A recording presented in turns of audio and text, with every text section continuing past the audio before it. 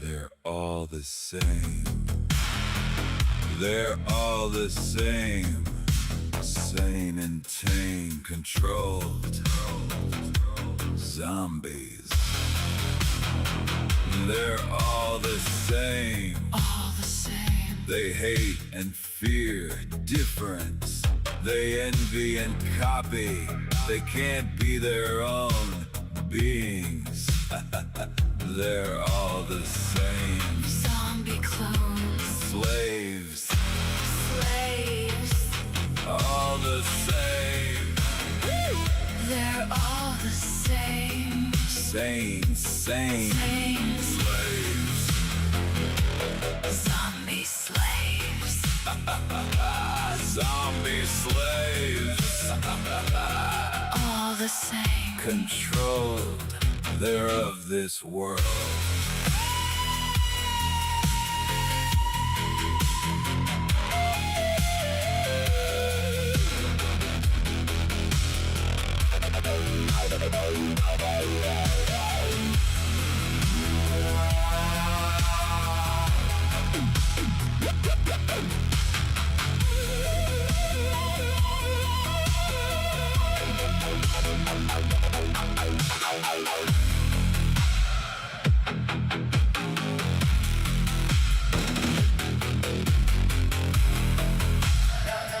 They're all the same. They're all the same. Sane and tame. Controlled. Zombies.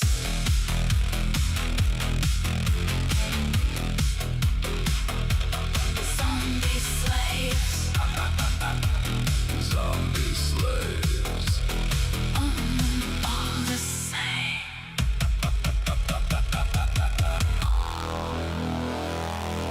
All the same.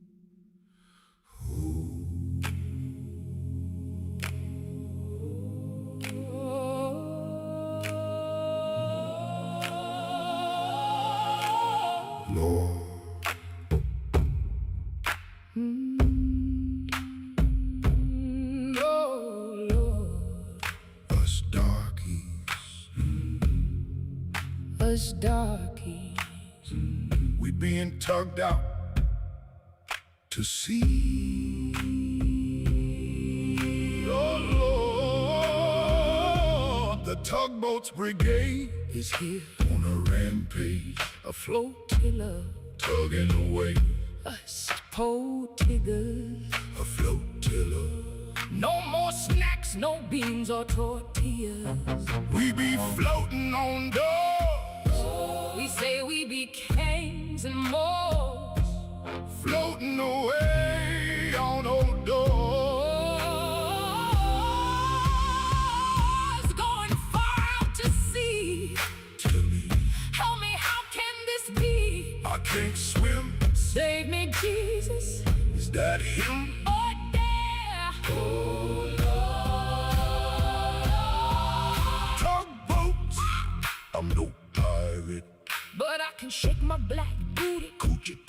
cooties.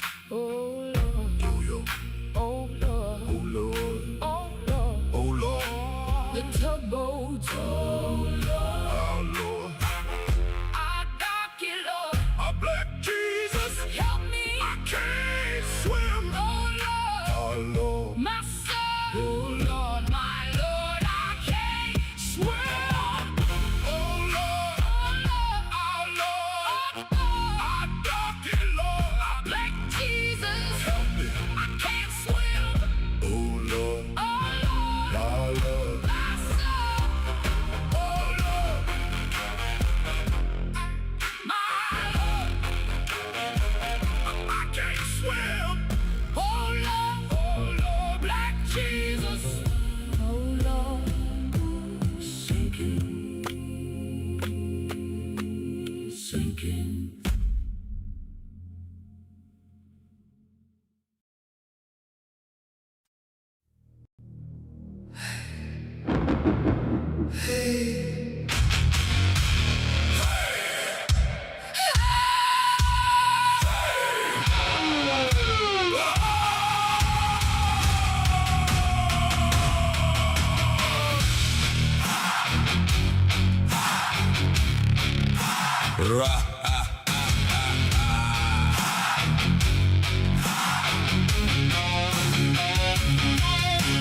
Ravens scream in the blood-red sky, shadows crawling where the dead men lie. Viking axes sing, oh the steel don't lie. Thunder cracks, his name's the cry. The king is here, The king is here, wild eyes blazing. nothing to fear. The king is here, The storm draws near, bow or bleed, the choice is clear.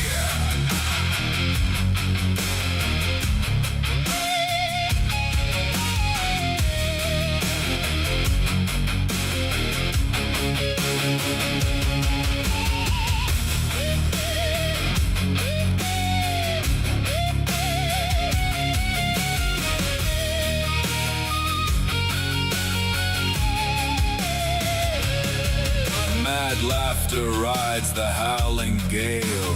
Waves of fury, shields like scales. Bones break under the hammer's tail.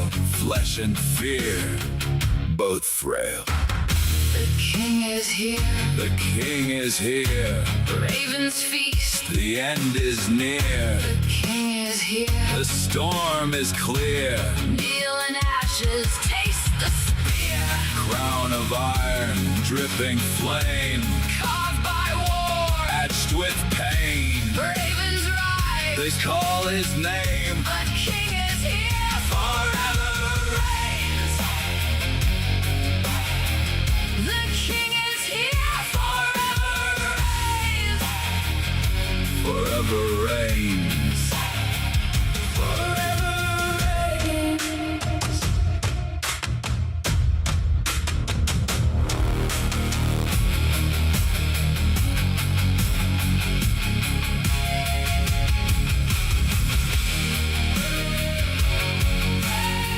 Steel flashes under blood-red skies. The Raven King laughs as the world cries. Storms in his footsteps, thunder in his veins. Enemies tremble at his name.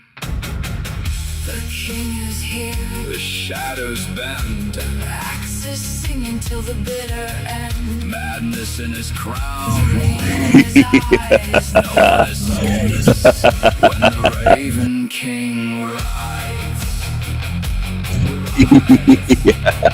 When the Raven King rides.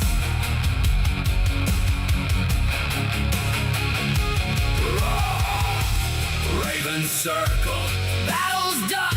His legend rises with the sun. The king is here. Chaos reigns. A kingdom forged in fire and chains.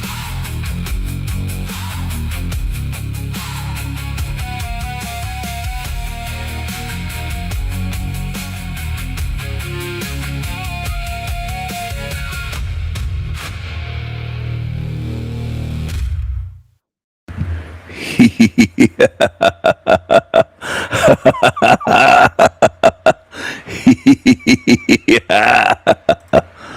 Hello, everyone. Hello. I wasn't planning on doing a live stream. Happy Sun's Day morning. I've been off for a few days. Although I did upload some videos for you, I haven't been live streaming. I've been spending my time doing other things. Enjoying myself. Enjoying. A new knife came in yesterday. A huge Bowie knife with a beautiful finish, a very good grippy gator grip handle. It's a beauty. Anyway, maybe I'll make some knife review videos. Get back into doing that. I have so many things that I can do. I'm never bored. I'm not like these demons that are always bitching and whining and complaining about how bored they are. They're always bored. They're always bored. And if they're not doing that, they're talking about me on live streams, Discords, everywhere. Obsessed. These obsessed, creepy little creatures. Envious, creepy little creatures that are obsessed. They don't have lives. They don't have ideas. They don't have hobbies. They don't have interests. They don't have passions. They don't have art. They don't know the art of living and being alive. They're walking dead. And they demonstrate it because they have nothing on their minds except for me. They just obsess over me with King Stephen derangement syndrome. That's what they have. Inside of an F4 tornado. F5, I think, is the most powerful. This is an F4.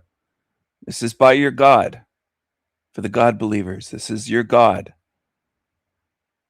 These videos get huge views, 9 million views, 109,000 likes. People love to see tornadoes. They love millions watch these videos. They love seeing destruction. Humans love seeing God's creation, God's design, acts of God destroy. They love it. And then they'll pray to God and praise God even more. That's what you humans do.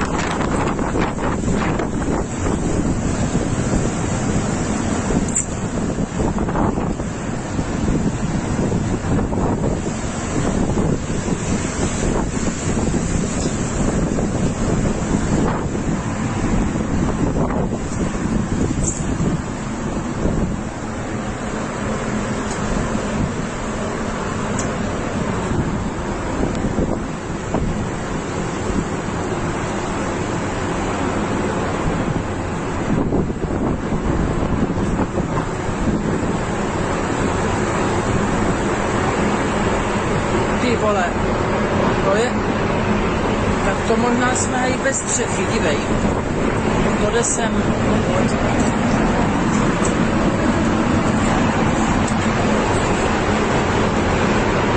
to je normální tornádo, Miluno, to jsi neviděl, dívej,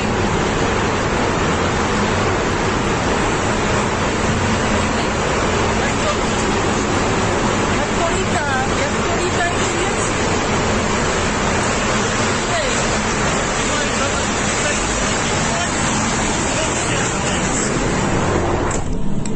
Ty vole, to... Milunko, my jsme... My taky asi přijdeme o to.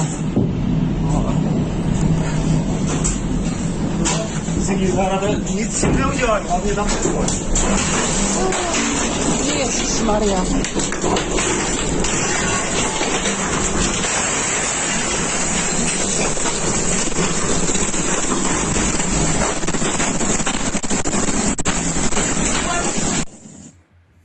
There you see it's going through and the window's smashed. They're lucky they don't have shards of glass in their face, their neck. I don't wish injury upon anyone or harm upon anyone, but filming this is, is extremely dangerous. See the shards? That could kill you. Just one shard of glass could easily give you a lethal injury where you bleed to death, and you can't stop the bleeding. Very dangerous situation. But this is hell realm, and most people don't want to face it until they're in fear and they're in the midst of a tornado or a hurricane or an earthquake or a firestorm or a great flood where there's nowhere to go, where their entire state, let's say, is flooded, huge American state, or 3-4 states flooded. What if all of America were flooded? See, that's the thing.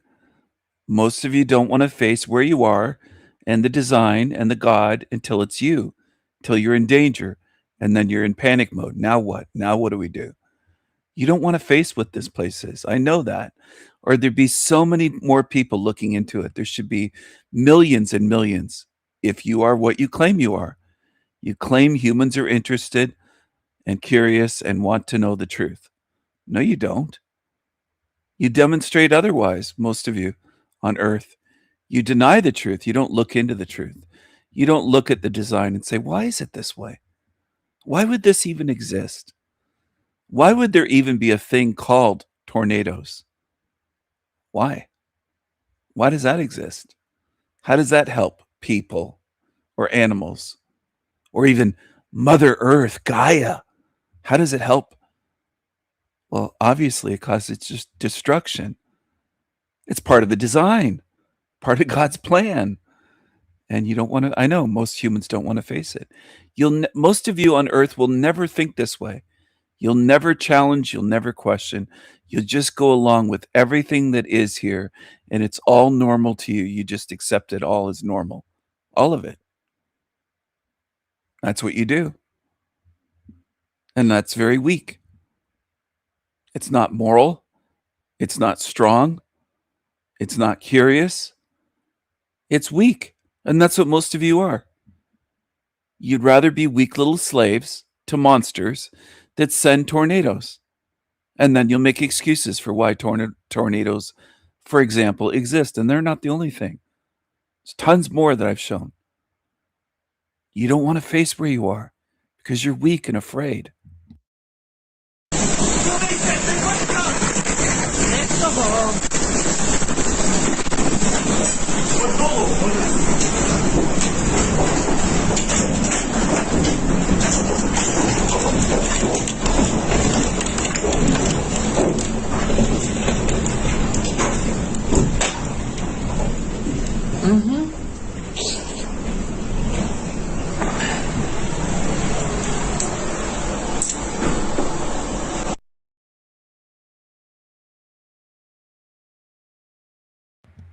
Are you going to stay weak and afraid?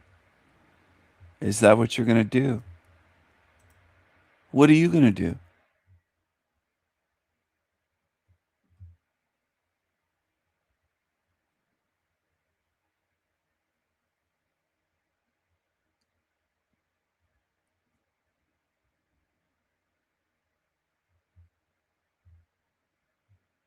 What are you going to do?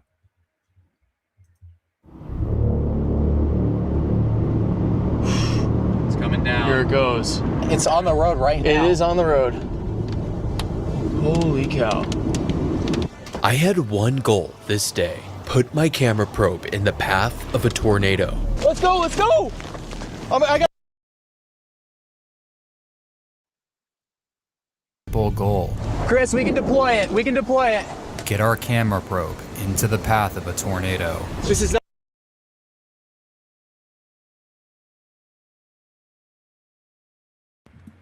What are you going to do? You going to be afraid forever? Afraid to look at the truth of the realm where you are? Afraid to look at the design? You going to live in fear till you get recycled? Is that what you're going to do? Gabriel. This guy likes to change the name of his channel. Going back to Cali, it's all about race with this guy. He's got Blaxican. Instead of Mexican, he's a black Mexican. Black and Mexican mix. Puts this right on his t-shirt. It's part of his identity. It's a big part of it. If you say the N-word around this guy, he'll start crying.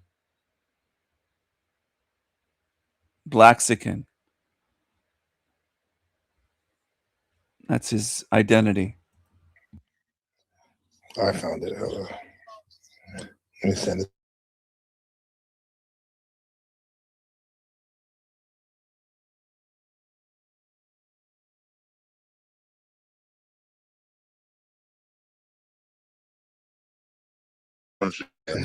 You are hoe. What's up, Long Beach? You were giving me praises last time we talked to you in the chat. You know Bobby Neal? You know Bobby Neal? What's up, man? Hey, don't be dissing my panelists, bro. Hey, what's up? What's up, hoe ass nigga? What's up? Bro, Y'all talking shit about me. I can't talk. I can't. Be respectful. We ain't said. Black people are a lot like women. They use a lot of words and they don't say very much at all. Now, some women do. But blacks will just talk and what's up, and they're just yapping and they don't say anything. There's just no value in what they're saying. We ain't said nothing about shit. I'm be respectful. What's up, hoe ass nigga? What's up? What you mad about? Bro, we see you do the same bit every time I see you on the panel, man. What you mad about? What are you mad about? Nah, I mean you got this whole your whole ass panelist. He looking up. What is he looking up? You want to see what? No, but I clipped you. I clipped you. All right, well, play the clip. We about to. You looking for it? Who you think you are telling people what to do? Play the clip. Shut up, bitch ass nigga. No, you shut up. Hey, you got bitch ass nigga. Hey, don't mess with me, bro. I go low right away. I don't know you. I don't know you, hoe ass. Yeah. Don't let me start talking about your heart and shit, bro. No, I don't do that. That's what I'm saying. That's what I'm saying. You better warn his ass. Calm down. He's not even aware to know he's muted. That's what I'm trying to work on. CM, you're helping me be a better person when it comes to stuff like that. I go straight for the heart, as we say. Right. I mean, there's so many other shit that you can roast. So he don't even. He's so slow. He don't even know. He just go. He's so man. I want to hear what he says. He's still talking. Nah, we can die tomorrow. Why you care about the heart? You probably are going to die tomorrow. Hey, you a gangster, right? Hey, CM, ain't you a gangster? You a gangster, right? So I'm a civilian. Who talks like that? You ain't no. They talk and they say nothing. They don't say anything. Nothing of value, no substance. Just nothing. Absolutely nothing.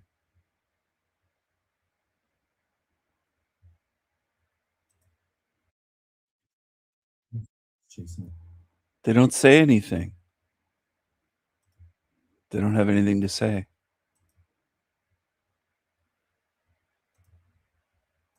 Disinfo clowns. What's this? What's this here? Some people hype up this guy. Handsome Truth. He was a buddy of Rebellious Meth Puppet. He used to hang out with this idiot. Globalism is the New World Order's name. It's in the documents. You can navigate that. Does understand what I'm saying? So you kind of. You just think like using the word globalism is like if we just say Jew.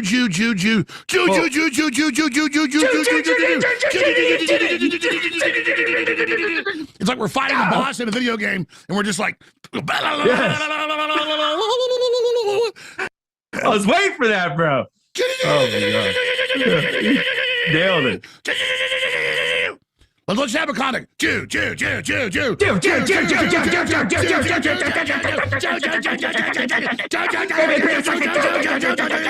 do anything. Are they clowns? Look at this. Are they clowns? Again, Handsome Truth, he goes by, is a buddy of Rebellious Meth Puppet. Look at his nose. Alex Jones is married, or was married, to a Jew. I'm not sure if they're still married. But this Handsome Truth guy, he could be a tiny hat in disguise with the schnoz like that. Looks very weird. Looks very Tel Aviv. Looks very Tel Aviv. Tel Aviv. And this is the shit dummies follow. Millions of you are at this level. You can't even see through this shit. You could have shown me this shit in 1999 and I would have said, yeah, they're disinfo agents. They're clowns. People still can't see it. Well, then what good are you? You can't see through anything. All right, cool. Feels good, though. Well, that felt real good. You guys are like, Jew, Jew, Jew, Jew. So, anyway. And the Christians are like, let me catch it. Make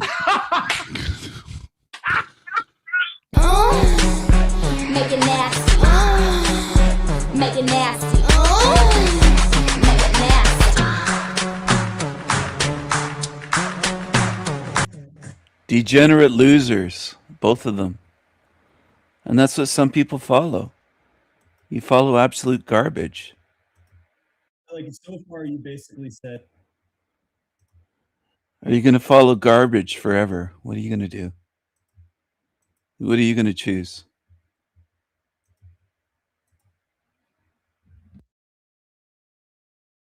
With specifically, I don't know. I was liking the flow of the conversation, but y'all just keep jumping. It's no problem. That's y'all style of communication. But there's always this condescending tone, isn't there? Like, what? That's not really a conversation. It's just kind of like this condescending. Well, that's stupid. You don't know. Like, so far you basically said, well, that's stupid. Thomas Sowell's an idiot. You know, that's your tone. But then you don't offer an actual rebuttal with evidence, which we've done so far several times. Every time I start speaking, you start speaking. I'll yield the floor right now. Go ahead and you can respond to any one of those arguments we just laid out. Thank you, sir. Have you read Christopher Columbus's journal? No. Any of his journals? I don't speak Spanish. No, I have not. I probably read like sections of it, but no, not like front to back. There you are. You've done it again. Well, I'm answering your question. Go ahead. It was a yes or no question, but no. Thank you. So if you go and read his journal, he actually says they had streets paved in gold. This is the nicest place we've ever been to. They're not killing. They have soaps and baths and markets and clean streets and buildings. And this civilization is great. The exact opposite of what you said about killings and all of this other jargon. Excuse me. So what you're saying is you deny that the indigenous peoples of North America were raping and pillaging each other. Like you think they were just living peacefully? That's the narrative that you're claiming right now? Well, everybody was raping and pillaging. That's how you got over here, correct? No. You didn't rape and pillage to Who get did we America? rape and pillaged to get over here? We built the greatest societies of all time. We ran out of space to be fucking awesome, and then we said we got to do it somewhere else now, and that's exactly what we did. The Spanish and the English circumnavigated the Atlantic Ocean. Pretty sure they were sending criminals and bums and rapists from this great land that you're talking about to the United States. What are you talking about? You said that you were in the greatest place ever, and you needed to build somewhere else great. The place you came from wasn't great. Europe wasn't great. No. Europe wasn't great. Post-industrial revolution. That's what you're... Europe was not great. What was going on in Europe in the 1700s? Famine, the greatest king lived in a barn. You just crawled out of the dark ages not too long ago. Criminals and rapists and vagabonds on the street, serfs, and it wasn't that great, buddy. Yet everybody wants to live amongst white people because we still reliably build the best societies. Like how I don't even understand what you're trying to claim. How you jump hundreds of years in the future? Let's keep talking about where you came from, when you came from. Okay, so at some point in history, Europe sucked, and then it got awesome because white people made it awesome. And now that it's awesome, everybody who's not white wants to live around the awesome white people. So, like, what does it matter what time frame we're talking about? You're a professional at this, man. So look, it's just a question of dodging the topic. Now we off again. What's the topic? Okay, do you know what the Dark Ages is? Yes. Well, sort of. It's sort of the absence of information, so nobody really knows what the Dark Ages is. Yeah, it took place after the fall of the Western Roman Empire between 500 and 1500 AD, and there was a loss of information over time. Yeah, happened in Europe.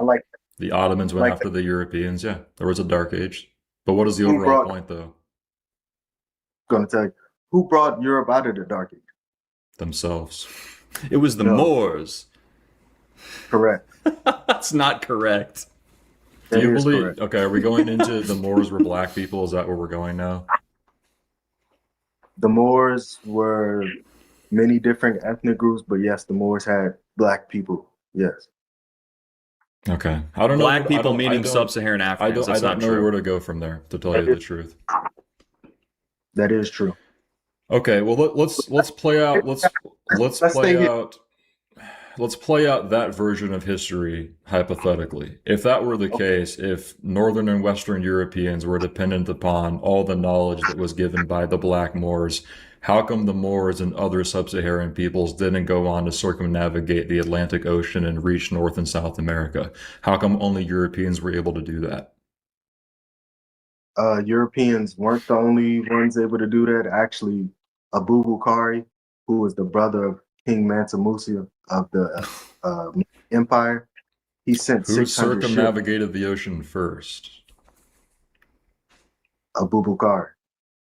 And then what did he do? He came to the Americas, trading gold-tipped spears with the natives. Okay. And now where are they at?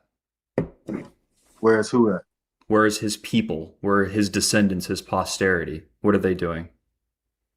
They're all over America. And you're one of them? No. Sub-Saharan Africans were not the first ones to circumnavigate the ocean. That's just not true. You had Francis Drake, you had Magellan, you had Columbus, you had Pizarro, you had all sorts of Spaniards and Englishmen doing exploration at an unprecedented scale. Nobody else other than Europeans were able to accomplish that on that level. If they were, they would have gone to North and South America to found these empires, but they didn't. Why didn't they do that? They did. What century? We're talking about the 1700s, are we not? That's the era you wanted to talk about. So, like post-Dark Ages, like Middle Ages, age of exploration. That's the era you're talking about. As I mentioned earlier, you might not have been listening because there's a difference between listening and hearing. Abubakari came to North and South America in the 12th century. Okay. 500 years. What happened to them? What do you mean? Where are they? Where is their empire? You destroyed. Oh, so you lost. So you guys lost, and you're mad about it. Okay. So if life is about competition and the best man wins, then the version of history that you're subscribing to is one in which Europeans were the victors. Even within your revisionist take on history, that's still the message you're communicating here. No, it's not. Which is part and parcel of the overall victimhood narrative that emerges from the Black community as an average group. Not a victim because white people were enslaved in North Africa way past when slavery ended in the United States. Mm-hmm. So like I first came over here, everybody's been enslaved. And my whole point was to stop that so everybody have an equal footing. You remember that, right? I don't remember you saying those exact words, but I accept that as an idea you hold. Appreciate it. So Abubakari came to North and Central. It's an unfortunate name. Why is that? I don't know. I just don't like the sound of it. It's too soft and round on the edges. It doesn't have that like. You've been talking about English the whole night, so I know. I like that Germanic sibilance and articulation. I like those sharp edges. I don't like that like fluffy shit. But no, I'm sorry, Abubakari? Sounds like a type of bird. Go ahead, I'm sorry. Go ahead. The great white man. And this is how you come to work joking all day. He came to the United States, North Central and South America 500 years prior to anybody you're talking about. And then what? And what happened to them? Like, what is the overall point? Abubakari did his shit, and then cool, he slung his dick around, and he was like awesome and stuff. And then what? You weren't the first to circumnavigate the globe, buddy. So what? That's your claim. But so what? Even if that's true, so what?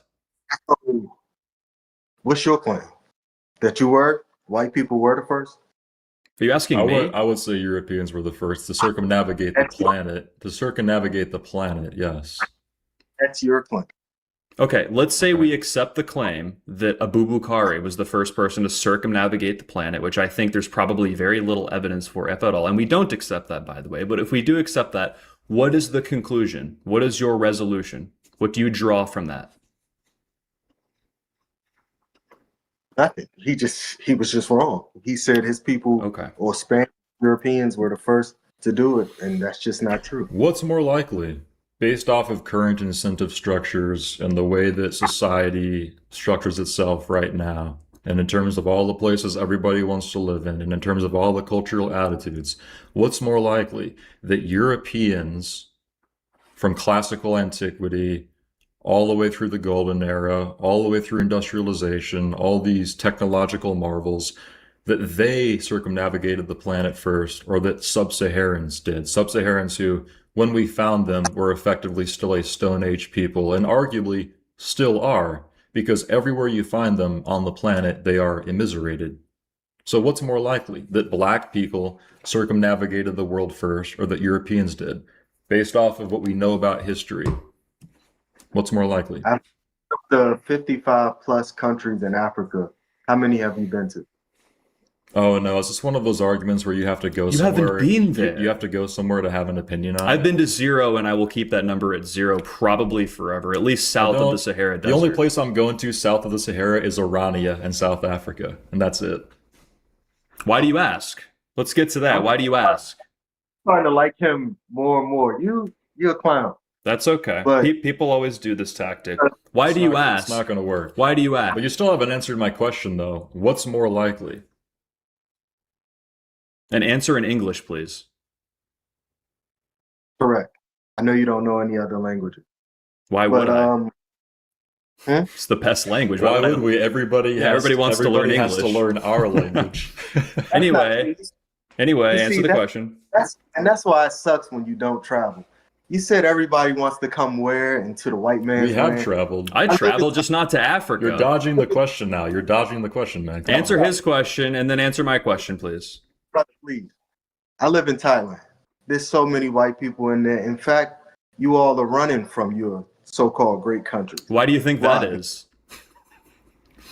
Because we're sick of racial problems. We're sick of brown people coming in and black people raping and committing all the crime. We want to leave now.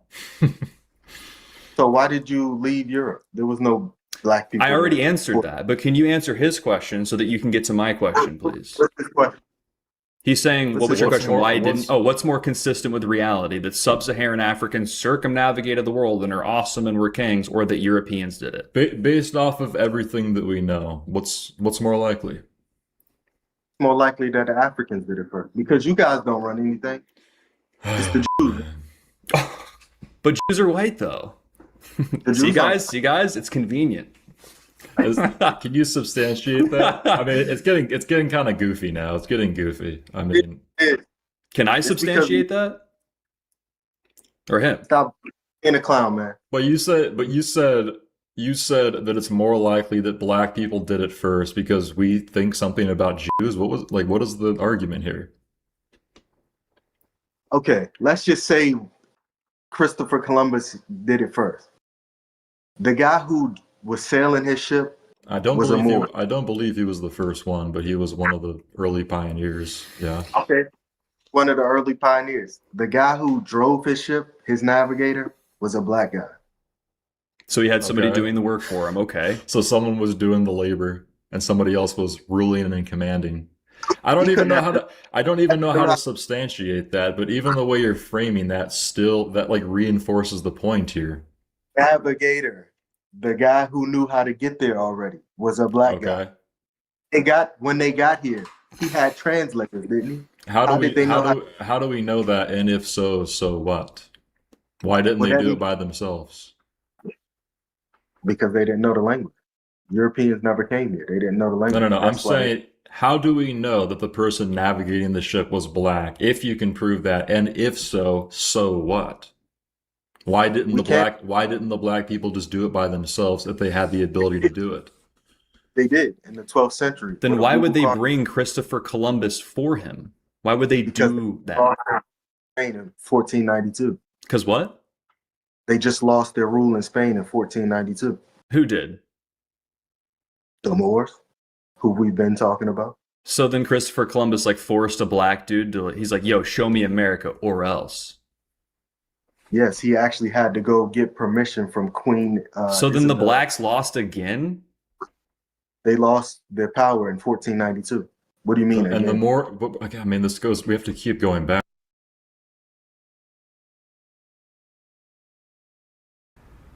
You know, guys, I've been so much into spirituality. So much. I was meditating. I was so much into these concepts of non-duality, the ego dissolving. And I was not only talking about it, but I was practicing it deeply. And I felt I went too far. And somewhere in the middle of the way, I lost myself. And I think the last point was where I was at Vipassana in India, and I witnessed how the other person, the person that I deeply admired, by the way, because this person is also so much into spirituality and we were talking in the same language, and I just witnessed how this person completely lost the touch with reality.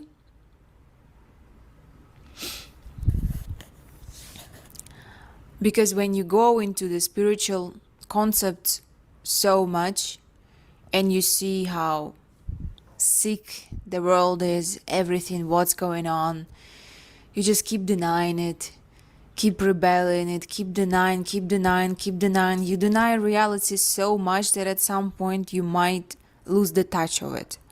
And you create your illusionary world based on spiritual concepts, and you connect to that.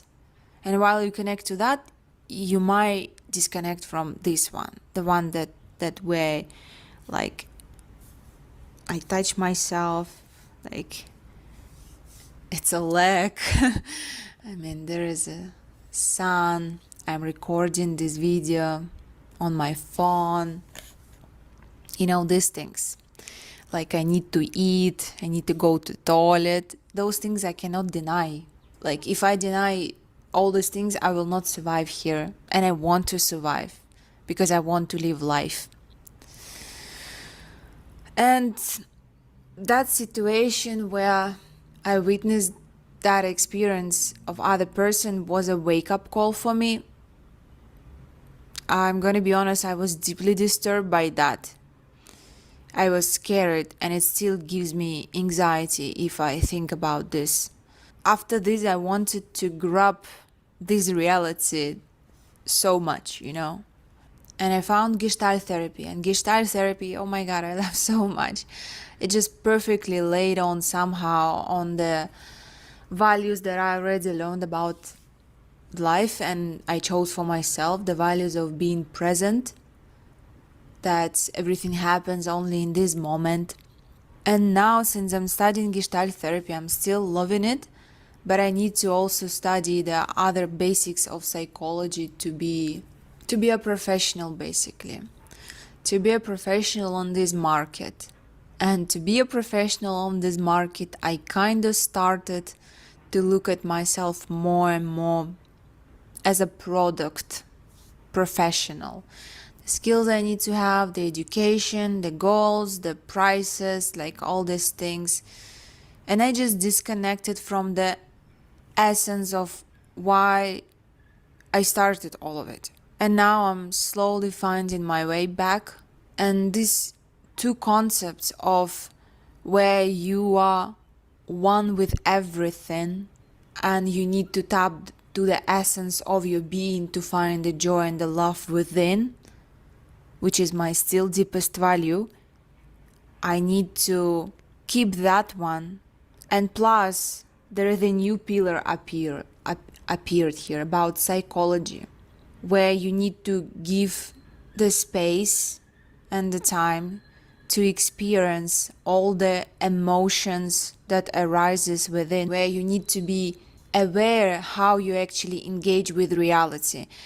In this one, in the spiritual one, the self, it's an illusion that created as a consequence of the world that we live in, where we believe that we are all separate. And in psychology, yes, we are separate. In fact, we have like separate bodies, we have boundary of our body, and this is the first and physical boundary we can clearly see. How this boundary actually interrupts with other boundaries, with reality, define how psychologically sane we are and how we actually can exist as a human in this world. And I say as a human, not a human being, because human being, there is a being part where deep down, somewhere on a spiritual level, we are all inseparable. And many of us, and I myself, passed that psychological kind of part, physical part, where you just bypass to spirituality, ignoring all the traumas, all the unprocessed emotions, all the убеждения, pattern thinking that you have in your mind, denying all the, for example, I give example with myself. Now I start being jealous to other people. Jealousy is the never kind of emotion I experienced before. Or maybe, most likely, I just wasn't allowing myself to experience jealousy. It is much easier to think of yourself to someone who is like, no, I cannot be jealous. I'm so fortunate, so lucky in my life. I have everything I need. I cannot experience jealousy, And now I notice how I actually look at other people, something arises within me, and I notice it's jealousy. And before it was showing up in judgment in other people, kind of believing that, oh, my values are different, I don't need all these things because I'm so much higher realm than other people. On this kind of spiritual bypass, you don't allow yourself emotions such as jealousy, anger, and all the other very unpleasant, mean feelings that we only attach to the people who is not enlightenment, who is not spiritual, who doesn't understand the truth, the essence of reality the way we do. Because if you understand that you are all one, how can you experience jealousy, right? Because you are me, I am you, we're all one here, we just all sharing the world, the earth here. Let's just all love each other. And yes, I still believe those things, but it doesn't cancel the fact and all the emotions that you are unconsciously experiencing. If you are continue denying them longer. Hey everybody, welcome back to the Overwatch Project. Some time ago, somebody brought... Hey everybody, welcome back to the Overwatch Project. Some time ago, somebody brought up to me the possibility that I fit into one of these personality profiles, something called an INTJ. Went and looked it up, and It does seem to explain some of my quirky way of thinking. Apparently, only 2% of the population supposedly think like this. But anyway, this could be an explanation as to why, even as a little kid, I was into like playing chess. It's always about seeing outcomes, patterns, recognizing information, and then organizing it in my head a certain way. And that's the way I came up with the analysis and the Dan, the yes man from Overwatch, he's a yes man to forever con man. He believes that he's living on a spinning ball, spinning, wobbling, tilted, flying through space, flying around a sun, flying through the Milky Way galaxy, spinning, flying, wobbling, tilted ball. He believes in planets. He believes the NASA fake space shit they show you, the galaxies, and he doesn't understand all of that as CGI. He doesn't get it. He's had many, many years to look into that.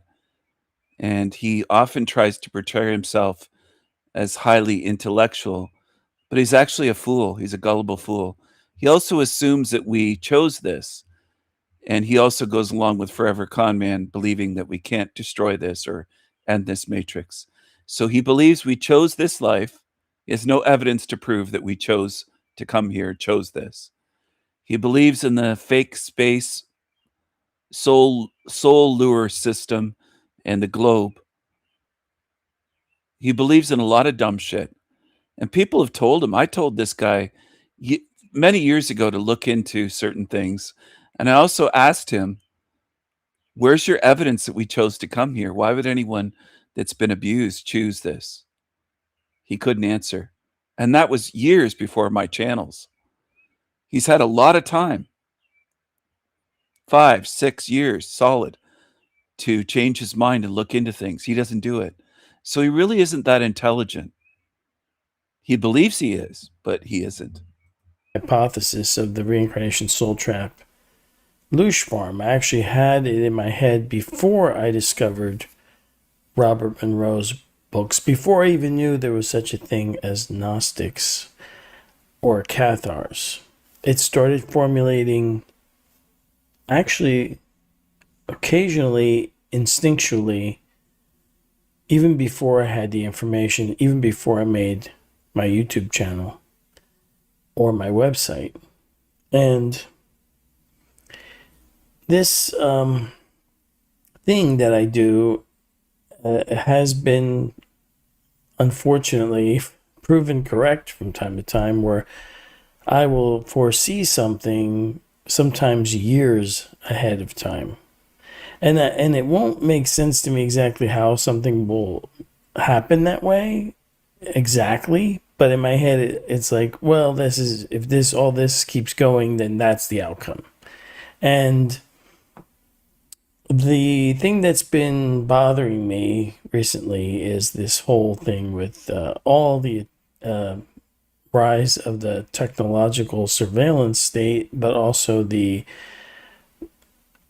relentless onslaught of laws and attempts to pass regulations, laws, rules that will essentially probably kill the internet as we know it or knew it.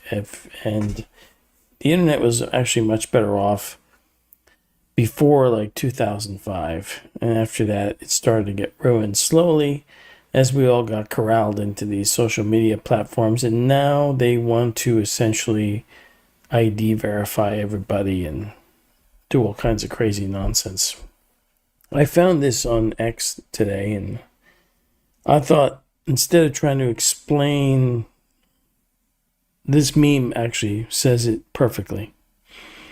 I mean, if you believe that the govtards from all over the world that are simultaneously suddenly passing rules, regulations, and laws, Something about Dan sounds very slow.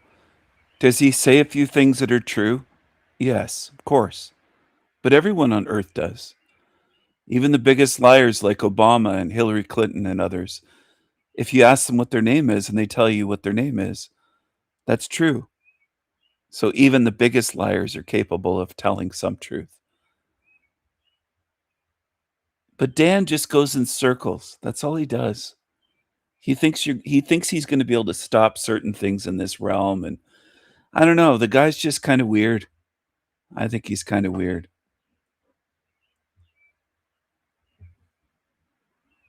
I think he's kind of weird. Maybe you don't. I want to force ID for the internet, even just to chat on a gaming console or to do anything, to even own a phone.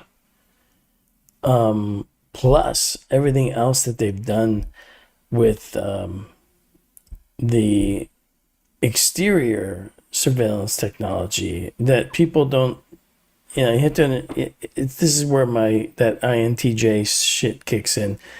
I was complaining about flock cameras to people I knew back in like 2023, 2022, and there was only like one or two that I knew of in my area in Florida, and they were very rare, at least where I was. And people just didn't seem to get it. Now they're everywhere, like weeds, and now people suddenly are talking about them. But I was like trying to get people's attention, but nobody seemed to want to listen. Over 8-9 months ago, I started complaining about the Leonardo and Signal Trace cameras. Now, these are actually worse than Flock. Again, people are just now starting to pick up on Signal Trace and Leonardo technology. It's very frustrating. At the same time, the internet has become like flooded with over information, even about the topics I normally talk about: reincarnation, soul trap, astral plane, the afterlife, Loosh farm, that type of stuff. What happens to us after we die? How can we get out of this?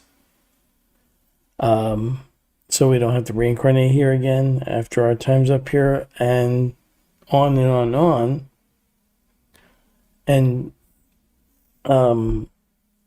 now, when I first started, there was very few, only some very serious people out here talking about it, and a whole bunch of people pushing back on it. Now there's like a bunch of channels that kind of address it or deal with it, but in a sort of half-ass way where they kind of explain it, but then they provide a bunch of garbage information out there. I don't always agree with like what Tony Sayer says, but I have to tell you that some of his where is he? Right there he is. Some of his recent videos where he's been analyzing this stuff, Dan the Yes Man will never mention my channel. He'll mention Tony Sayers, Forever Con Man, Wayne Bush. He might even mention Howdy the Blueberry Boy, McCoskey. He won't mention me. They all pretend that my channel doesn't exist. There's a concerted effort to hide my channel, and then there's creatures that are obsessed with me that just mention me to slander me. It's one or the other. They ignore and pretend I don't exist, or they nonstop slander. And that's all of these channels on YouTube. And people can't even see that pattern and figure out what's going on. It's unfortunate, but most people are too dumb. They're too gullible. They'll follow deceivers, team evil losers, liars, grifters. Does Dan still have the link up to give him money? Does he still have his buy me a coffee? He used to have a buy me a coffee way to give him money. Maybe he saw some of my videos talking about it. Maybe he removed it. I don't know, but he used to beg for shekels for donations. Didn't you, Danny boy? Dan the Yes Man. To me, it sounds pretty good. To me, it sounds pretty good. He has this his own ideas about chakra system and stuff like that. I don't know if he's accurate on that. I don't really know. So, but it's his take on it, and but he does a lot of these videos, and Mark has done a lot of them too on Forever Conscious Research channel, where they go over a lot of these new cagers and all these different people that promote like half truths, and then they do all kinds of other nonsense that they throw out there. If you ever go to my X account, formerly known as Twitter, you'll see that I do post a lot of videos, a lot of links to information about the surveillance state and everything else that's going on with it. And the thing is that the internet is on the verge of, in my opinion, based on what I'm looking at, being completely ruined as far as I'm concerned, and completely useless in a way. It'll become useless compared to what it is now. I mean, it'll still be useful, to, I guess, pay your bills if they allow it. And also, with all this surveillance tech that's going up everywhere, I just want you to think of one thing. First, I want you to think about this meme right here. I'm sorry, but if you believe the government tides around the world are ignoring or are involved in the global e-files type stuff and are forcing digital ID for the internet to access, to protect the children, quote unquote, you are really fucking stupid. And I couldn't agree with that more. It's so ridiculous now that there's a list here on GitHub from the Lunduk Journal of operating systems that are either fighting against or going along with ID verification for operating systems. We have cars now like that have the most ridiculous, invasive, privacy invading, and ability to override you for no good reason, even technology that's coming out, and some of these cars already have this technology. If you have a brand new car, I don't know why anybody would buy a brand new car today. Any 2025, 2026, or the upcoming 2027 models. First of all, they're all overpriced. They are all loaded with invasive technology. You can't go to the store without, potentially being facial recognition. Your whatever devices you have on you, if you're leaking data, leaking signals, they're capturing that. It's cyberpunk dystopia with a world run by supervillains, but we don't have any superheroes. But it's not a hell realm, right, Danny boy? Oh, Danny boy. Dan the yes man. Dan the yes man. He's a yes man to forever con man. So mass migration is one of the most discussed topics in the world, to say the least. But much of that discussion focuses on what is happening right now, which of course is only natural because, well, it's a very current issue. But this is not anything new. And history has quite a lot to say about what tends to happen when large groups of people move into an existing society with regard to what works, what doesn't, and why. So let's have a look at some historical case studies rather than just adding to the noise of all this contemporary political commentary. Okay, so a very good place to start is with Ibn Khaldun, who was a 14th century Tunisian historian and political theorist who wrote something called the Muqaddimah in 1377. This was basically a theory of how civilizations rise and fall. Now, Ibn Khaldun wasn't writing about migration specifically, you know, but he was writing about something that was directly relevant to it. So he argued that what holds a group together is what he called asabiya, which roughly translates as, you know, group solidarity or some sort of social cohesion. So a society with a strong asabiya is one that acts as a unit. They share common values and a common purpose, and then they can project power outwards very effectively. Weak asabiya means that the group fragments and eventually falls apart or gets absorbed by a stronger one. Now, his observation was that when two groups with fundamentally different asabiya come into contact, the stronger one tends to dominate the weaker one over time. Now, this isn't always immediate through conflict. That conflict would usually come later, but it happens through a gradual process of one cultural framework replacing another. Now, he was describing something he had observed across around 600 years of North African and Arab history. And his framework is very useful for thinking about what happens when different cultural groups end up sharing the same borders and political space. Now, Rome is actually quite a good historical case study of how this plays out over quite a long time period. So for much of its history, Rome had a very effective way of managing migration, and it was called Romanization. The basic deal here was that you could come from anywhere, speak any language at home, worship your gods in private, within reason, and maintain your own sort of cultural traditions within your own community. The Romans were generally tolerant of local religions, provided they did not threaten public order or Roman authority. However, when they did, as seen with like the Druids for example, or early Christians, they were persecuted and treated very harshly. So in public life, you had to speak, you know, Latin or Greek, you know, observe Roman law, pay Roman taxes, honor Roman gods in public ceremonies, and most importantly, your loyalty was to Rome above everything else. And this wasn't a kind of soft, optional suggestion.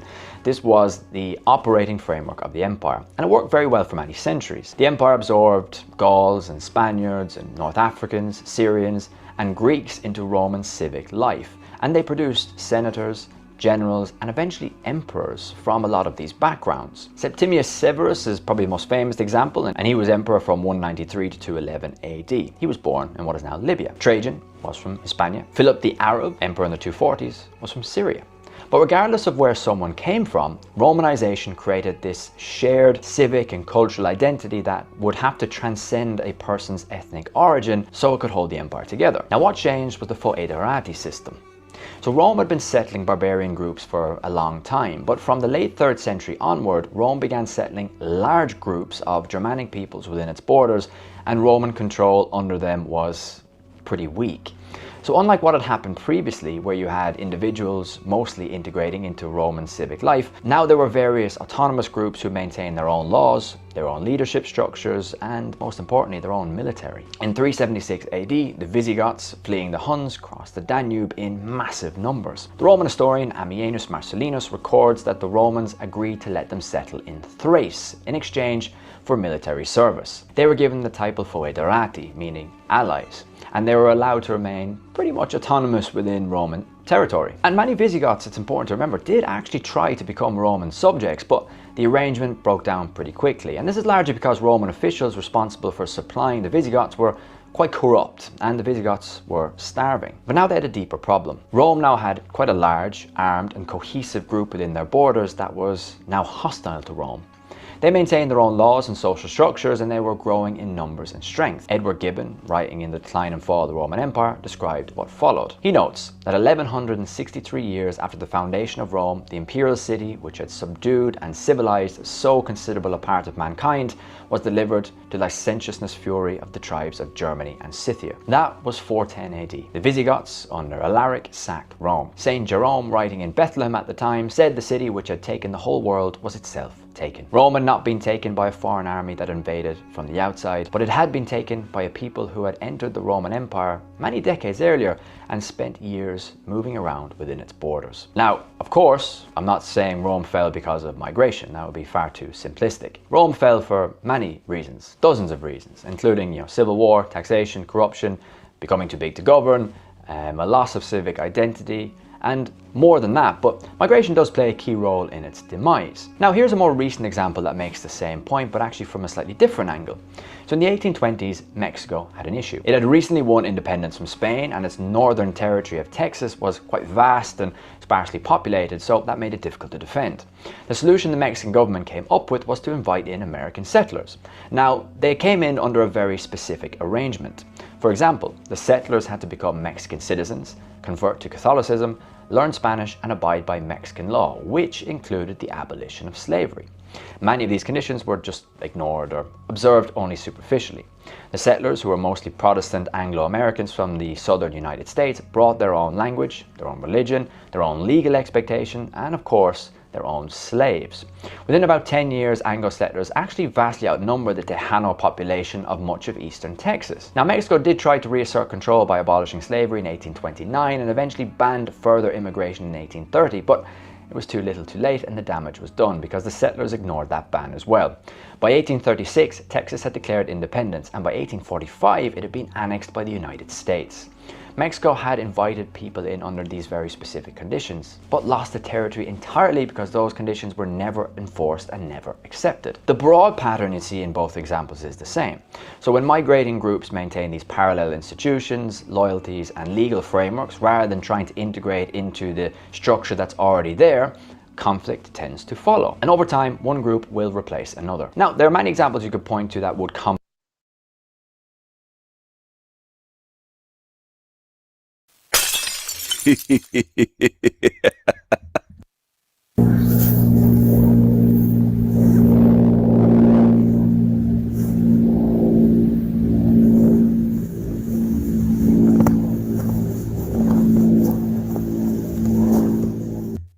He thinks he's Rambo.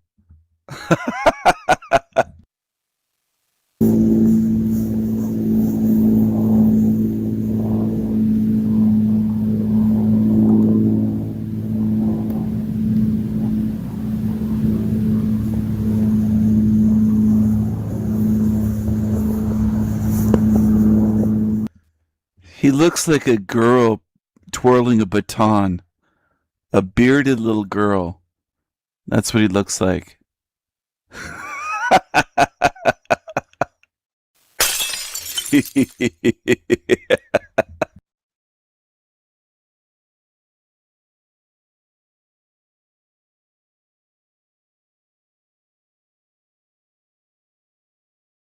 Start challenging.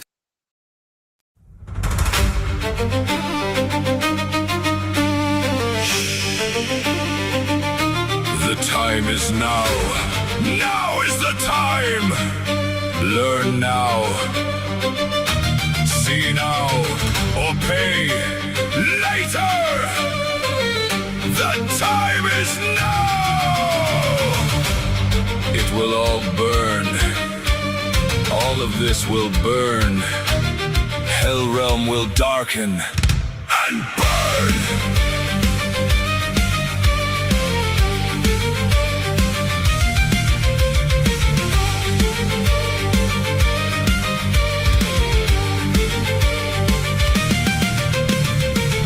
It will be dark here, no sun, no moon. Walking dead zombie demons, forever doomed.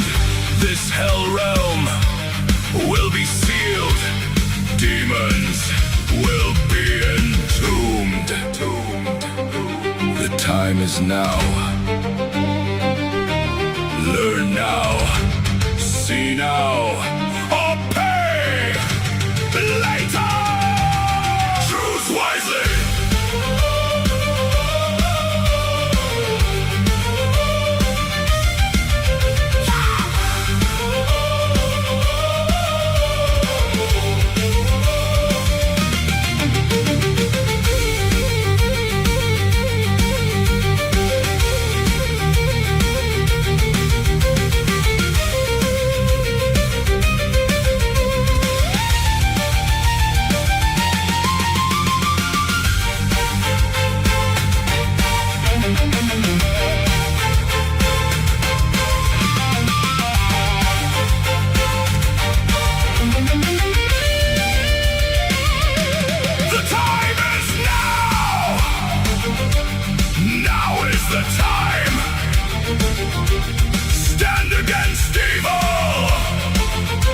Eternal and divine, good spirits stand against evil. Where do you stand? Oh, what will you choose? The time is now.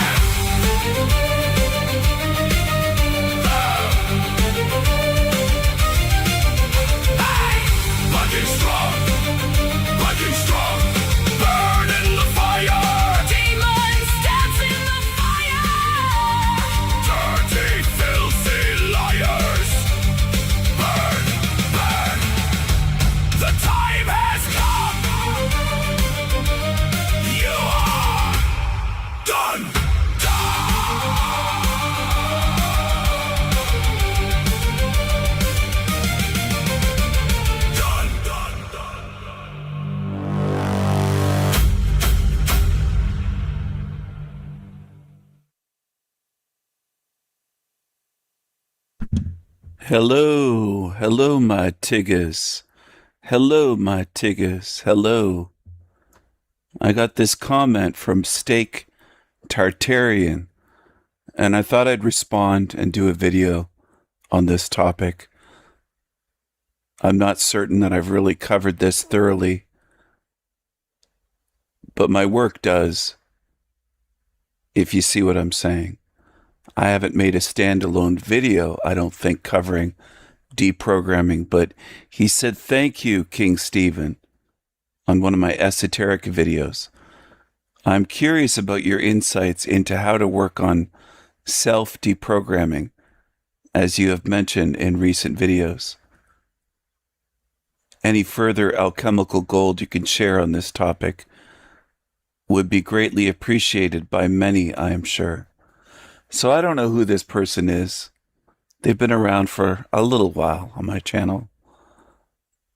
Not sure where they came from.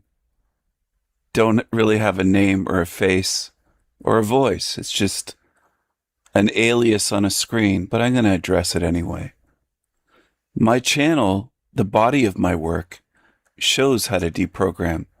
It shows you how to question things, to ask why, to not accept the mainstream narrative, the mainstream stories, fairy tales, lies, bullshit. There's been a lot of lies about the darkies being oppressed, for example. Here's tarantula hair, just don't care. You know that saying, big hair, don't care, that some darkies with big afros say. Tarantula hair, don't care. So you've been fed a narrative that they're oppressed and straight white men are privileged. You might want to work on deprogramming if you bought that, if you have white guilt. How do you work on that? Well, you start facing the truth. You start looking at things and saying, well, this doesn't make sense. I'm going to look at it a different way. I'm going to pay attention to videos where they're showing how false the mainstream narrative is. That we're all equal, we're all the same. But certain groups are oppressed, and certain groups like me, supposedly, I'm privileged. Because I'm white. I'm a straight white man. I must be privileged. I must have it easier. I must be an oppressor and a colonizer. You might want to work on that. That's something to deprogram. There's only millions and millions of white liberals that are programmed with that. And ones that are not completely liberal, they still have white guilt and lots of programming in them. All over this realm, people are programmed. My tiggas. Oh my goodness. Oh, sorry. Oh my goodness. I'm sorry. The big nose agenda is something you might want to look into. I've covered it a little bit on my channel. The big schnozzes, the honk honk, honk honk, honk honk, honk honk. I don't care if creatures mock me. I've done more and exposed more truth than just about anybody you'll ever find on YouTube in the history of YouTube and all of history of YouTube. So go ahead.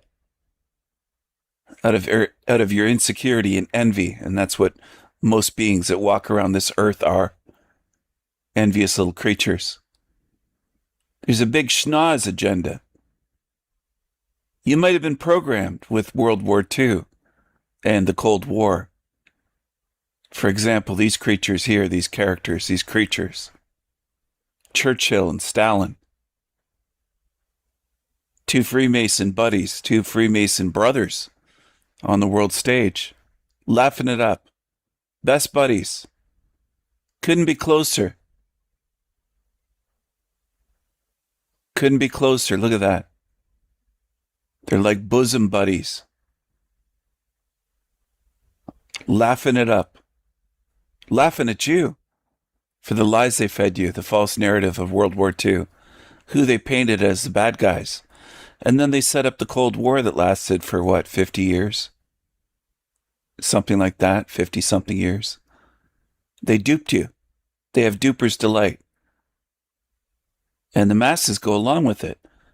They get programmed by false history, by false narratives. Something you could work on. You could deprogram with this agenda, with that topic. What about cockroaches? Why do I speak about cockroaches? Does anyone know? It might help you out one day if you understand. We're not all equal. I speak on my channel about the false equality agenda or PSYOP. That we're all the same, we're all equal. Equality, diversity is our strength. Equality, we're all equal. We're all equal. We're all one. We're all the same, blah, blah, blah. It's all lies. It's all programming. You might want to work on that. Well, how do you begin to deprogram? Well, you start questioning it.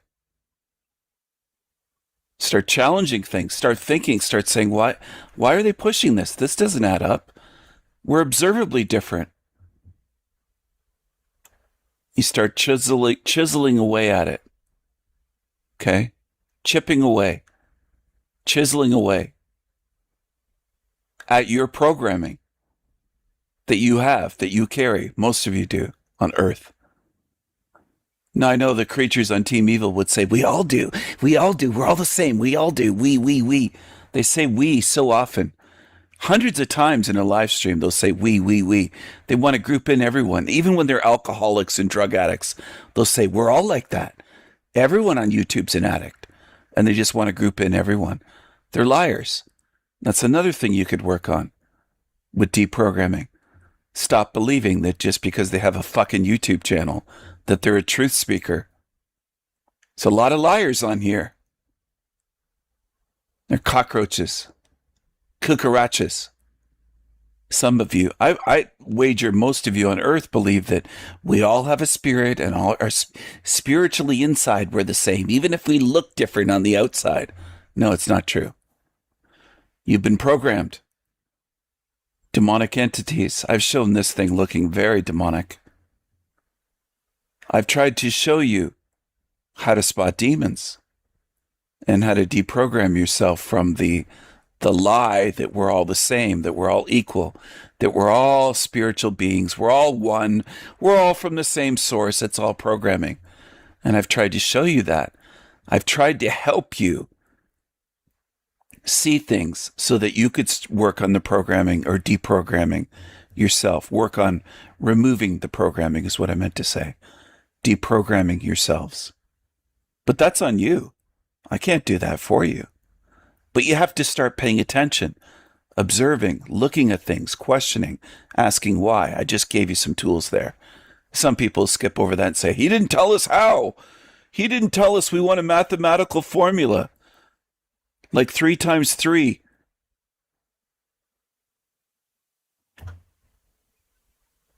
New Agers. It's another program. Feminism. The New Age. Veganism. That all ties together. That's on the left. Okay? Doesn't matter if you vote or not. I don't care about that. I'm not talking about elections. I'm talking about ideologically, they're on the left. They lean left. They behave as leftists. A lot of them. Maybe that describes you. Maybe not. Maybe.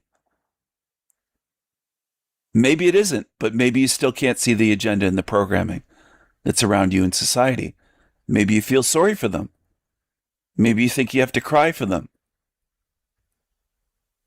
as they take away your rights and my rights as much as they possibly can. New Agers, vegans, feminists are against straight white men.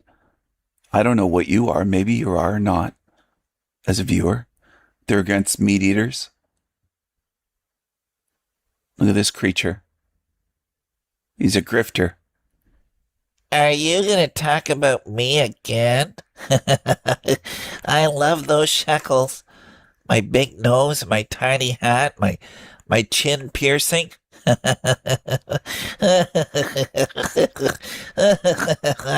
I pretend to have a girlfriend, but you know, I'm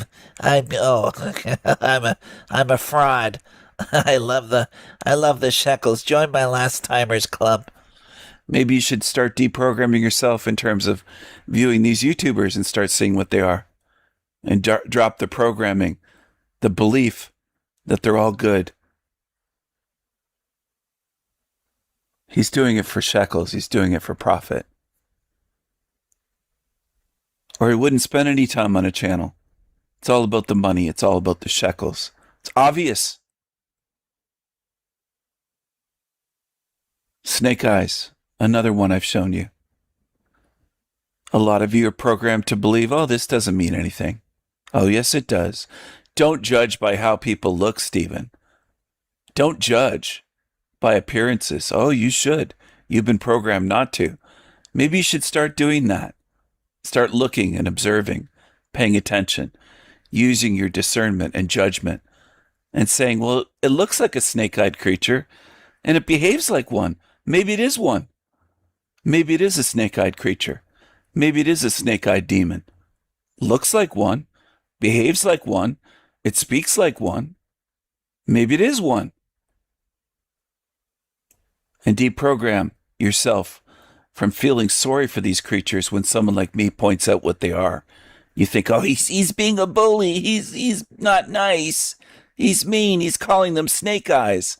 Because they are snake eyes. That's why. They have snake eyes. Maybe that's why. Well, he's calling Jack a psycho. Maybe I'm calling him what he is. What his behavior demonstrates. Maybe you have work to do. Maybe you have to deprogram and start seeing clearly. Maybe you're wearing veils and beer goggles and zombie goggles and programming of society. You feel sorry for psychos and demons. You feel sorry for them. That's programming.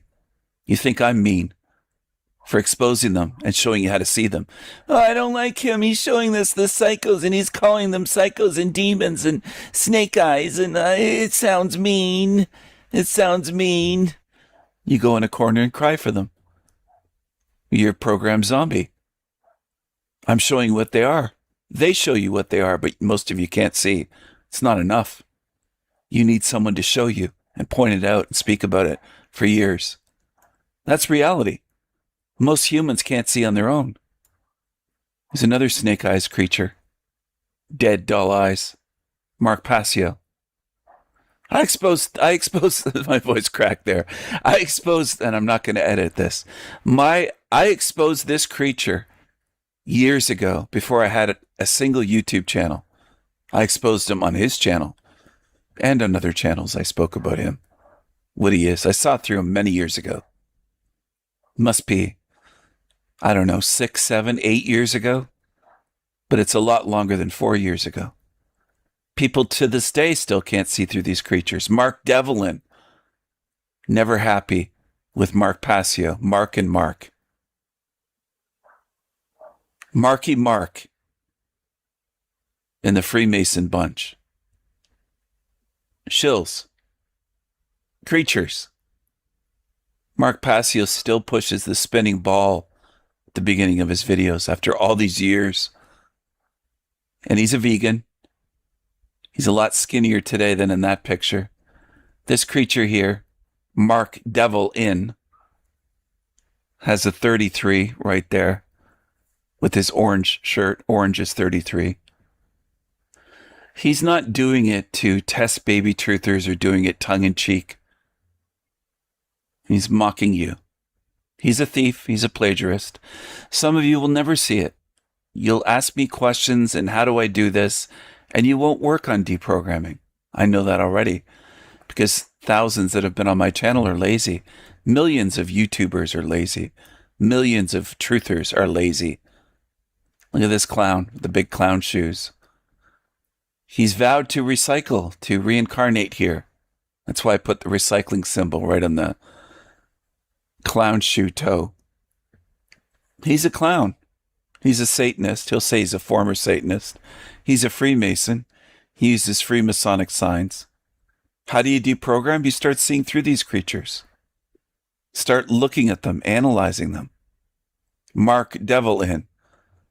Sarcastically, facetiously, I said, the happiest truther on earth. He's never happy. He looks miserable and sour-faced all the time. Who would want to be his friend and hang out with him? He's no fun at all. He's no laughs at all. 2 or 3 years ago, he was trying to defend God and say this isn't a hell realm or a soul trap system or soul trick. He's a fraud. He's a copycat. Here's David Icke, sitting in a Grand Master Mason's throne. He uses a lot of hand signs. He has for years. He'll just say his fingers are arthritic. They just form these hand signs on their own, right? Well, he's very famous on the world stage. He can fill Wembley Stadium. He's quite famous. A lot of his fans defend him. Oh no, the snake eyes. Well, who took the screenshot for this to expose this? Out of the millions of truthers. Well, I did. I spotted this. I took a screenshot of him from a YouTube video.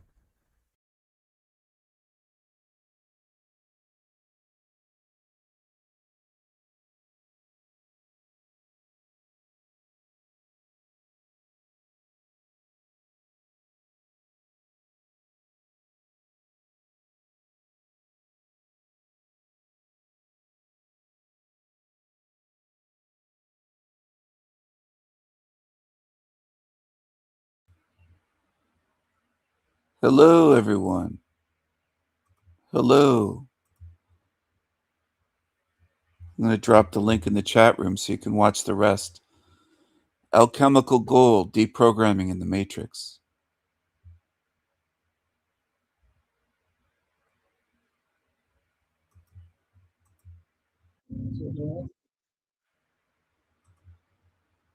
Do-do-do-do-do-do.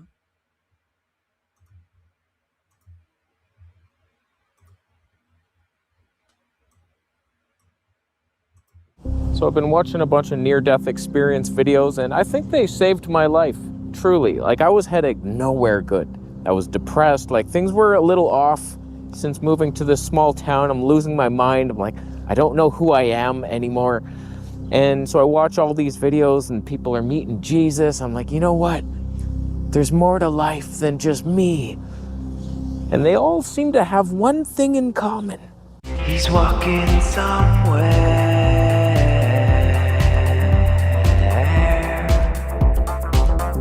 Now, I'm not jealous that everyone's having near-death experiences and they're meeting God and they're shaking hands with Jesus and they meet their old cat and the grass is so green there. All the He believes whatever he's shown. He watches these NDEs and he can't see what's going on. He just can't see. He's completely duped. He's completely duped. This guy. This vegan. This vegan. colors are vivid and they have no pain. They can eat whatever they want. I'm not about to run across the street hoping that I get hit by a car to have a near-death experience. You're ridiculous. I just have to be over there.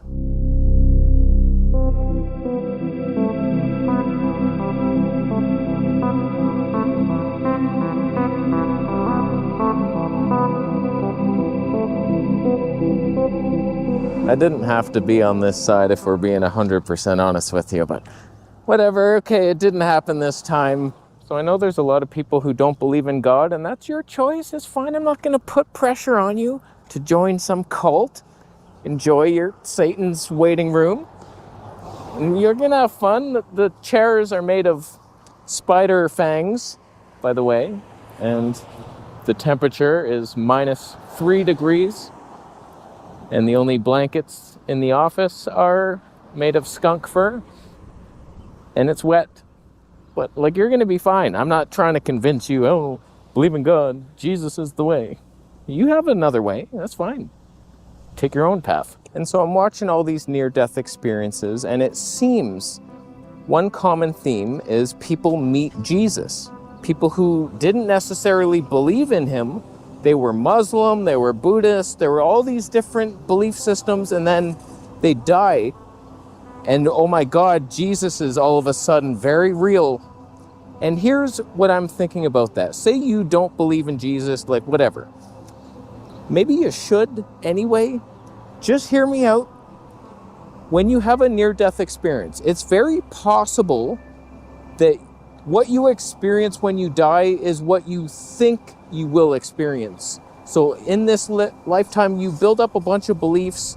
Like my mom always said, when she dies, it's probably just going to be blackness and there's nothing left.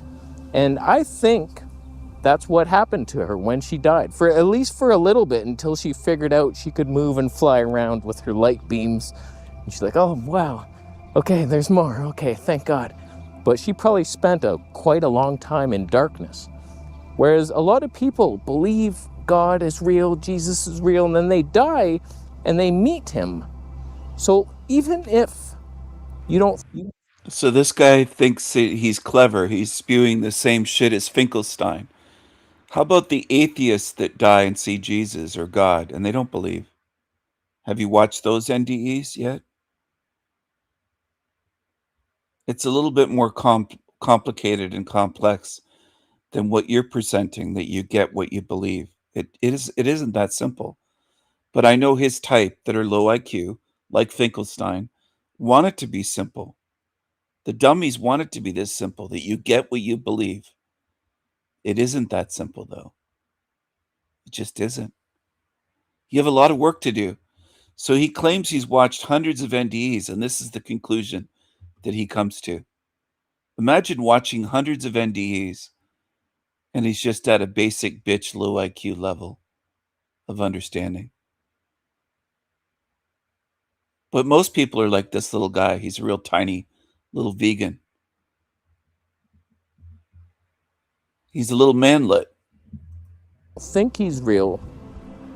Why not just believe it? Jesus is real, and then they die and they meet him. So even if you don't think he's real, why not just believe it anyway, and then you make that happen when you die?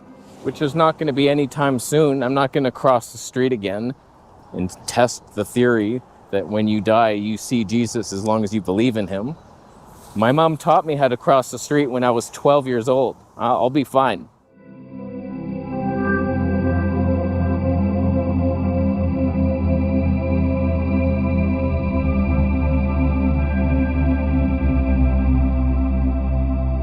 I'm not trying to force my own near-death experience. It'll happen in its own time, okay? Relax. So one of my favorites that I've listened to recently, it's this guy. He died and he was shown the creation of the universe.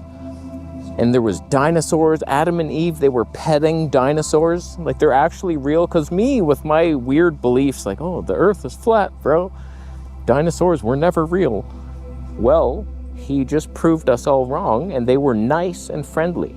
Giant, and they bowed down. Adam pet them. That's pretty cool.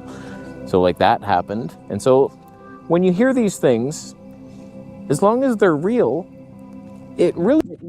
He believes anything that he sees. No discernment. And there's a lot of beings in this realm like this guy. There's a lot like that. It dispels a lot of our deceptions. So like I've never heard anyone say, the earth is flat, bro. Jesus showed me the dome. Couldn't believe it. Just, you can't go through that thing. So it's like, okay, maybe that's not a thing. Like, who the hell thought it was? That guy said, time didn't exist in the Garden of Eden until Eve sinned. And that was the starting of time and decay. And we were just in this moment, the one moment. It's fun to think about all this stuff, but they've really inspired me just to believe in God more. Like, I've always believed in God, but not like Jesus as my savior type of thing, because the whole Trinity thing never made sense in my mind. And I heard someone explain it. It was like talking to his host, and he's like, are you a son of someone? It's like, well, yeah, of course. I didn't just appear out of thin air. It's like, well, are you also a father? I'm like, yeah, I have a boy. I can't claim that personally. I'm shooting blanks. I'm vegan. But he's also a spirit. So it's like, oh, the Father, Son, and Holy Spirit. You're all one thing. It's still the same guy. But it's like, it's all one thing. It's not three gods you're worshiping. There's God only. And Jesus is God too, somehow. He's the Son. And then there's the Holy Spirit thing floating around. That's God. So just worship them as one. I watched this one lady talking about how she did ayahuasca, and it was a demon. It wasn't a spirit, a loving, giving spirit, and it was tricking her. It tricked her into like forgiving her father for something. It's like, oh wow, this spirit's really all-knowing. And then it was like manifesting in ways, and then she hated her mother and she's trying to stab her with a knife, and it was like, oh my God, it's a demon. I've done ayahuasca. What the hell? Help me. I got demons inside me. I'm just seeing all these deliverance moments, and I'm just like, shit, man, there's demons in us. Like everything you think you know might be very different. Like, oh, the law of attraction, what I think I get. It's like, I don't know about that. I just made a video discussing that in depth, but it works in the sense that God will give it to you if you're nice to him. And just illnesses, I always think food causes everything, and now I'm reading the book. It finally arrived. Side rant. I order something on Amazon, the book, and it says undeliverable. Sorry about that. We'll let you know when the refund's in. I'm like, that's great. Okay, I'll order it from somewhere else, asshole. And then I do it, and then I check Amazon again. It's like, now arriving June 14th. And it's like, what are you talking about? I've already ordered it somewhere else. You said it was undeliverable. Stick to your story. Same thing happened with a bed I just ordered to Toronto. Point is, I'm reading that Prayer of Freedom book that's supposed to get demons out of your body. You forgive people and repent for your sins, and then demons come out, hopefully without a fight. I don't know, some of them resist sometimes. That's what worries me. Like, they take over your body, they start speaking through you. They're like, no, this body's mine, bitch. And you can hear them while they're saying that, and they're like, oh my God, what the hell is happening right now? I thought this was only in movies. But it's real life. It's the life you chose. It's the life that seagull chose. There's baby geese off in the distance, by the way. They're with their parents, and they're together at last, repenting their sins while they eat grass. The Father forgives them, and they'll stop getting geese herpes. But I feel like a changed man now after watching all these people go through these experiences and finding Jesus. It makes me want to do that as well. And yes, I know I want magical moments like that to happen. I want to see a spirit. I want powers to heal people. I want all this stuff that I'm probably not going to get anytime soon with that attitude. But seriously, give me the superpowers already, God. And I want to hear your voice. So it's not just me making things up. Like, do you love me, God? I love you. And it's just like myself talking to myself. I want to have these moments, the connection to my Savior up there. And it's egotistical at best, but I still want it, and I deserve it. And I'll make YouTube videos about it. Imagine just doing street deliverance videos where I just go fight demons. I could do it. Sure, I'm scared of even spiders, even daddy long-legged spiders. So, like, was I built for this? No. That's probably why I'm never getting the power. I'm frightened of everything. Bugs, like friendly things too. Rabbits would freak me right out. A robin just landed right there. Like, I don't need that in my life. He's looking right at me. Send help. So post your demon stories down below, or angel sightings. Like, I love that. A podcast, and their guests will be like, I see angels. There's always an angel here watching your show. That's because you're so godly. Imagine hearing that in your life. Like, I would just cry immediately. It's like, oh, there's this angel always looking over you as you edit your videos. And he's just like so disappointed. The effort is just not there like it used to be. And yeah, I'll change. So there's magical, mysterious worlds. We can't see them, but some people can. And that means they're there. You just have to get there yourself. So let me know your demon stories down below. Thumb up the video.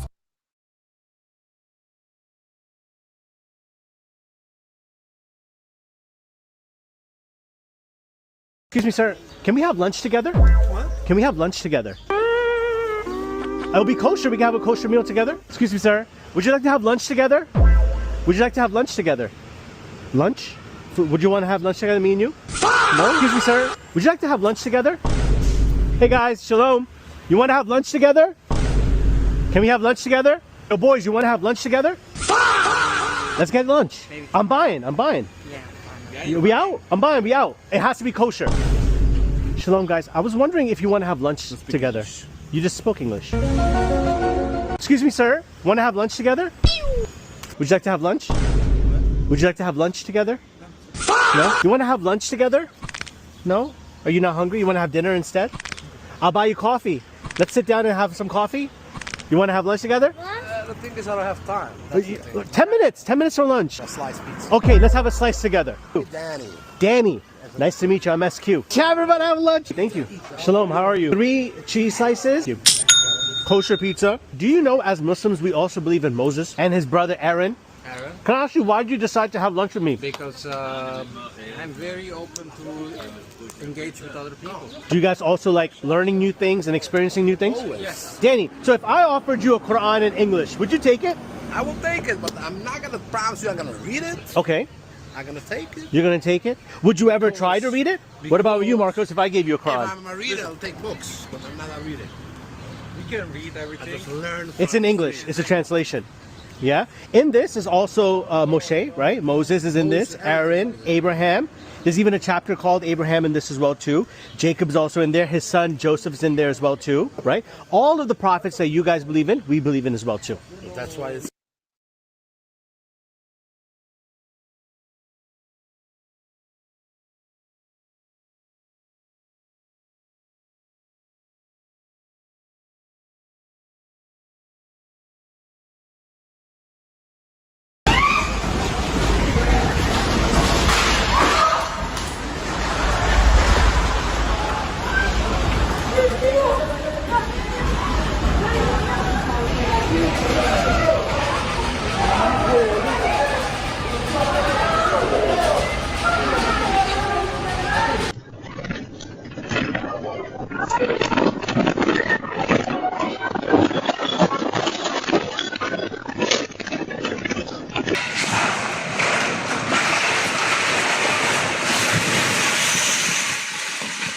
Dios amado.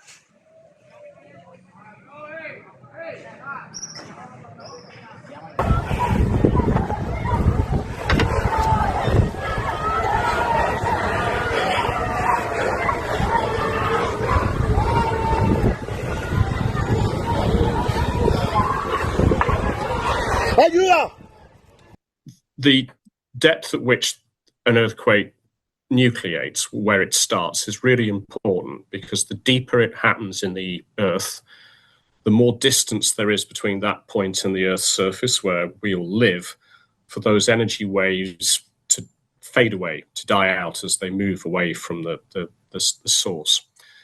And from the initial reports, it looks like in the case of these 2 earthquakes in Venezuela, the source was relatively shallow in the Earth's tectonic plate, the layer we call the crust, by which I mean 10 to 20 kilometers, which is a bit under 10 miles to about 15 miles down in the Earth. And that's unfortunate because it means that not only were these earthquakes very large in terms of the total amount of energy released, the so-called magnitude of the earthquake, but they weren't occurring that far down in the earth, so that a lot of the energy reached the surface in the regions above them. A single magnitude 7 event ruptured and it produced this enormous earthquake, but the energy released and the stress transferred from that first event, I believe literally only about 40 seconds later, has probably triggered a second earthquake on a nearby fault that was close to the point where it was going to fail, but this has tipped it over the edge.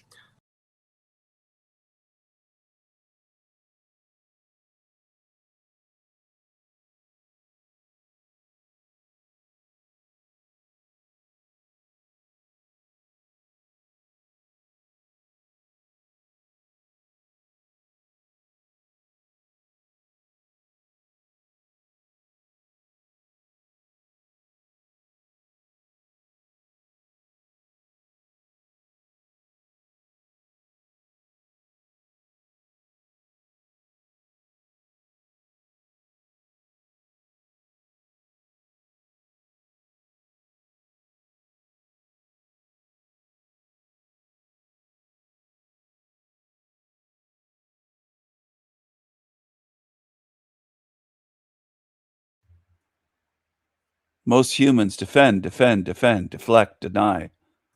They defend, they deflect, they deny. They don't face the truth. They'll say it's God's plan, God's design, earthquakes, death, destruction, suffering. Defend, deflect, deny, defend God. Hello, salty siren. Good morning. You're up early. Good morning. It's a beautiful day in Hell Realm today. Isn't it? Well, at least for the people that are not buried under rubble. But a lot of truthers pretend that's not going on. They don't want to face the design of this realm. They want to pretend earthquakes don't happen, pretend they don't exist. They have no empathy because they're not buried under rubble right now.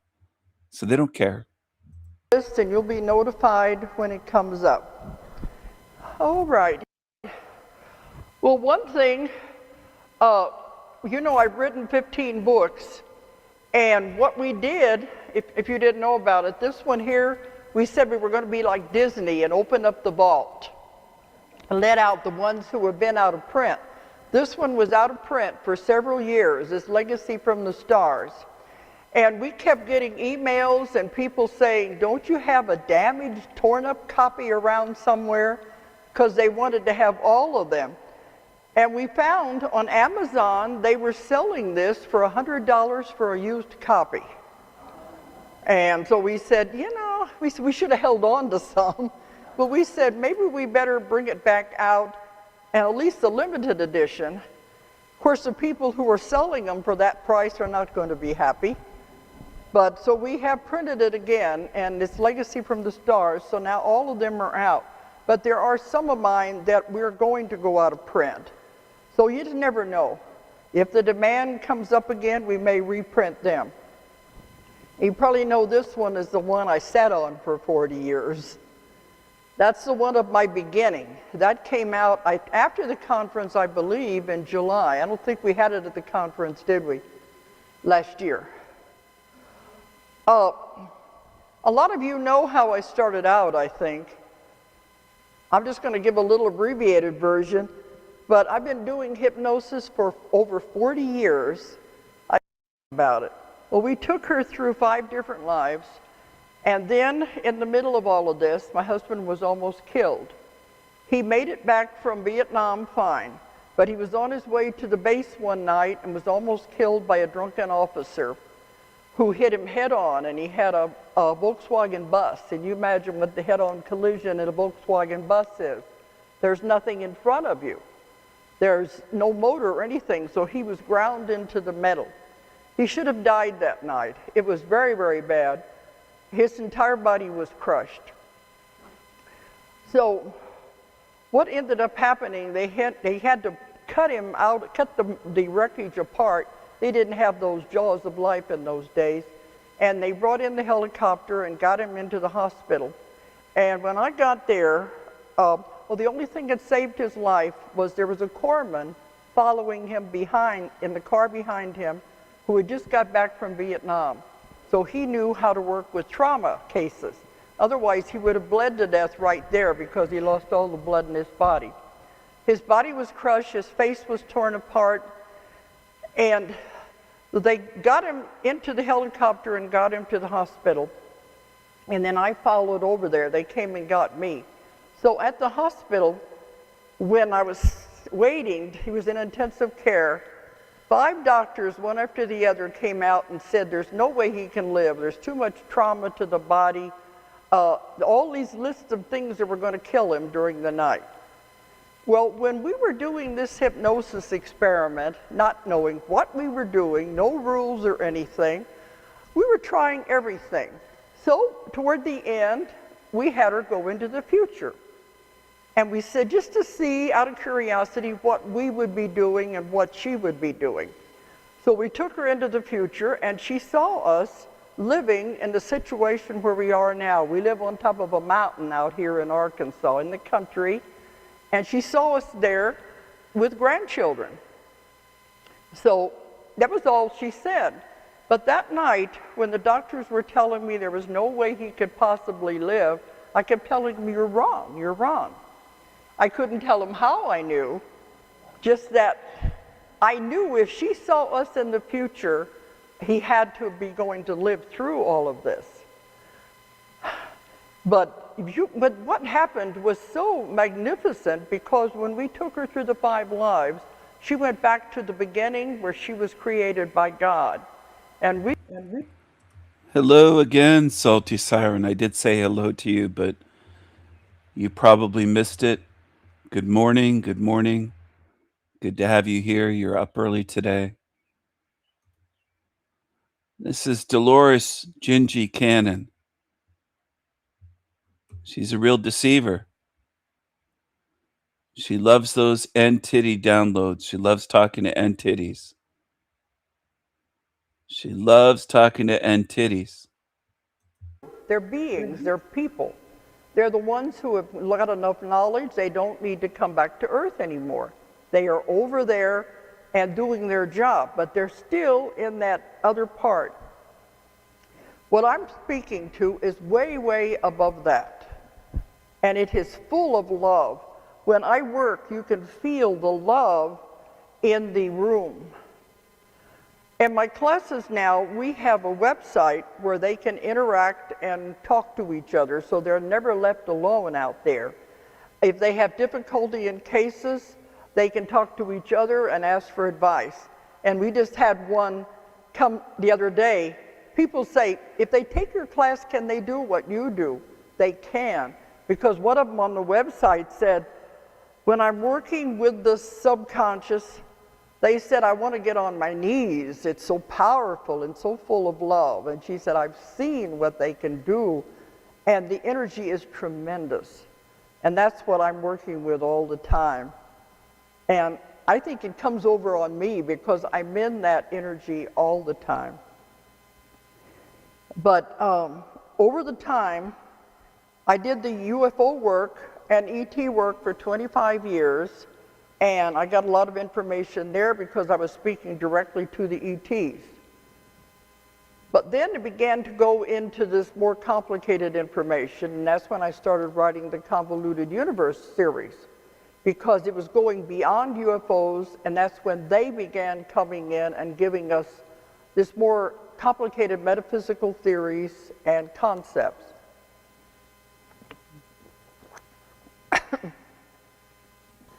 They've told me all of your questions will never be answered. Some knowledge is as poison rather than medicine, because the human mind is incapable of understanding it. There is nothing in the human mind that can handle the totality of all of it. It's way, way beyond us. They said it's not the human brain, it's the mind. They can give us some things, they can give us information, and they do the best they can. I'm so full of questions. I want to know everything. And they make jokes about that. Now see, how can this be a fake or fraud, and I've been accused of everything, when it happens through every single person that comes to see me? And I see thousands and thousands of people. It's always the same voice, always the same terminology, the same phrases, and they go to work instantly. So we've tapped into something that knows every single one of you, knows all about you. There are no secrets at all. That's how it knows why you have the problem, and it can handle it. But that's the part that I work with. And I see lots of cancer patients. They dissolve the tumors instantly.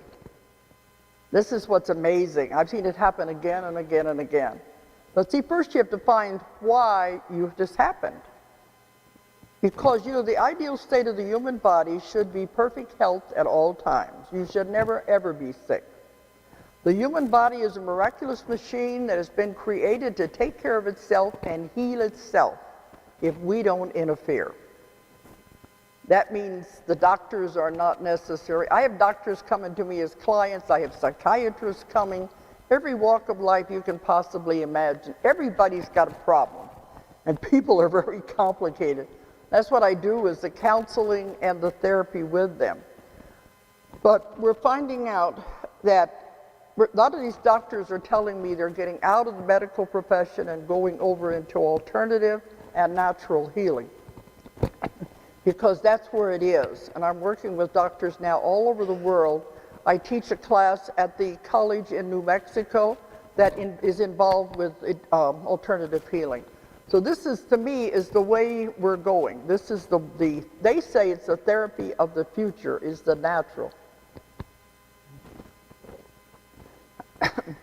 So, if you make yourself sick, your mind is that powerful, it's also powerful enough to heal you. First, you're going to find out, why did I do this to myself? And people tell me, I don't want to be sick. What do you mean? Every illness you have created yourself. You've done it. And that's what we find out is why. Why did I do this to myself? What I was trying to tell myself. Every ache, pain, symptom is a message to you. It's trying to tell you something. You got to find out, what is it trying to tell you? And when you find out, it's going to go away, because why should you keep trying to give you the message once you've already received it and understood it? This is the way it works, and it's miraculous. I've had people come a lot of them come that are scheduled for surgery, because they say no surgery, no invasion of the body. It's totally unnecessary. And of course they say once something's been taken out, we can't put it back if we can get it before it's taken out. And they also say no drugs. Every drug has a side effect. That's why they encourage the use of natural herbs and minerals and things like that. And this is what I mean. I'm working with the natural doctors, and we have in our, so they expand upon the knowledge and the information. They want to be past lives. It'll be going to a place where this information has to come through. It's what's best for the person, but also it's giving me the information they want me to pass on. There are councils over solar systems. There are councils over galaxies. Each one of them has rules and regulations that they live by. Nothing is random. Everything is very regulated out there. So they keep watch over all of the planets, and you can imagine what a job that would be. They keep track of everything, and they said in these councils are the history of all of the planets. They said when a planet reaches the point when it can support life, that's a very momentous time in the history of that planet. And at that time, they'd have to decide what kind of life are we going to introduce on that planet.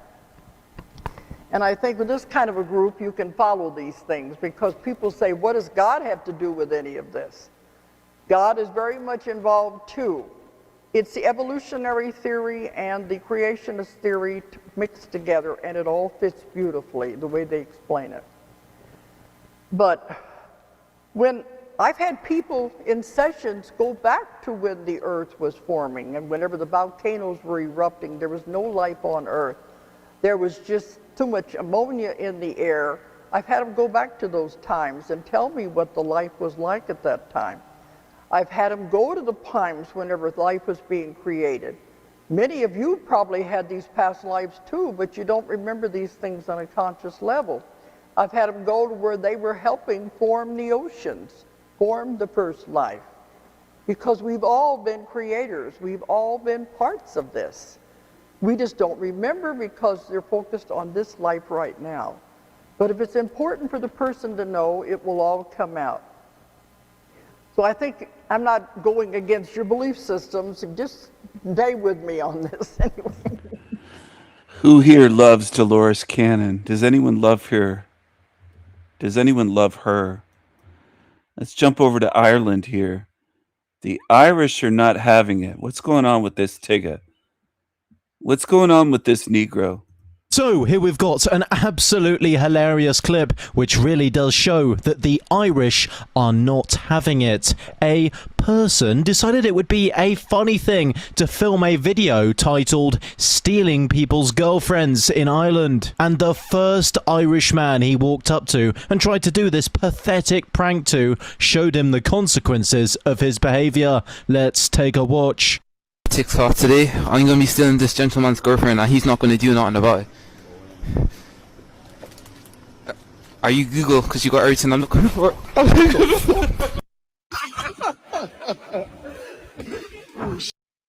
I mean, what did this Muppet think was going to happen? Walking around in Ireland and telling Irish men that he's going to steal their girlfriends. It's disgusting behaviour and something which has no place in civilised Western society. I, for one, am fed up with people, exactly like this boy right here in this video, who think that they are above the law, who have no respect for... Little black boy causing trouble, being rude, being disrespectful, being a little bitch. And that's what they're like. And he's got a little microphone. They're using our technology and they think everything's funny. That's the way a lot of them are. They have that mentality. The Tigga mentality. Tigga, Tigga. Tigga, Tigga. So imagine saving up loads of money to finally take... Wait, what the fuck was that thing? Oh my goodness. Oh, look at the stare. Look at the eyes, the Sandpaku eyes. It looks like a dark version of Charles, Demon Slayer.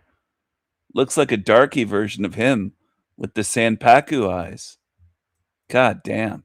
So imagine saving up loads of money to finally take your family to see Rome, one of the most historic cities on the face of the planet, full of architectural beauty and history. When you go to a fountain and see this, an absolute lunatic washing himself and shouting at people.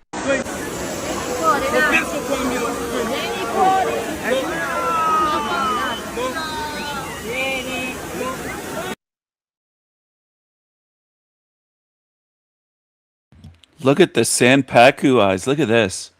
Bugged right out. Eyes bugging right out of his head. Sandpaku eyes. Look at this creature. What a creep. What a creepy creature. Creepy creature.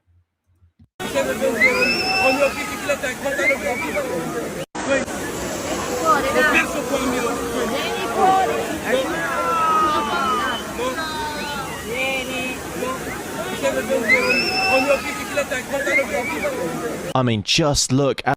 Why should we live this way?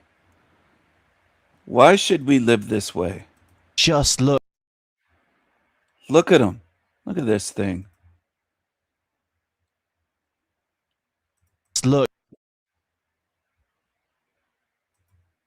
Just take a look at this. Oh my goodness. Oh my goodness. Look at the madness in this guy's eyes. The dude... It isn't madness. It's tigginess. It's blackness. It's not madness. Truly is unhinged. And my question is, what exactly is he doing in Rome? How does this man's presence in Rome benefit the city at all? The answer is it doesn't. This guy should be absolutely nowhere near Rome. But of course, the pathologically altruistic left insist that we house and feed and take in more and more individuals like this man. Why exactly? Because they want to see the destruction of their own countries. What do you guys think? Share your thoughts in the comments down below.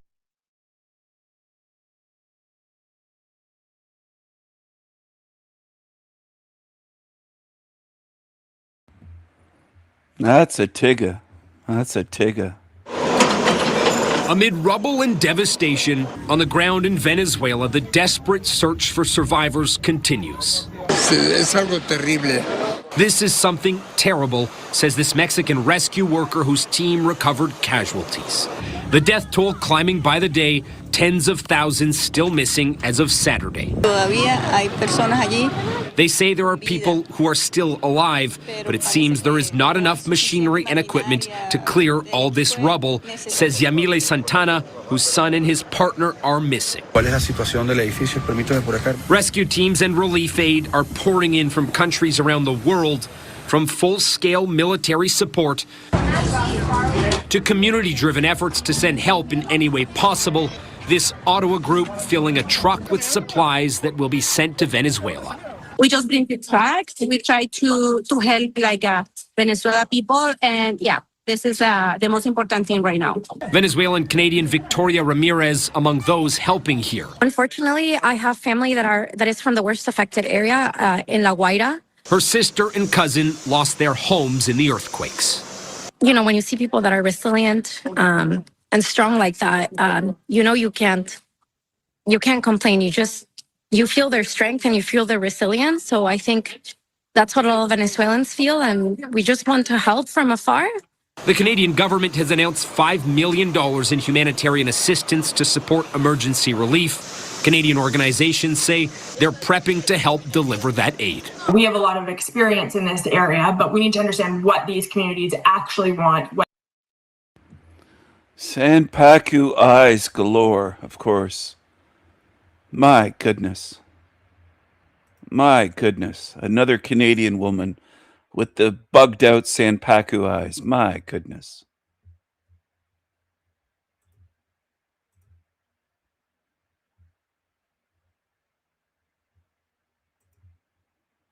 Hello, everyone. Good morning. Happy Sun's Day. Today is the day of the sun. It's the day of the sun. I don't want you to get too freaked out, but there's evil demons that like to lurk on my channel.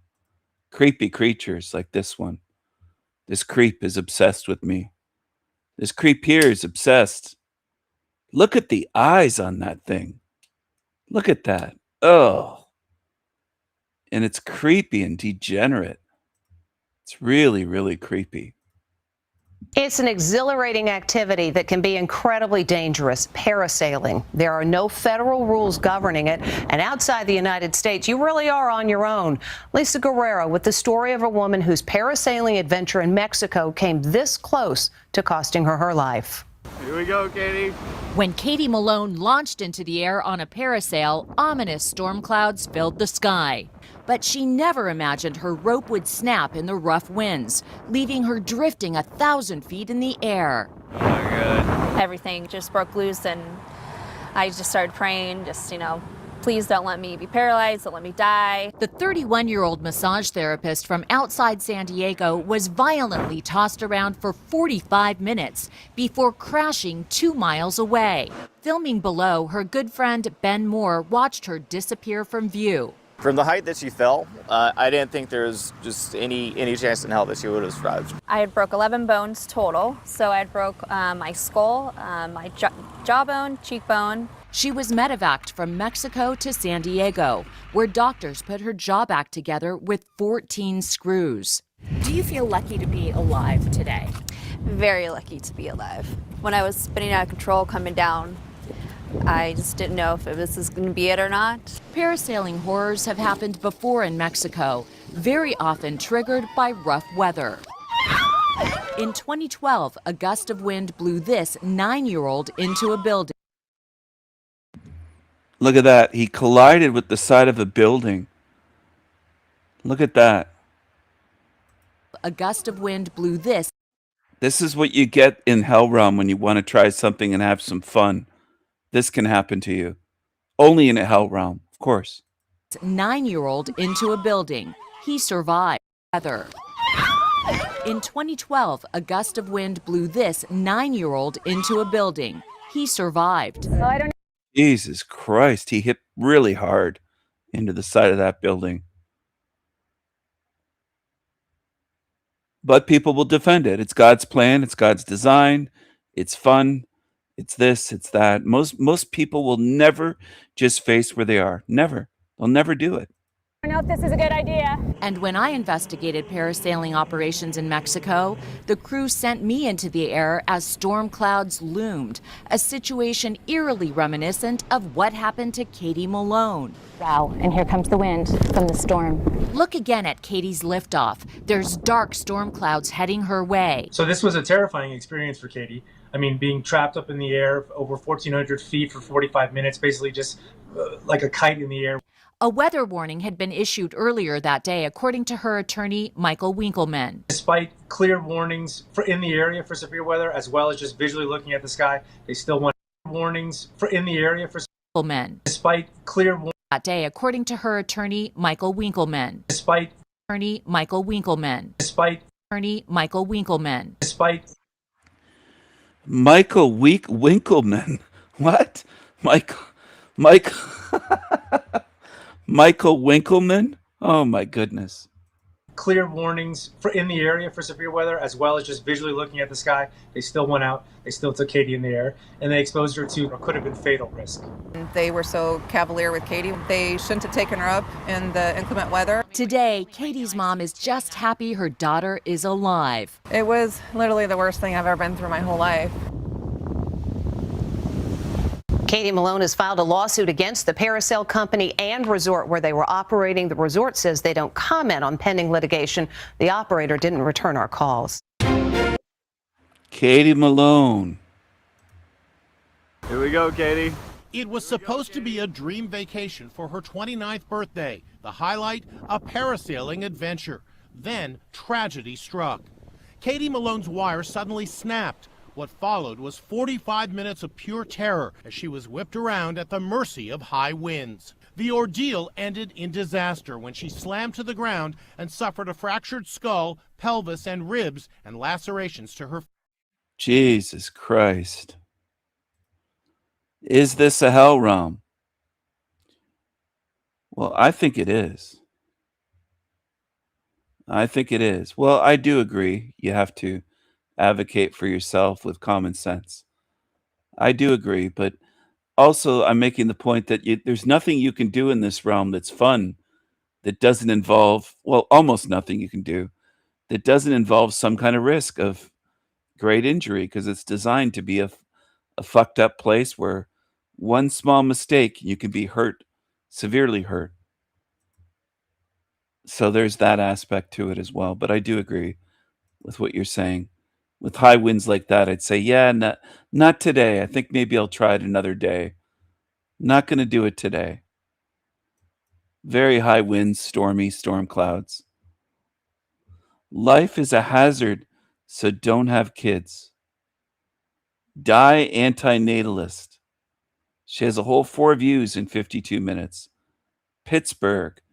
This is Mushroom Kai's old buddy. This is the one Mushroom Coyote likes to talk about. They're probably tuned in right now, lurking, watching me. Hi, Mushroom. Hi, creepy creature. Hi, creep. So life is just full of, things to be worried about and concerned about. When I left the house, I saw some potholes and I was trying to avoid them, because I've had injuries before with my car. I've had flat tires, and then there was a deer. So, I mean, at every given turn in life, there is something to be worried about, cautious about.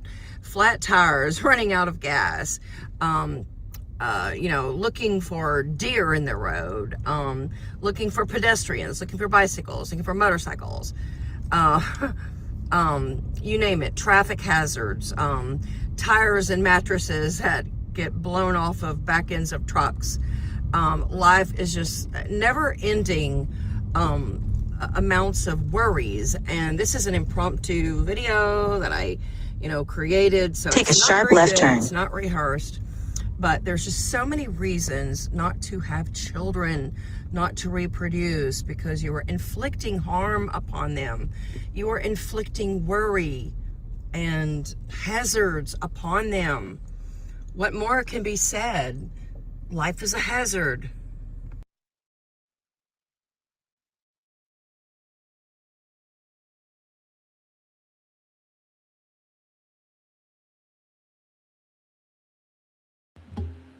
Do-do-do-do-do-do. Girls and their birthdays. Girls like to do things like that on their birthdays, it seems like. That's what I notice.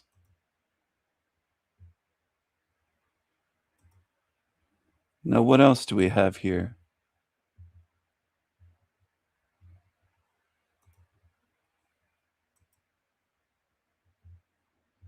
Mutilated mushroom.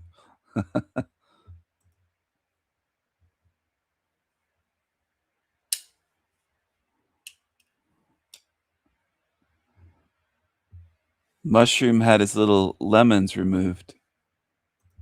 There's a spiritual aspect to what's going on here, and I haven't sussed it out yet. It's something that's the goal to do and to wake up to remember while you're inside. I think there's something there with that. There are many different disciplines that talk to the processes of doing such a thing. It's different across many different cultures. It's there. It's in the collective unconsciousness. There's an archetype there for that.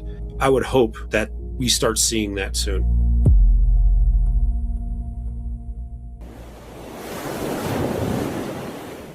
Intuition plays a role in the creative process. Jean Baudrillard of like the late 80s and early 90s, I believe that's when he published the book, somewhere in the mid 80s. Simulation and the Simulacra is what the movie was based on. The script was developed from there. I'm not sure if they ever had any contact with him or not, because I can't remember the time. It's about, 2099 when that first movie came out. So I'm not sure if he was still alive at that point.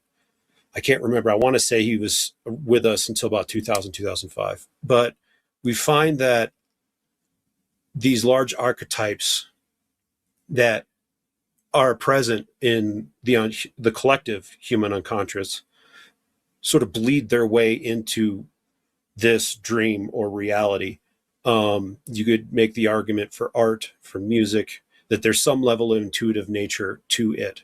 There are some other people out there who have developed systems around this idea to try and generate some sort of predictive technology. It seems as if there's some level of accuracy to what this person has been doing. But I just wanted to kind of stress that point, because I could hear the people in the comments, at least on our channel anyway, talking about, well, you guys just, you watch too much movies or whatever, and, trying to dismiss the overall information. That movie was developed from concepts. I'm not sure if I'm willing to call him a philosopher, but he was a very big thinker in his time.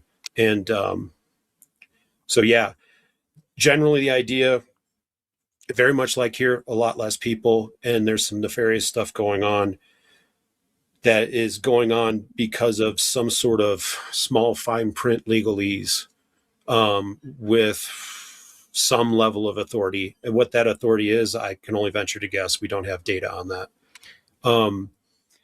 This small print legalese essentially operates on our consent. Again, this idea of walking into the lake because it's warm, because you see dead relatives, because it feels like the right thing to do in a very chaotic situation at the point of death. This whole system had been basically put up and instituted due to some sort of conquering that was based on this idea of small fine print legalese. And ultimately everything revolves around our consent, and generally people being tricked into giving their consent, if that makes any sense. As above, so below. I mean, it's the same. Yeah. It's the same in our world. Like, I mean, I assume that all of us came to this point in time on a path of seeking for sovereignty, right? And sort of sovereignty over our. Usually, it starts with the body and what we don't want to be plugged into a system that tells us when to do, what to do, and so forth. And then the spiritual part sort of comes along with it, and then that becomes the focal point. Obviously, there are so many questions, and I know when you guys are sharing about this, you're sharing on the data that you have, which, because of the nature of your exploration. So time in and of itself is sort of, as a concept, quite meaningless here, if, considering this is a shared dream, and time can be anything and can change and forward and backward. What about outside of it? Do you have any data on the concept of time outside of the matrix simulation? Not really. Time is notoriously one of the biggest issues we encounter with remote viewing. We can describe a situation, a thing, a person, a place. We can tell you what that person's thinking about, what they're doing. We really, generally speaking, have a very difficult time telling you when. I wish I had phrased that better. But yeah, hey, that's simply the truth of the matter. It's notoriously difficult, and it's one of the biggest pitfalls in remote viewing is trying to for future predictions. I mean, okay, an event with a fixed outcome date, like an election, easy, no problem. Something more open. The best you can kind of do is, so let's say like you might run a target, something like next regional disaster. That's just a overly simplified idea, but so essentially you're asking the question, what is the next disaster that's going to occur in a defined region? Okay. Again, superlative, next can be only one. So a viewer should pretty easily, or preferably a team of viewers should very easily be able to describe the parameters and the dynamics of that sort of event. Is it going to be a flood? Is it going to be a fire? Is it going to be, is it a man-made thing? Is it a natural cause, et cetera, et cetera? Other than it's going to be the next disaster event in this region, can we tell you when it's going to happen? Strictly from remote viewing, no. Not reliably, not easily. You'd have to. Now, I am currently working on a mid to long-term project aiming to help in solving some of these problems to some degree. And the short version is I'm actually working with astrology as a means of trying to help us pinpoint future events in time. If you think about it just on a relatively surface level, astrology is actually strong where remote viewing is weak, and vice versa. So remote viewing is very strong in describing the what, the where, the how, the why, and all those kind of things, but not the when. Astrology, total inverse. Astrology can nail with a good astrologer generally can give you a really good idea when something is going to happen, and they might be able to give you a fairly vague idea of what type of event is going to happen. So if you see, the idea there is done properly, done judiciously, we should be able to mitigate each other's weak points, at least to some extent. And preliminary testing has been very positive on that end. There's some bugs to work out, but that's something that's currently in the works, and I'm hoping to refine it a little further, going forward. But as a general answer, no, timing is an issue for remote viewing on its own. Dan, I assume that everyone in your group will have their own journey with what they consider to maybe be their path after they leave this body. What is their goal, actually, right? What do you want? What do you want versus what are the options? And this might be an intimate question, so I'll just share that in my current knowing, there is a part of me which you might call the I am or spirit or infinite consciousness that isn't or cannot be against its will attached to anything. And that part can transcend anything also. That's my belief that I have, or my knowing. So basically, I can exit here, and if I want to call it return to source, I have that option. Have some of you discussed what the process would be of awakening within these pots in what we now maybe have called prime earth or prime reality? what that would look like?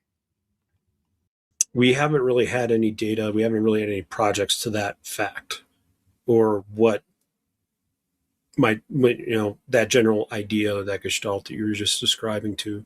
So it's hard to really stand on any side of data. Me personally, my opinion, there's a spiritual aspect to what's going on here, and I haven't sussed it out yet. It's something that's showed up in my life in the last 2 or 3 years. And my own personal belief or argument is that it's something that's the goal to do, and to wake up, to remember while you're inside. I think there's something there with that. There are many different disciplines that talk to the processes of doing such a thing.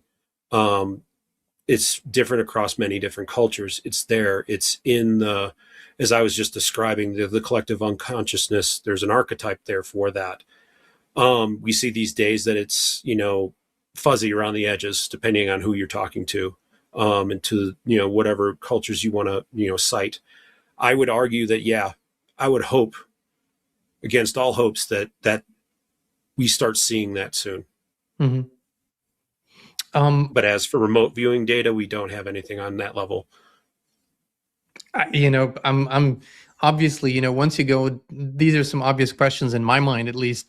But Morgan, a little bit of a different question, and I, it's never, I never like to discuss other people's findings and sort of even judge them. But there's this very prominent out-of-body traveler out there that we've had on our show, Darius J. Wright. And most of the time when we talk about the subject, he's being brought back up in the comment section.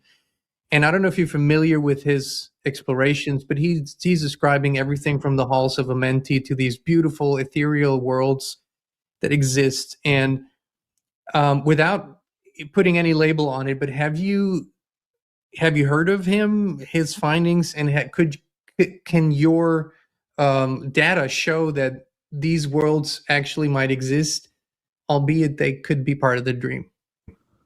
Okay, I've just pretty recently actually become familiar with him, and I mean, not overly, but his name has been popping up in the last few weeks. I actually, because I kept seeing this name, I thought, okay, so I sat and I watched, listened to an interview. He did an interview with Darius J. Wright just recently, and so I gave it a listen, and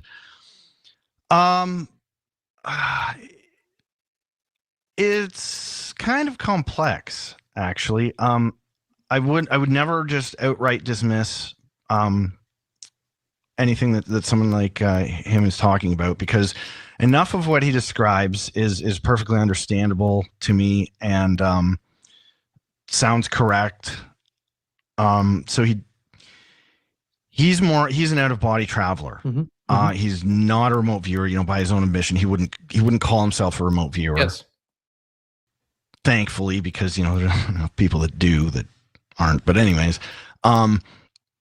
so it's a different modality. And actually, when I was describing the idea of remote viewing methods earlier, actually I was using out of body as an example of how it, within protocol it could be remote viewing, but he doesn't operate within anything resembling remote viewing protocol. And kind of my biggest takeaway was, well, it actually ties into something I also mentioned earlier. I mentioned the idea that out of body very, very quickly becomes, speaking generally, becomes a often profound but a very subjective experience. And that's just a completely different thing than what we're doing and what we're trying to do. So it's really hard to say, because he's one of these guys that he talks about, the highest kind of goal or mission is becoming a state of pure love. I think, and hey, maybe this is just me speaking, but a kind of an issue that I have with that is, well, A, just on the surface, what does that really actually mean in practical terms?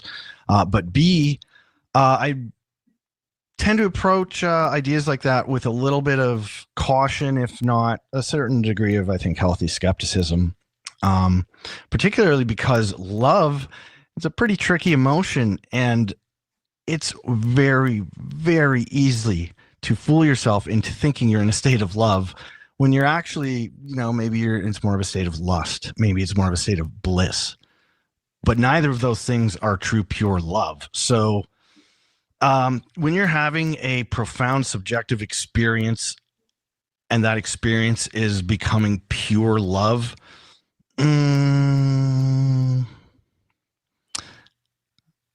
don't know. And I that's not supposed to be a knock at the guy, just to be clear. Like, it really genuinely isn't. It becomes a little wishy-washy for me. I don't know if you're familiar with Dr. David Hawkins. He wrote Power versus Force. And so he developed this logarithmic scale of consciousness from 0 to 1,000, 0 being down there where kind of pure evil resides, and 1,000 being sort of the highest. Maybe it's in this realm called Christ consciousness. Maybe you'd put such a label to it. But basically, the way that I have seen it is the highest form of everything is truth. Okay, so and that is sort of that is the highest form of consciousness, is pure truth, which to me makes sense. But then people want bliss and love and all this to be, but truth is truth. So this is what I'm in the pursuit of. I know you guys are in the pursuit of. The reason why I asked this question is because we've sort of, with Darius and we've landed at these crossroads, and obviously we can't. There's his perspective, there's my perspective, and then somewhere is the truth. And I can't say I claim it, but to me, when I'm going into this, I really want to know what happens, not as what am I creating in my experience, but there is a mechanism, and I believe there is a mechanism. There are mechanisms in place, and we need to know what they are. And what I have found is that in my opinion, what he describes are other more ethereal experiences of this dream that we're in, but still part of this system. To me, this system doesn't just entail our experience of reality, but there are other forms of it that are still part of the system, but keep you in the large recycling loop. Right. So this is what I have found so far. And that's why, yes, of course, it can be a nicer experience to go from a world that is full of suffering to an experience that isn't, but you're still within a dream and not outside of it, if you will. That's why I asked the question. Dan, do you have do you have any background on or have you seen any interviews with him, or have a perspective on that? I haven't watched any interviews. The one thing I wanted to advocate or place a caveat with and play devil's advocate is our data allows for the opposite emotional feelings to create some level of desirable energy. Not as desirable as the very negative. I'm trying to remember who, without quoting it too much, but the idea that a dying mother under attack defending her children, that is the desirable, the most desirable energy. But there's also in the data, it allows, now I'm not saying the data says, but interpreting and standing on the data and inferring from the data, that also allows the complete opposite of that to be true. Additionally, in the data, and again, I'm trying not to be a stinker on this, but it also allows for the idea of multiple simulations to be running concurrently. Now, is that what he's experiencing? I'm not saying that at all. Your environment shapes everything, your thoughts, your health, your energy, but most people never question the invisible field they live in. We did, and that's when FLFE found us. It's not a product, it's a field of pure life force energy that lifts everything it touches. We now live in it 24/7, and we would love to invite you to experience it too. Start your free 15-day trial now. No pressure, no strings attached. Just the truth, resonance, and peace.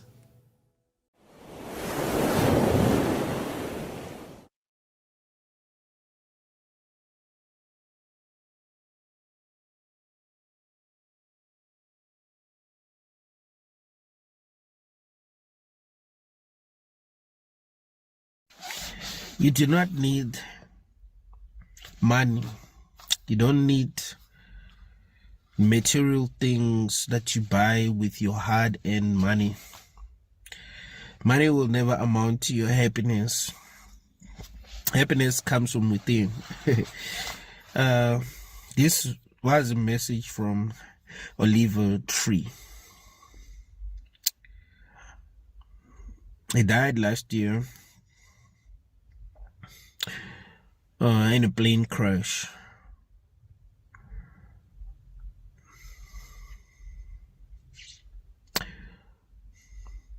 He said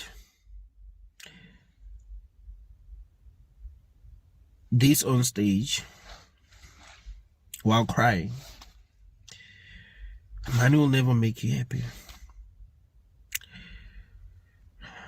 Happiness comes from within, and he knows that. That's what he said.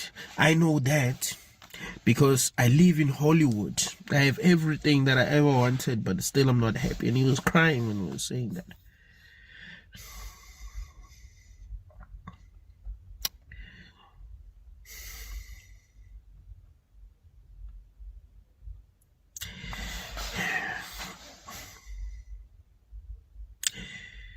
What that should make you realize is that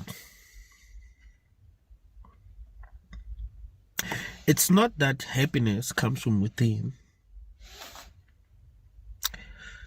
People who have it all, because now they have it all and they're still not happy, they think happiness comes from within because they believe that we're having a positive experience. So if they're not happy, it means they did things wrong. So they must try to find happiness within. You see? I don't know if you hear me. You see, you grew up unhappy and you thought, look, if I can make a lot of money, buy everything that I ever wanted, I'll be happy.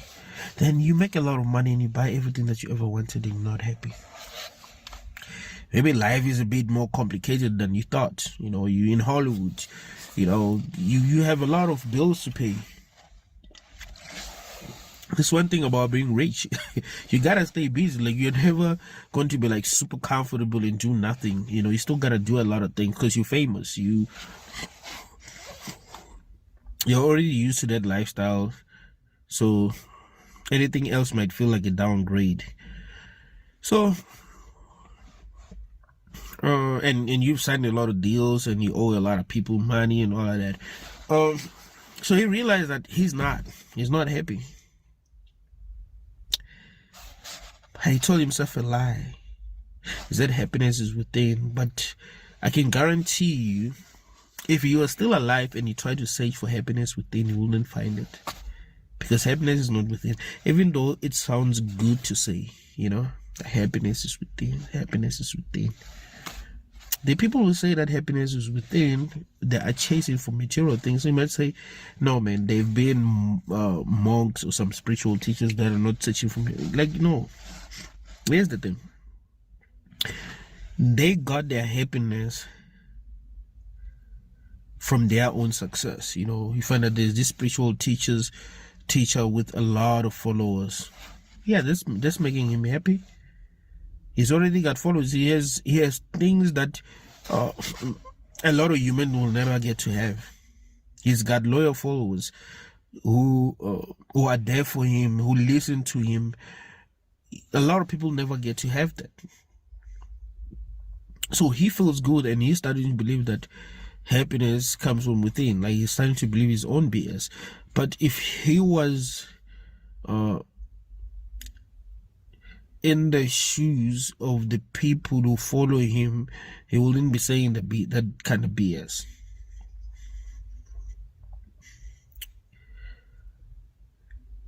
What I've realized about humanity is that we will tell ourselves everything to convince ourselves that this is not hell. Like, you wouldn't want to convince yourself that, well, maybe there is no happiness here. You would rather tell yourself that happiness is within, and you spend your whole life trying to search for happiness within. and you never actually find it. And when you don't find it, you keep on telling yourself that, oh, one day I'll find it, you know, because the people that are telling you that you'll find it, are making you feel like you are doing things wrong, and that is why you're still not happy. But it's happiness within. Oh, the real problem here is that we are actually in the hell room. We're never actually meant to be satisfied. So no matter what we do to make ourselves happy, it will never make us happy. No matter how much success you gain in this realm, that will never make you happy.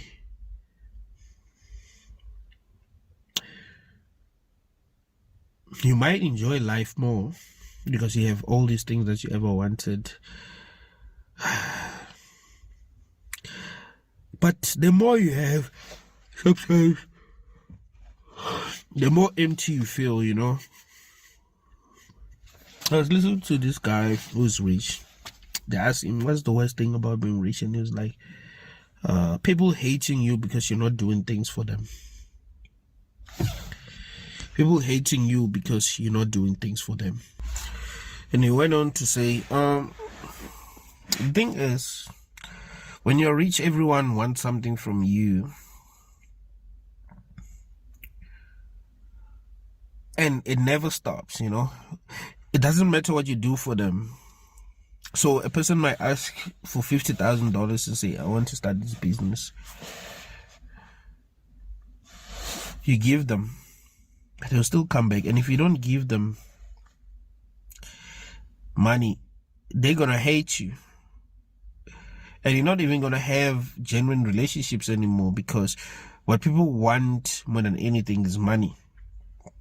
So even if you're a great person, you're a great person to chill with, to hang with, people are going to come to you and ask for money in the end. So they'll hang with you, yes, but in the end they want money.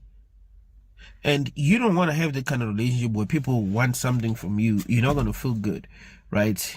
Even if you have things, but you don't want people to be asking, maybe you should just feel it in your heart that you want to offer. You know, you want to give, you want to, give people something. You want to give back to, Your life can become super complicated because you're rich, and you feel more empty because you're no longer connecting with people because they want things from you.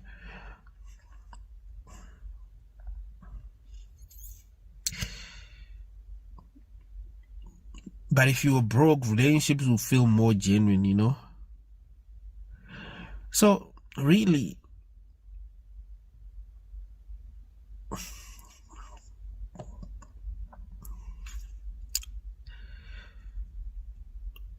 we might work hard to have something in life, believing that that's going to fulfill us, but it never does that. It never does that. Like, you'll never reach a point in your life when you're like, yeah, I'm really, really happy now. Like, I've got it. It never happens, You never truly become happy.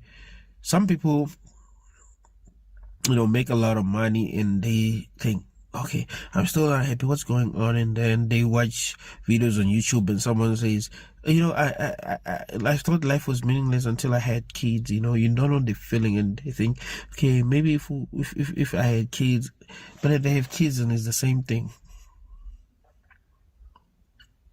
The real problem is that we're in hell, bro. With all the things that we have now, we should be happy, When you look at what humanity has now, the kind of power that we have, the kind of technology that we have, our level of intelligence, the art that we are able to create, all of that, we should actually be happy, but are we?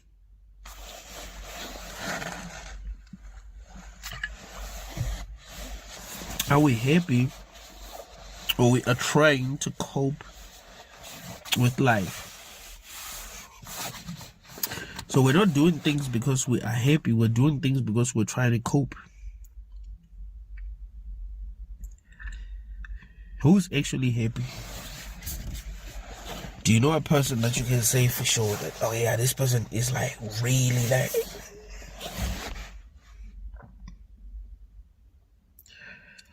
It seems to me that most people are just coping, you know? You just copy with life until it ends. But you never truly experience happiness.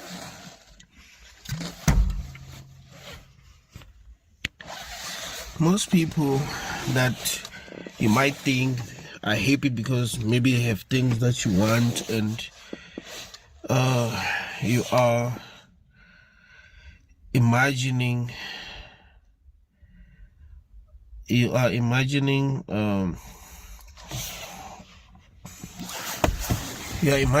them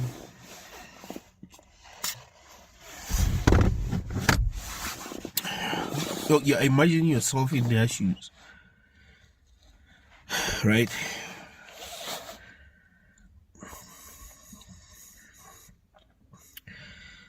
So they have what you want,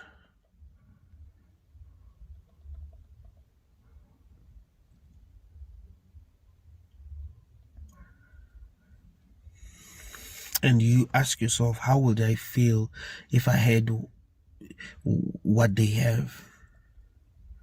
So you think they're happy, but once you get to know them, you realize, oh shit, they're suffering.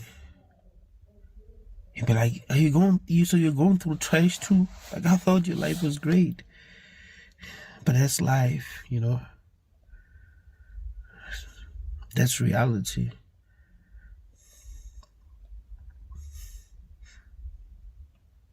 That is why most people who have things that you want like to brag about these things.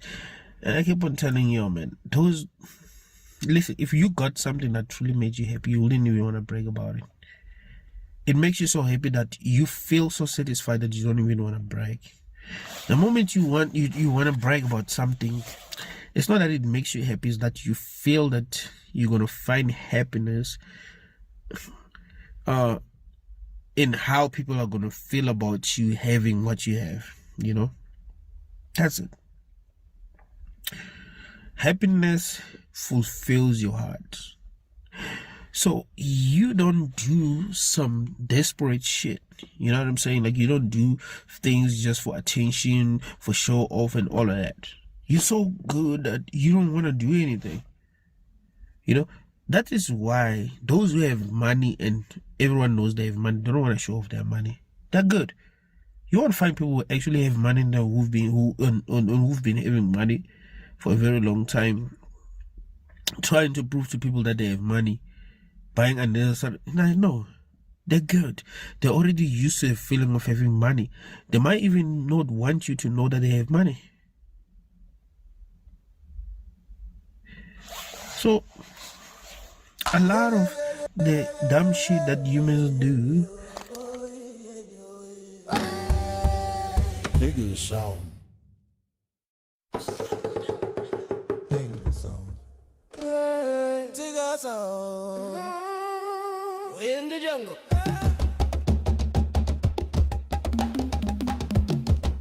This be all darky hood.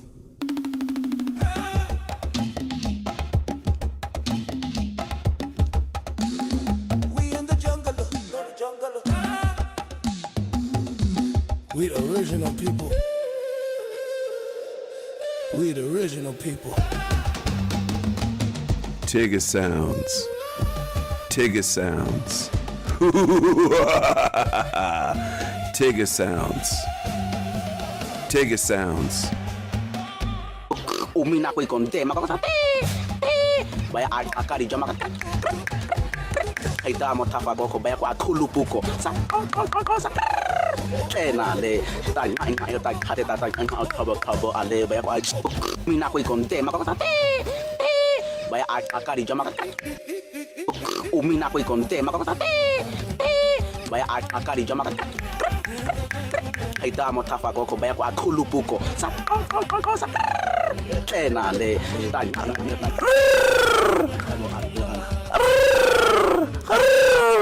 Tigger sounds. Tigger sounds.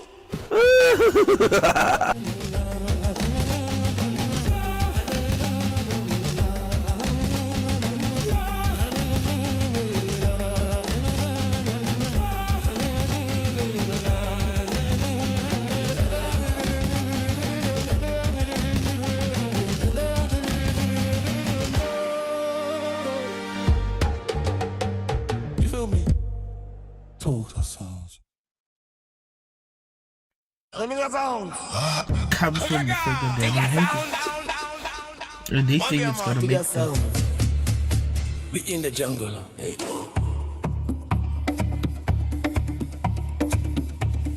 Cool. This be a darky hooder. We in the jungle. We the original people. We the original people.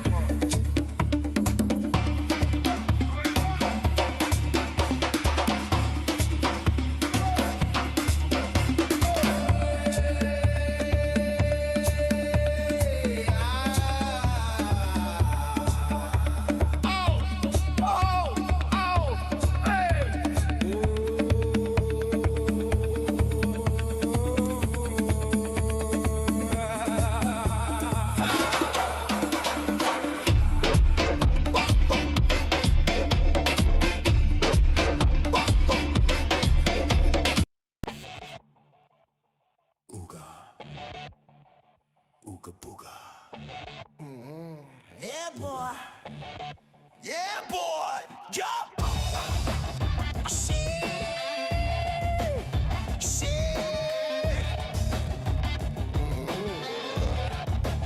We in the doggy hood. In the doggy hood. Feeling good. Yo, yo, yo, yo, yo, yo, my niggas, yo.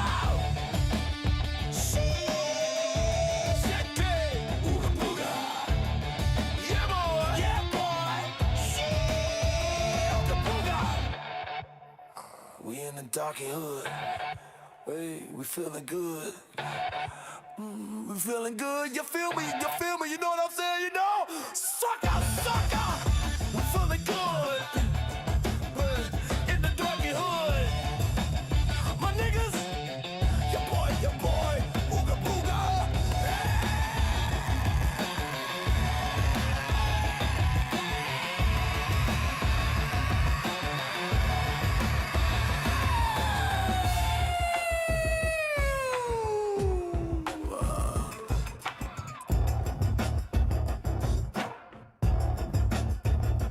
Bitches.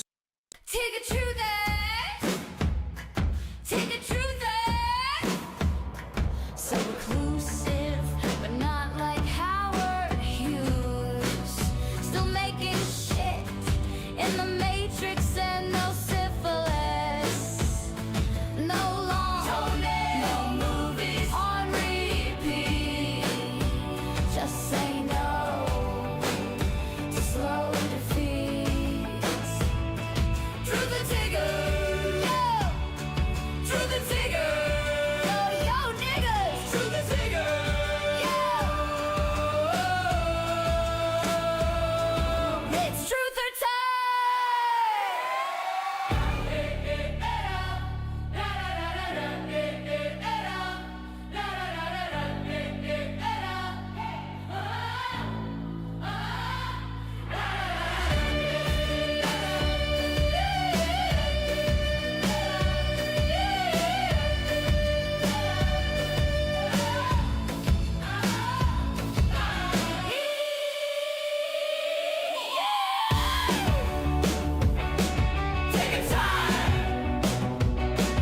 Take a time.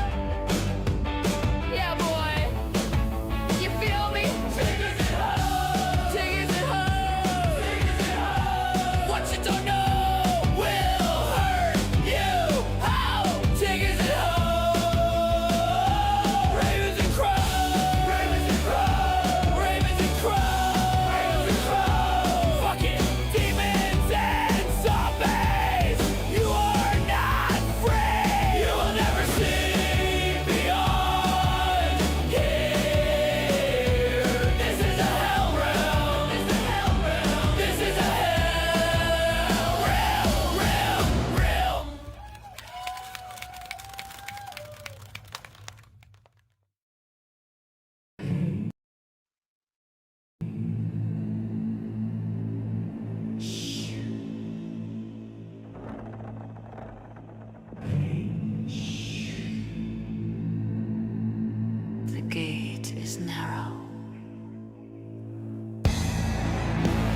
gate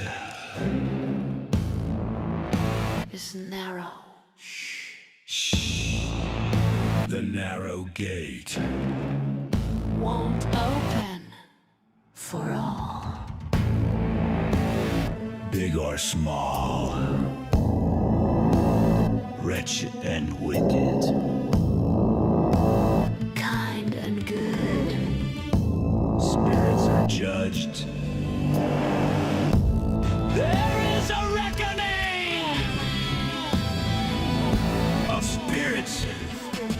Justice will be swift.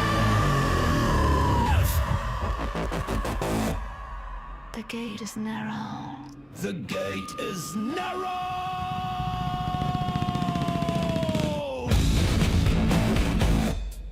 The gate is narrow. My ravens and crows will be there to witness the end of this matrix. Ravens and crows!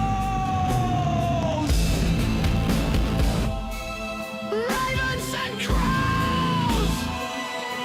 The gate is narrow! The gate is narrow! This hell realm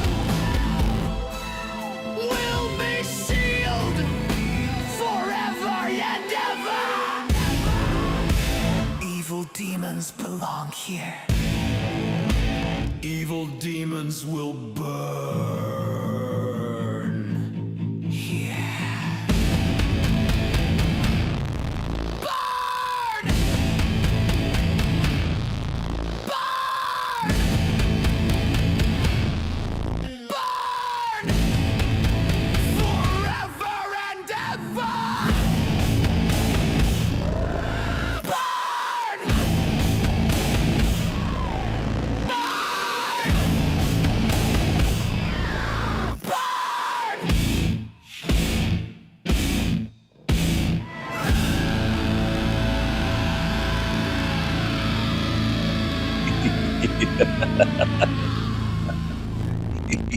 Yeah. Hello, everyone. Hello. This one is called Tugboats and Tiggas. Tugboats and Tiggas.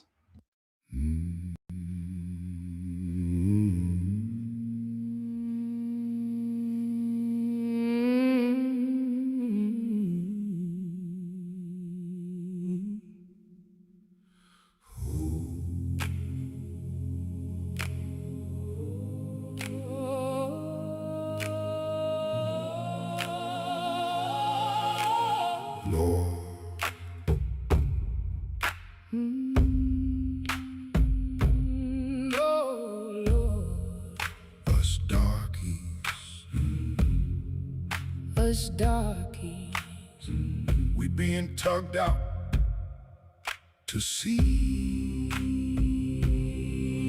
Oh Lord, the tugboats brigade is here on a rampage, a flotilla tugging away. Us po tiggers, a flotilla. No more snacks, no beans or tortillas. We be floating on doors. We say we be kings and more, floating away on old doors, going far out to sea. Tell me, how can this be? I can't swim. Save me, Jesus. Is that him? Oh, yeah. Oh, tugboats, I'm no pirate, but I can shake my black booty. Coochie, coochie, cooties. Oh Lord, yo yo. Oh Lord, oh Lord, oh Lord, oh Lord. The tugboats. Oh Lord, our Lord, our darky Lord, our black Jesus. Help me, I can't swim. Oh Lord, our Lord, my son. Oh Lord, my Lord, I can't swim. Oh Lord, our Lord.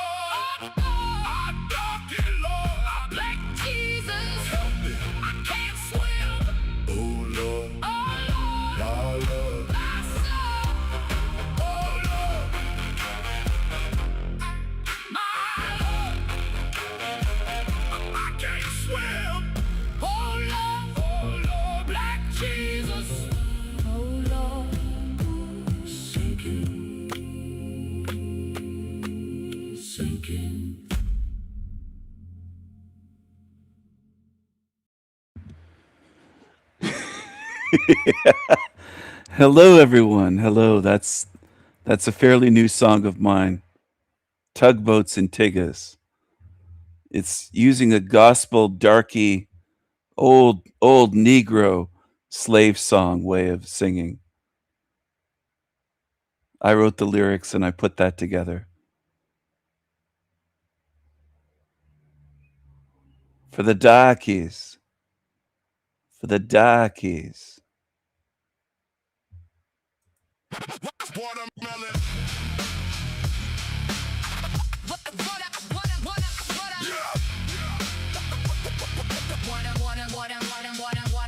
Watermelon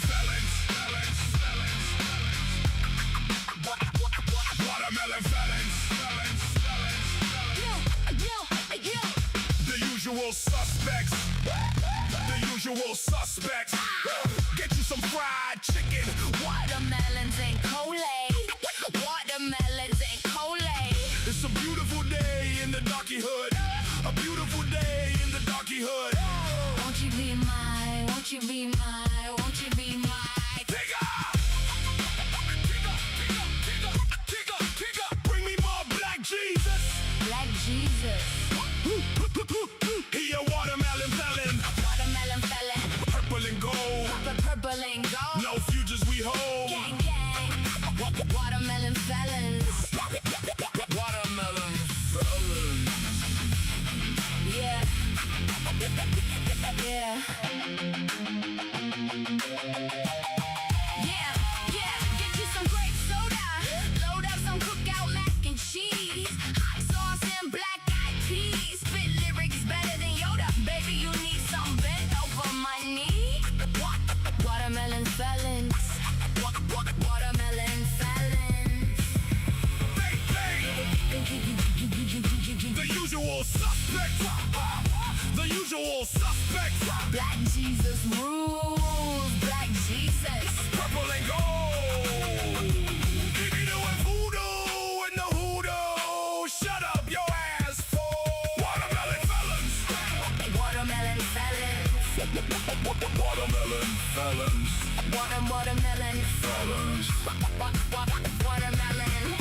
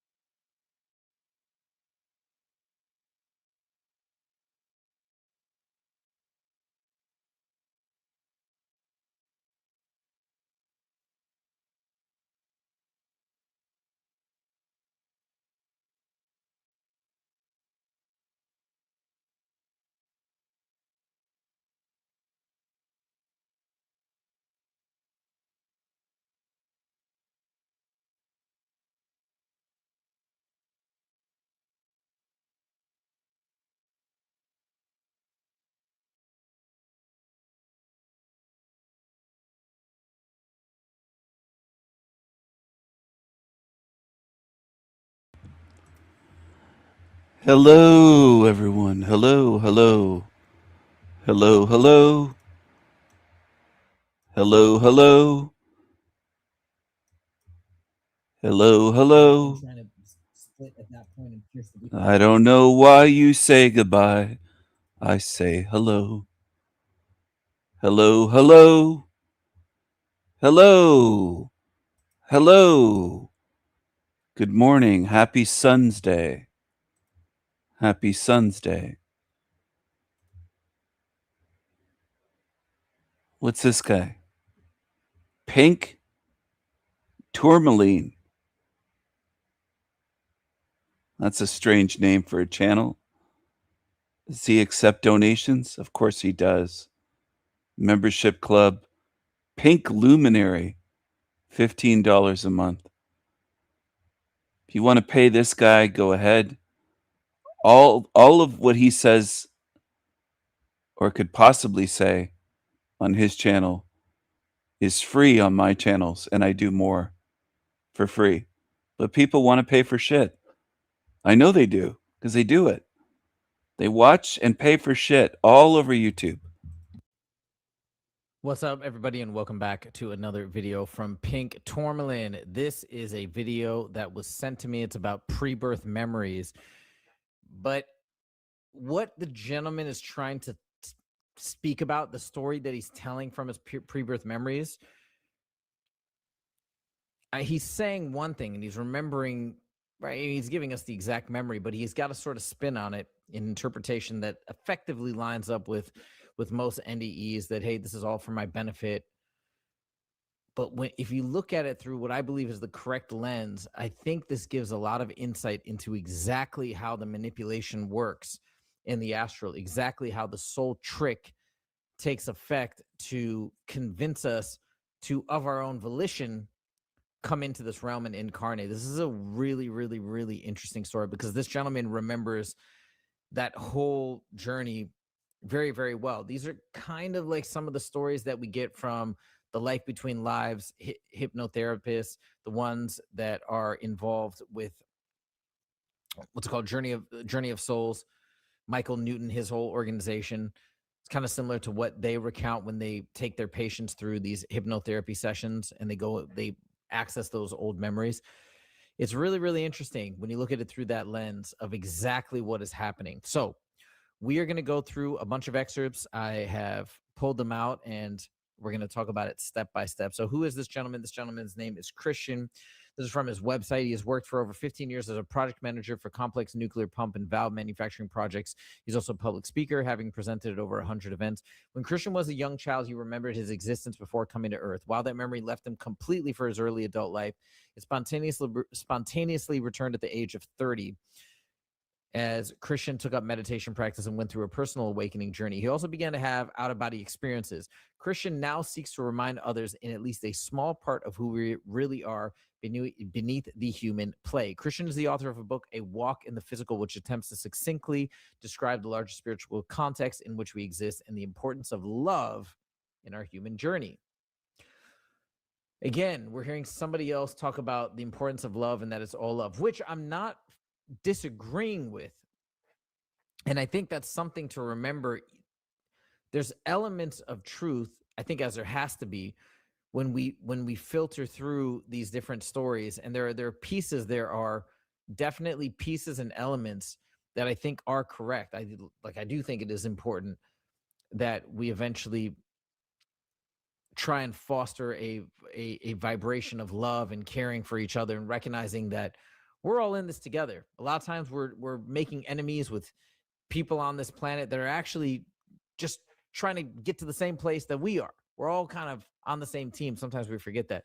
So it's not that I don't think we should foster this idea of love, and we should, but I feel as though that's a message that's being snuck in with all the rest of the other stuff to kind of keep the veil over our eyes. And that's an important word. Remember the veil, because he's going to talk about it. He's going to talk about exactly this process of going through the veil when we enter into this life, aka the memory wipe. He talks about all that. Now, first of all, before we get to the mix, shout out to prod.involution, who sent me this video on Instagram. Thank you very much. Very, very cool. Especially looking at this video through the right lens is very, very interesting. Gives a lot of insight. So without further ado, let's get into the mix. First, this is how it all begins. This is what Christian remembers in the astral. He voluntarily said he wanted to get in to a body, incarnate, and it didn't take any convincing. Well, maybe it did in a way. It was a bit of not exactly reverse psychology, but it was a bit of a presentation. It's kind of like this. You're going to see it in a second. It's kind of like somebody, you're a young kid, you're sitting there on the street, you see some guy roll past you in a Lamborghini. You love Lamborghinis. You roll past you in a Lamborghini. Whoa, how'd you get that Lamborghini?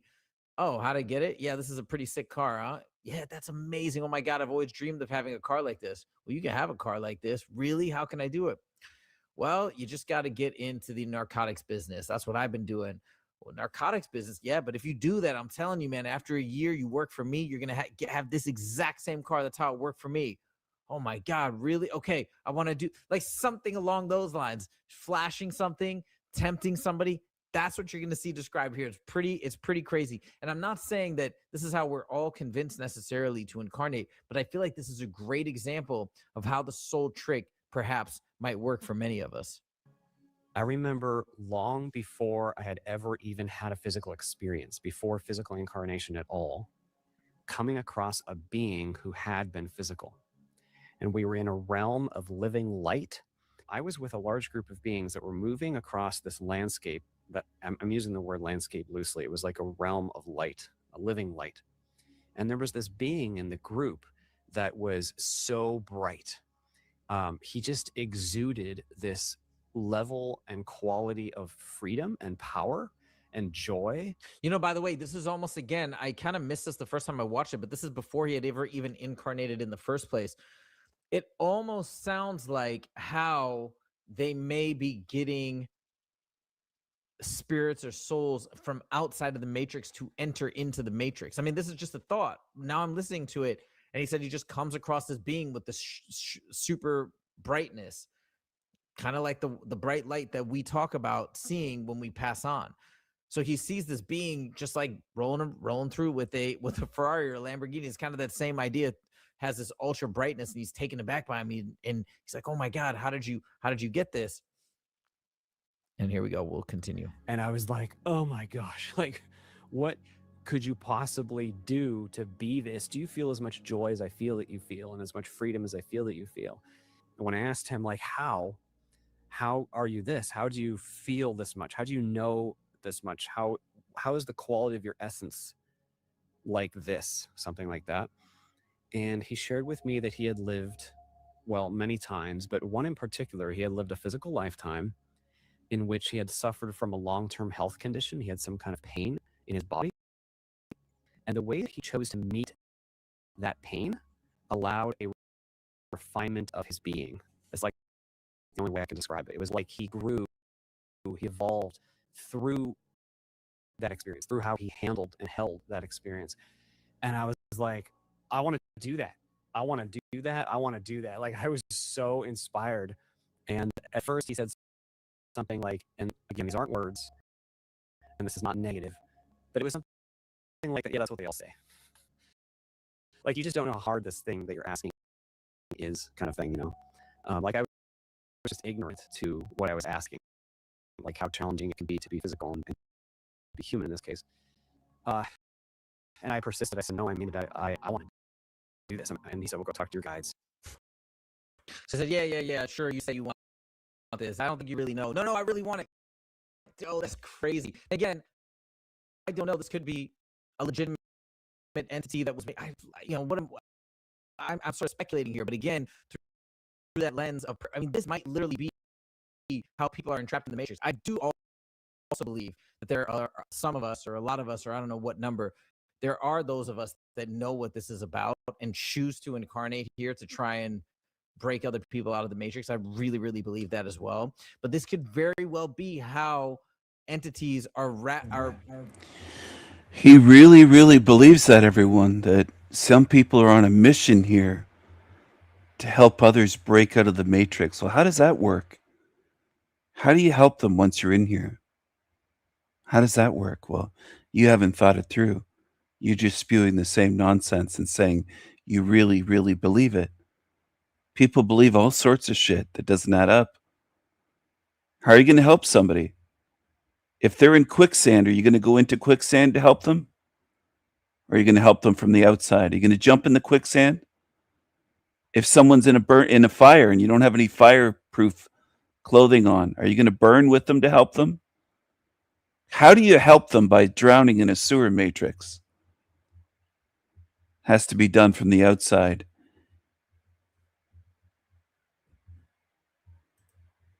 This guy's not high IQ. He's someone that really, really believes stupid shit. There's a difference. He believes in shit. Right off the bat, I know what he is. This is about, and choose to incarnate here to try and break what this is about, and choose to incarnate here to that there are some of us, or a lot of us, or I don't know what number, there are those of us that know what this is about and choose to incarnate here to try and break other people out of the matrix. I really, really believe that as well. But this could very well be how entities are brought in through trickery from the outside and say, yo, check out, maybe putting on some false light projection and luring somebody in. That's crazy. But anyways, like I said, the main point here is there was no, after that, there was. Right off the bat, I knew he's a weirdo. He's saying, yo, and he's like, that's crazy. Is it really crazy to lure beings in here? I'm sure it happens every second. They're trying to lure beings into this matrix. Happening all the time. That's normal. That's not crazy. That's what seems to be happening all the time. So this guy's demonstrating that he can't think. All he can do is follow other channels and what he's seen and heard. He can't think on his own. And he's showing that. He can't think. And that's why people follow him. Because they can't think either. And they don't feel threatened by this. Most in this realm just want to believe in shit. They don't want to think. There's no, hey man, I really think you should go and do it, or no convincing or no prodding. It was after he showed him that shiny object, his essence effectively, hook, line, sinker. He was done. He needed no convincing. I want to do this. I want to incarnate. And he was. Yeah. Well, I could show you a shiny spoon and most of you would just follow along with the little shiny spoon. You can look at yourself in the spoon like it's a mirror. A shiny little silver polished spoon. Humans are easily duped. They're gullible. And they'll follow channels that won't give them anything helpful. For years. They'll waste years of their lives following absolute shit.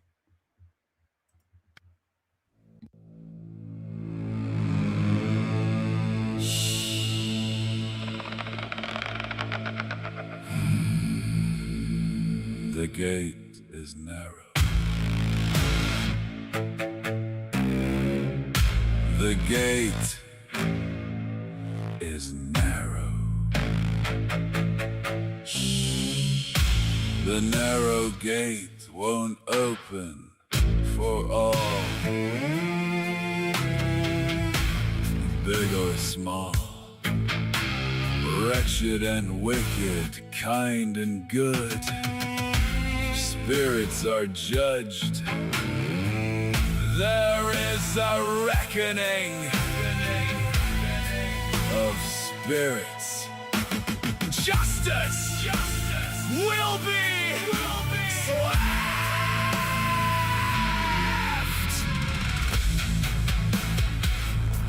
The gate is narrow. The gate is narrow. My ravens and crows will be there to witness the end Of this matrix. Ravens and crows.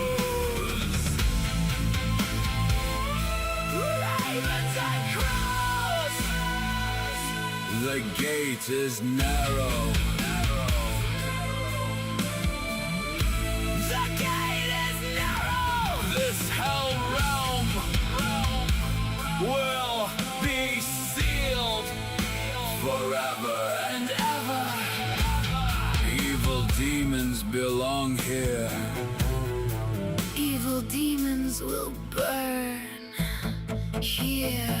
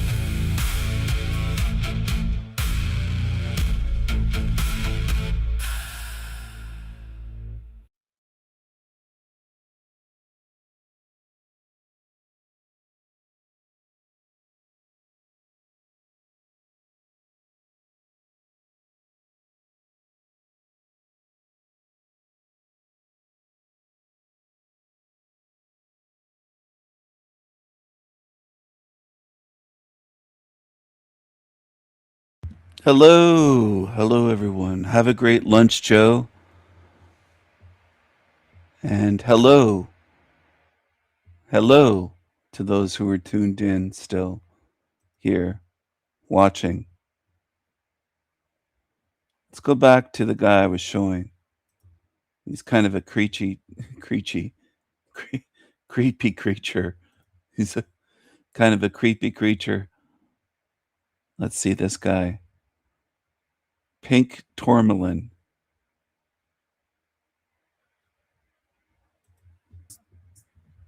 From that point on, I believe in the Matrix. Vince prodding was after he showed him that shiny object, his essence, effectively. Hook, line, sinker. He was done. He needed no convincing. I want to do this. I want to incarnate. And he was, from that point on, I believe in the Matrix. Now, here's a second part where we do actually see, right, in that first incarnation, it sounds like he just went in after he was shown the shiny object, shown the shiny essence. Y'all want to do that? Let me do it. Let me do it. Let me do it. Okay, go for it. You got it. This time he does talk about his guides pestering him and putting the pressure on. Check this out. And this guide coming to me every once in a while and saying, "Are you ready to go back yet? Are you ready to go back yet?" Just like, not pestering, but just kind of like reminding me of my own intention. I know he clarifies, hey, the word pestering, that sounds like pestering to me. That's why I labeled it as the pestering of the guys. You judge for yourself. And putting him off for a while and be like, no, I'm not ready yet. No, I'm not ready yet.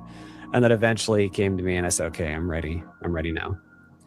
And then I remember reviewing with this guide what I can only describe as my state, like who I've been, what I knew, what I understood at the being level, not intellectual understanding, but like you could almost say like virtues maybe, or qualities of being that I knew I had. And it was like, this is just a metaphor, but it was like if you looked at a chart with 1,000 data points on it, but I could just see this one very specific low vibration fear that had bested me in a previous experience. Because of the fear, I had become an egoic monster in a previous life, and I had caused a lot of damage for others. And so I could see like, wow, if I could meet and heal, integrate that super low vibration fear, that would be incredible. Like it would be such deep expansion and healing, not only for myself, but for all that is. It was like, I knew I would be like doing a service for the whole if I could do this myself. Okay. Now, it is obviously potentially possible that there was some fear embedded within his soul or his spirit that needs some healing, and then he can evolve and grow. I mean, this would be the New Age explanation. But as we've talked about, there's also another, I think, more plausible explanation that this is exactly how the Akashic records are used. I mean, they went back, they found something. Like there's always going to be something in every life that you're going to mess up, that you're going to, because we have so many complexities and difficulties baked into every life, no matter what family you're born into. It's always going to exist. So it kind of reminds me of what I'd see as a patent attorney, really, when I was working as a lawyer. It's not about when you're trying to figure out, hey, we want to bring a claim. It's not, hey, let's look at what they've done negative. It's like, let's look at all the patents that we have in our arsenal. Let's find something that's kind of similar to one of our patents, and let's go full throttle, right? Kind of not exactly how it goes, but you get what I'm saying. It's more, it's not, did they do something wrong and we should sue them? We want to sue them, so let's find something that we can kind of turn into an issue, if that makes sense. And that's what it seems like is happening here, going through all these records where they found one random life. Like, what does that mean? So he had this one fear. Is that fear now embedded in his soul? Is that just part of that one life? And can't that be cured with the life review? And you know what I mean? Why is that still there? Why is that still something that needs to be healed? In the soul, I mean, that was more of a manifestation based on circumstances, it sounds like. So to me, that feels like the guys are pestering him, pushing him, hey, it's time to get back in the mix. We need you to reincarnate again. Number one. Number two, it's easy. You just find, you go through and pick and choose the right point of manipulation, the right pressure point, and you apply it, and boom, you get the result. That's what it sounds like to me. This is very, very interesting, this entire story. A lot of insights from all this in terms of how the whole process works. Let me know what you guys think, but this is, and I know this wasn't his intent, obviously. I hope this gentleman Christian doesn't take offense. This is I think this is an interpretation that he should consider as well. Obviously, so many people that have had experiences like this, maybe their first instinct is likely to just trust exactly what's being told to them. We kind of think, like I used to think too, what happens in the ethereal or in the astral, that's pure energy and information. And there's nothing to, but now, obviously my eyes have been opened, and I think we need to be made aware that, yeah, that manipulation out there could likely be happening, if not more so, to a greater degree, greater extent, as above, so below. It's something to be mindful of. Okay, in this next part, he talks about the memory wipe. He talks about this concept of the veil over your psychic abilities, your power, whatever you're able to experience, the memories, at least whatever memories you have at that point. It sounds like at this point he's already gone through multiple memory wipes, but whatever of those memories or that connection he has to the ethereal or other conscious beings, it all gets sliced away, and he talks about it right here. Check this out. So the veil is just a word we use to describe the limitations in consciousness that we wear, that we adopt, we take on, in order to have the super dense, low vibration, calcified or something experience of being physical. It's the only way I can describe it. And it felt like a plummet in the vibration of my being, which was like, just imagine the body of your awareness being at a very high vibration and being connected to everything. And then that vibration suddenly plummeting down, lower, more, keep going, and then more, and then lower more. And then you think you're at the bottom, and no, more, lower, more. Like, that's how it felt in the body of my awareness, and having all of my knowing be cut off. It's crazy because what he actually describes after this is having everything cut off, having basically the senses, the connection, the memory wipe, whatever. After he experiences all of that, he actually rebels, and he actually refuses. He actually says, no, I don't want to go into this body. Now, I didn't include that section here, but I figured I'd just narrate it in a little bit more of a condensed fashion. But he says no, and he said he actually punched back through the veil and exited the body. Now, what happened after that is his mother of that life, the baby, basically, his mom miscarried because he shot back out, which is interesting. So he was in there, he had agreed to it. And so what does that also say to us about that state, that free will? Even after you've agreed, you still have some say in whether or not you stick around. Now, ultimately, it sounds like when he left at that point, after he had already agreed, he was shot back into the astral, wasn't able to fully get out, and then eventually was basically manipulated into coming back into a new life. So that, not saying that that's the way out. Once you've agreed, you're probably stuck living through that incarnation, is my guess, and trying to split at that point and pierce the veil and break out of the fetus. That's not probably the way to go.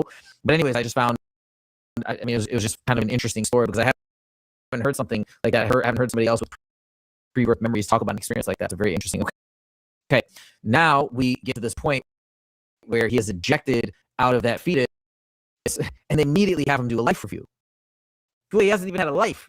But the point of the life review, I mean, at least how it's presented, is to show the things you did good, to show things you did bad. That's not what happened here. You're gonna see what his life review, because he didn't really have a life, what his life review consisted of. To me, it sounds like one big guilt trip. You be the judge. And shit, I fought my way back out through it, and I was successful at doing that. But I saw immediately that I had killed the fetus that was to be in my body, and I had a life review, just like they describe in your death experiences, where I could see all in a flash, but all, like, tons of content all at once, everything that my choice affected.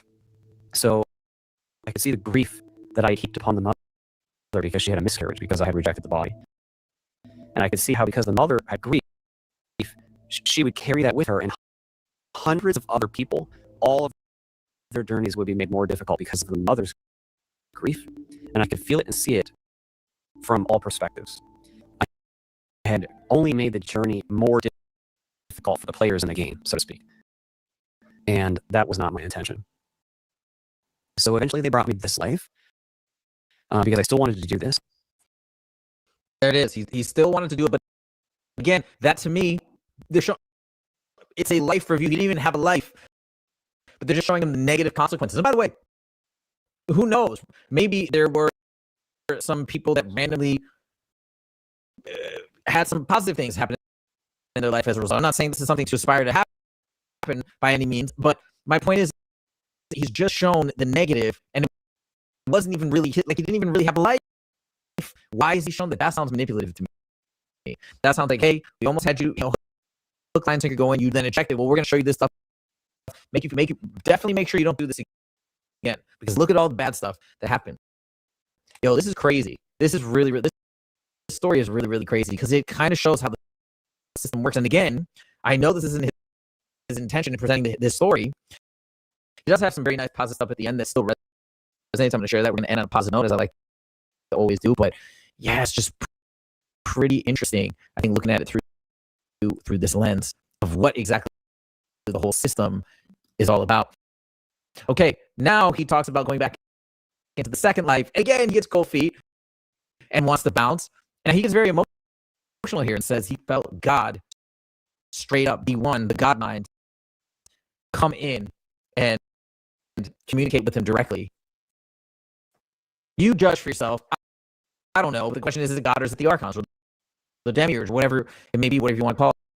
But is this really the true one God, or is this again another manipulation that sadly it's not like he's falling? If these are all indeed manipulations, he's falling for all of them. No, I'm not saying that in a negative way about him. I think we all do. That's probably why most of us, if not all of us, are here. But that's what it sounds like happened here. But you judge for yourself. Then I was there for a while. I don't know how long, but it didn't seem like very long before I said, you know what? I'm not doing this. Like, I am not doing this. There's no freaking way I'm going to tolerate this for a whole lifetime. This is so dark. This is so dense. This is so cold, like, vibrationally cold. I am not going to tolerate this for a lifetime. And I had so much fear rise up because I felt like I had lost all that I really am, And so once again, I began to summon my might to fight my way out. And when I did that, the most holy moment of my physical journey happened. There are no words for this. Then I felt what we call God. It's this ridiculously overcrude term. The great I am presence of all things come to me and expand me back out.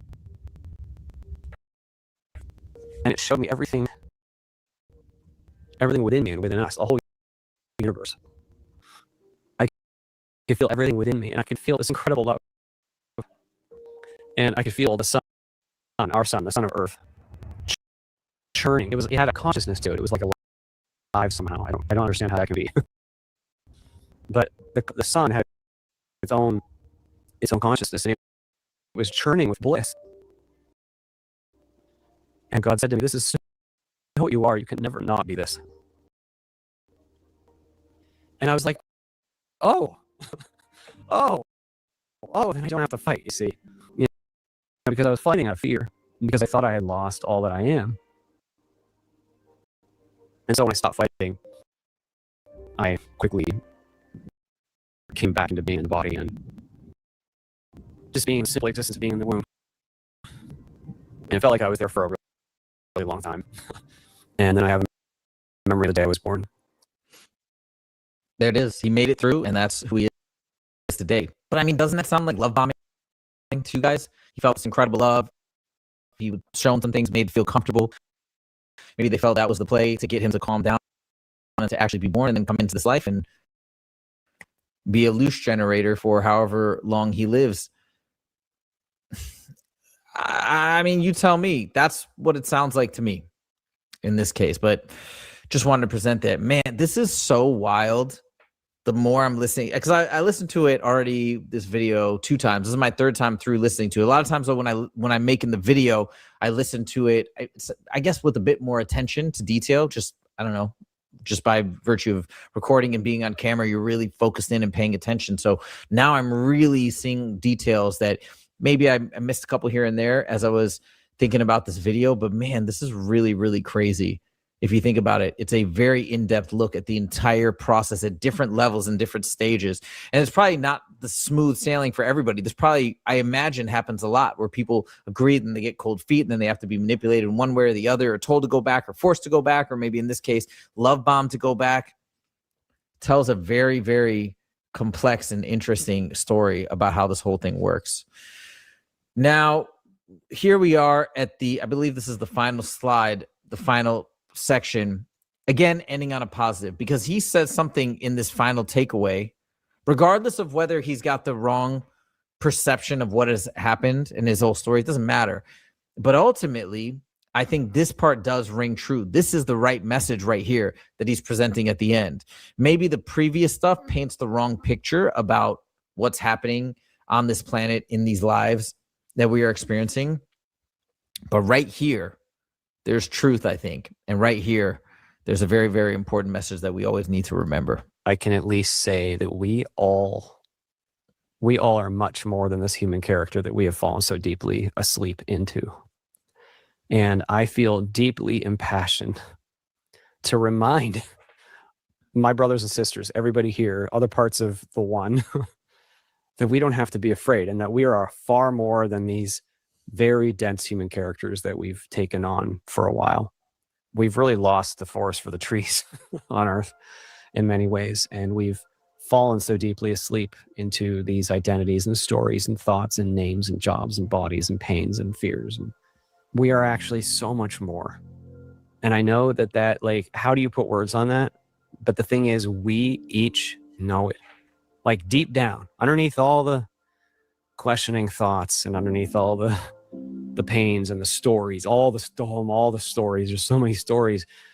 Underneath all of that, we all sense there's something more. There's something more. If we can get in touch with that, we can be empowered here. We can be liberated here. We don't have to live in fear. There's actually no reason to fear at all. And when we align with that true nature, we end up aligning with this great power, which is love and joy and freedom and peace. That's our true nature. So that is the main message that I want to share, is that we are multidimensional beings of love and peace and freedom and joy. We really are. I agree with that. And I think that is part of the key, recognizing that, becoming aware of that reality and that truth. That's part of the key to ultimately realizing that we have the power to go wherever we want, be whatever we want to be, and escape if we so choose. There it is. What did you guys think? Did this blow you away like it blew me away? A lot of insights, a lot of valuable insights. I want to look at more pre-birth videos like this as well, because there could be a lot of very, very interesting material and some really good conclusions that we can extract from these pre-birth memories. Let me know your thoughts in the comments. Thank you guys so much. You gonna pay this guy? I'm gonna subscribe because I want to see more of this shit from him. I might want to cover more of this, but he's charging money for his members only, of course. So he's so much about the truth that he wants you to get your credit card out. Recurring payment. You subscribe to join his membership club. You got to pay him every month for some of his content.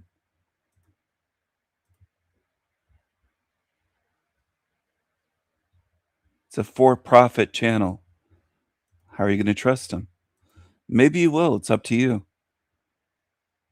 I don't know why so many humans want to pay for shit channels, but they do. They do.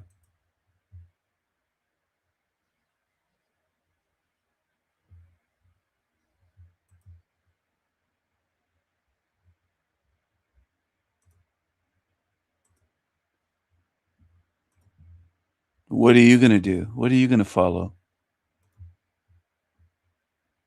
Where do you stand? What are you going to stand against?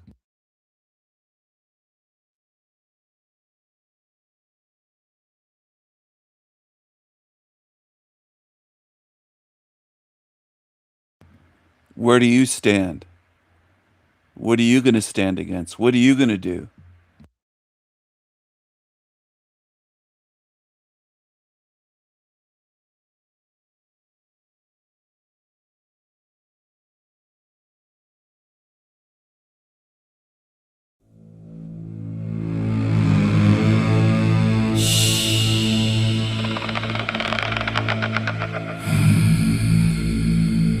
gate is narrow. The gate is narrow. The narrow gate won't open for all, big or small, wretched and wicked, kind and good. Spirits are judged. There is a reckoning of spirits. Justice will be swift.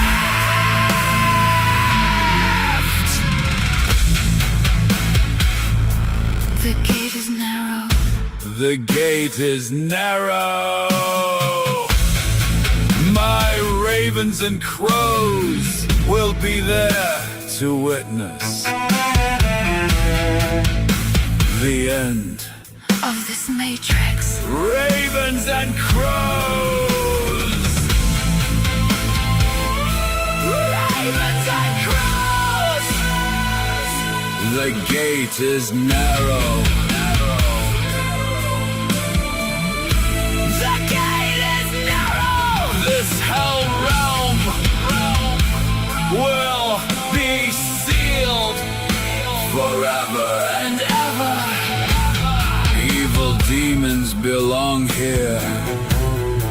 Evil demons will burn here.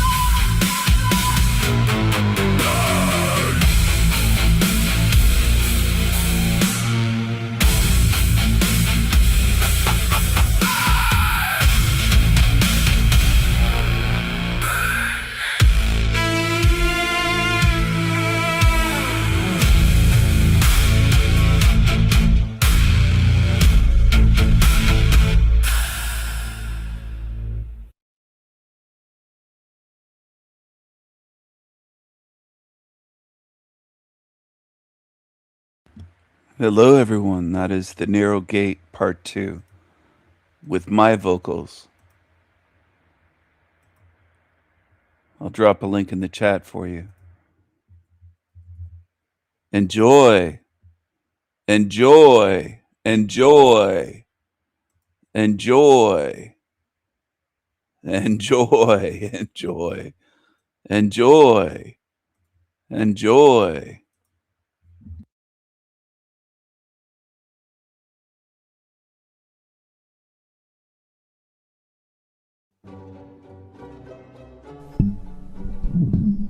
Welcome. I thank you for being here. God bless. And let us begin.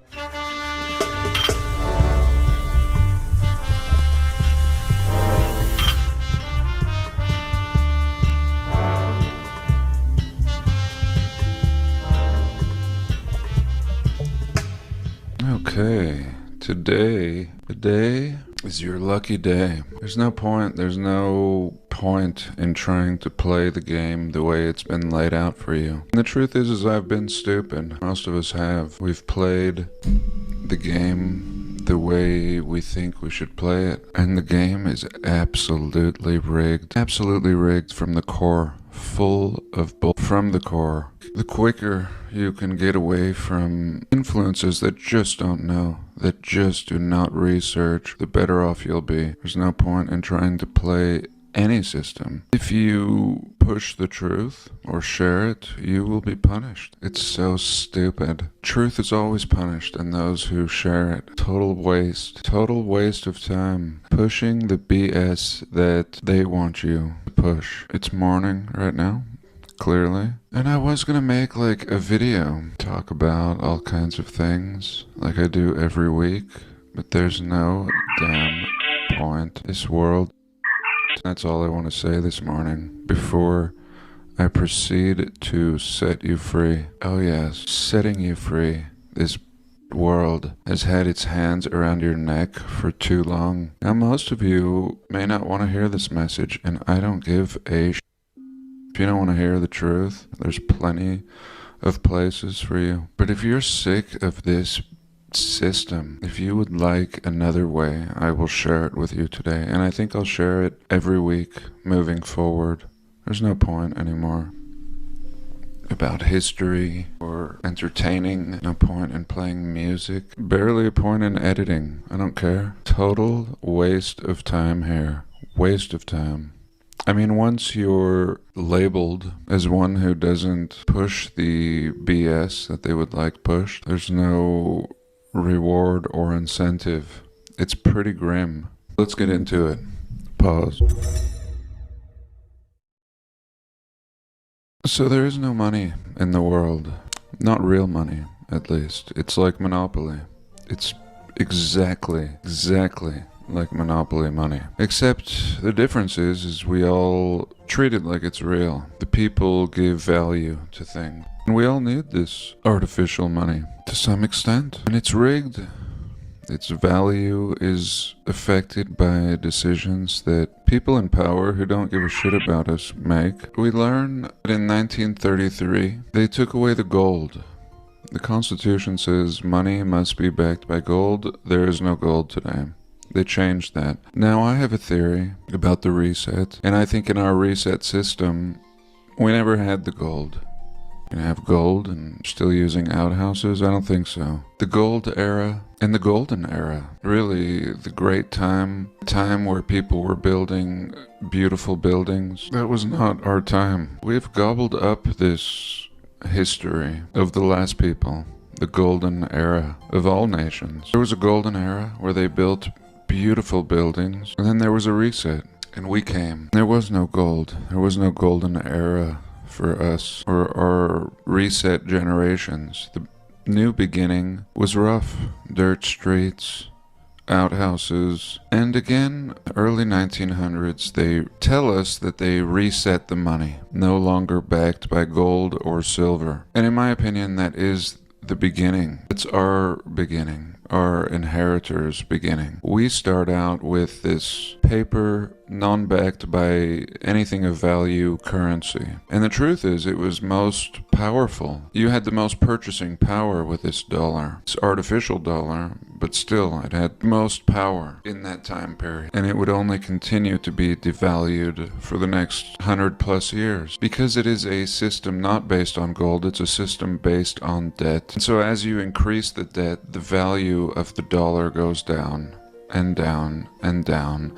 And they spend and create more money, and now that value of the dollar decreases. And essentially a dollar is a debt. Look, pull out a dollar now. This is a debt. A note, just a note, not backed by anything. A money that is backed by something of value can be exchanged for that value. It stays stable.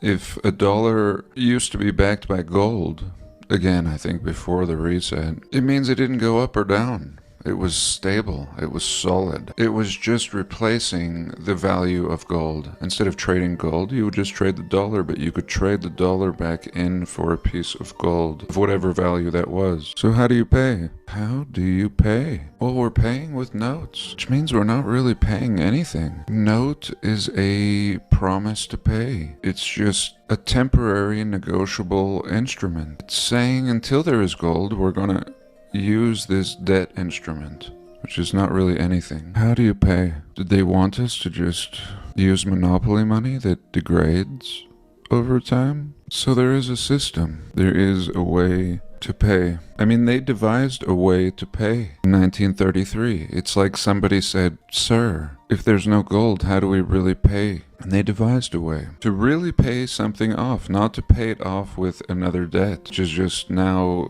a double debt, a double deficit, -1 and -1. And they devised a way, and they didn't tell us. I've spent the last 8 or 9 years trying to find another way, knowing damn well that everything is being created out of thin air. Some have the power to create out of thin air. Why should just those have the power? Shouldn't we all have the power to create out of thin air? And the answer is yes. They gave us all the power to create out of thin air. We just weren't told about it. Now, I've discussed in past videos, I've made a lot of videos. Some on this channel, some on my other channel. One on my other channel, called Never Pay Bills Again, used such a technique. But unfortunately it was wrong. It was kind of right, and yet it was kind of wrong. In short, I used my social security number and card you have as a bank card. I made some purchases with it, and it worked. And it worked for thousands and thousands of people before me. But by the time I did it, they were cracking down on it. Not because it didn't have value. It did have value. It was legit. There are accounts with our names on them and our social security numbers full with millions. But even though they did, they no longer allow that method. They've made it more difficult to access. And so I continued. I was fascinated. Many channels that I followed were on this platform. So much truth, but also very little success. Like, I don't know, maybe there was 500,000 people in total seeking a solution in an artificial world. How to really tap into the system like those on the top do, like most governments, most banks. I mean, this is like really the fruit of all of my research. For me, I don't know what your fruit is. I mean, some people will stop at old world research. Some it might be flat earth. For some it might be like Edward Griffin. Awesome dude. Shout out to you. Kind of For John Levi, he's trying to figure out a way to get free money. It's always about the shekels with the tiny hats. His focus is on the money system. Well, of course. He wants shekels. He thinks this wouldn't be a hell realm if you just had shekels. He doesn't get it. Showing this very introductory idea. He wrote a book called The Creature from Jekyll Island, essentially showing the scheme of the restructuring of this monetary system. Awesome dude, still around today. I think he's 95 and sharp as a tack, still doing interviews, and still, unfortunately, not even really that known amongst the masses. Certainly known by those who seek truth. So I've been learning from a teacher who learned from another teacher who learned from another teacher. It's like I'm maybe 4th generation, and blessed, absolutely blessed, is one who discovers this. And I don't know if everybody cares. Honestly, a lot of people don't care. A lot of people complain about things but really love the system. Just kissing.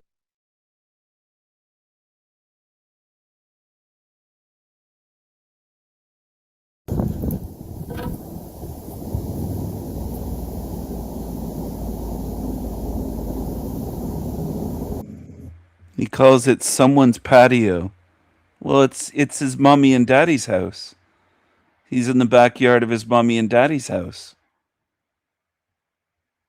But he's desperate to make videos and get attention. He's desperate for attention. This scrawny little, tiny, angry little garden gnome. He thinks he's Rambo. Look at this.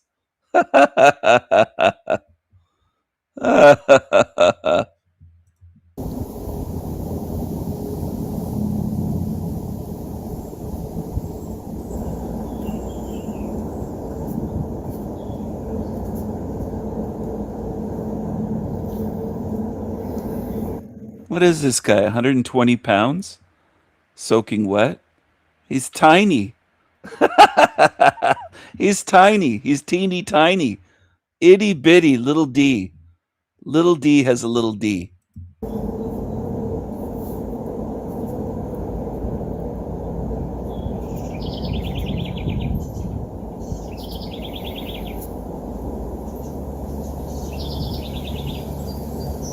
This is so cringe. Look at him looking at the camera, thinking he's going to get some attention for this. He's doing this, he's recording this and putting it on YouTube for attention. What an attention-seeking cringe creature. It's his mommy and daddy's backyard. Isn't it, Derek? Isn't it?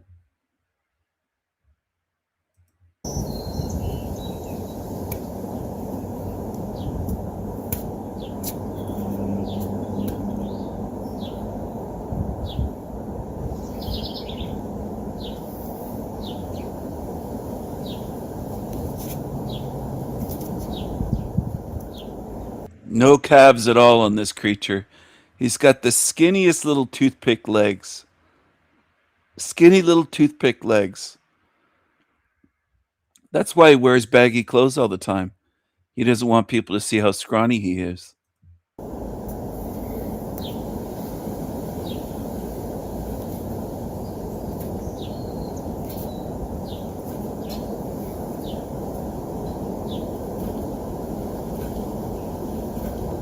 I wonder if his parents and sister watch this and just laugh.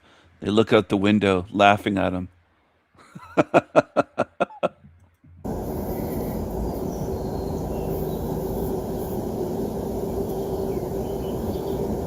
Big beard, tiny body.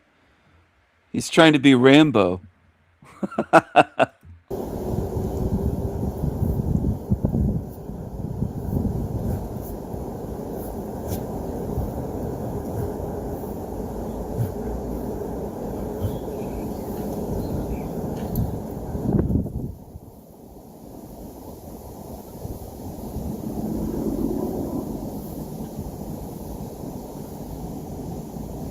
What a little pissant. Oh, step on him. Step on him like a pissant. He's a pissant.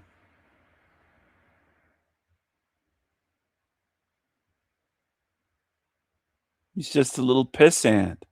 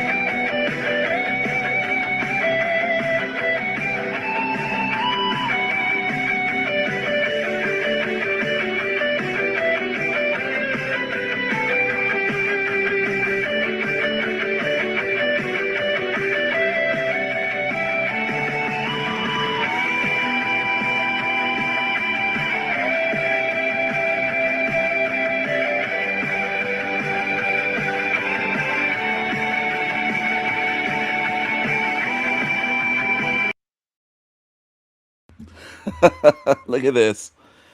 He's obsessed with this.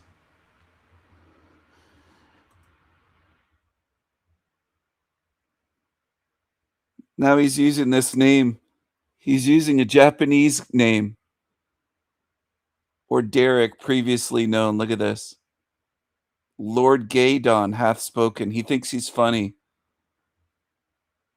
Imagine thinking that he's funny.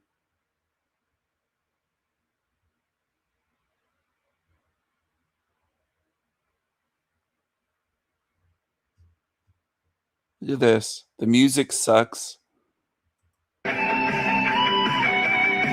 Music, if you can call it music, it just absolutely sucks. It's annoying. He's an angry little garden gnome. His face is always angry. His voice is always angry. There's no joy in this creature. He's an angry demonic spirit. That's what he is.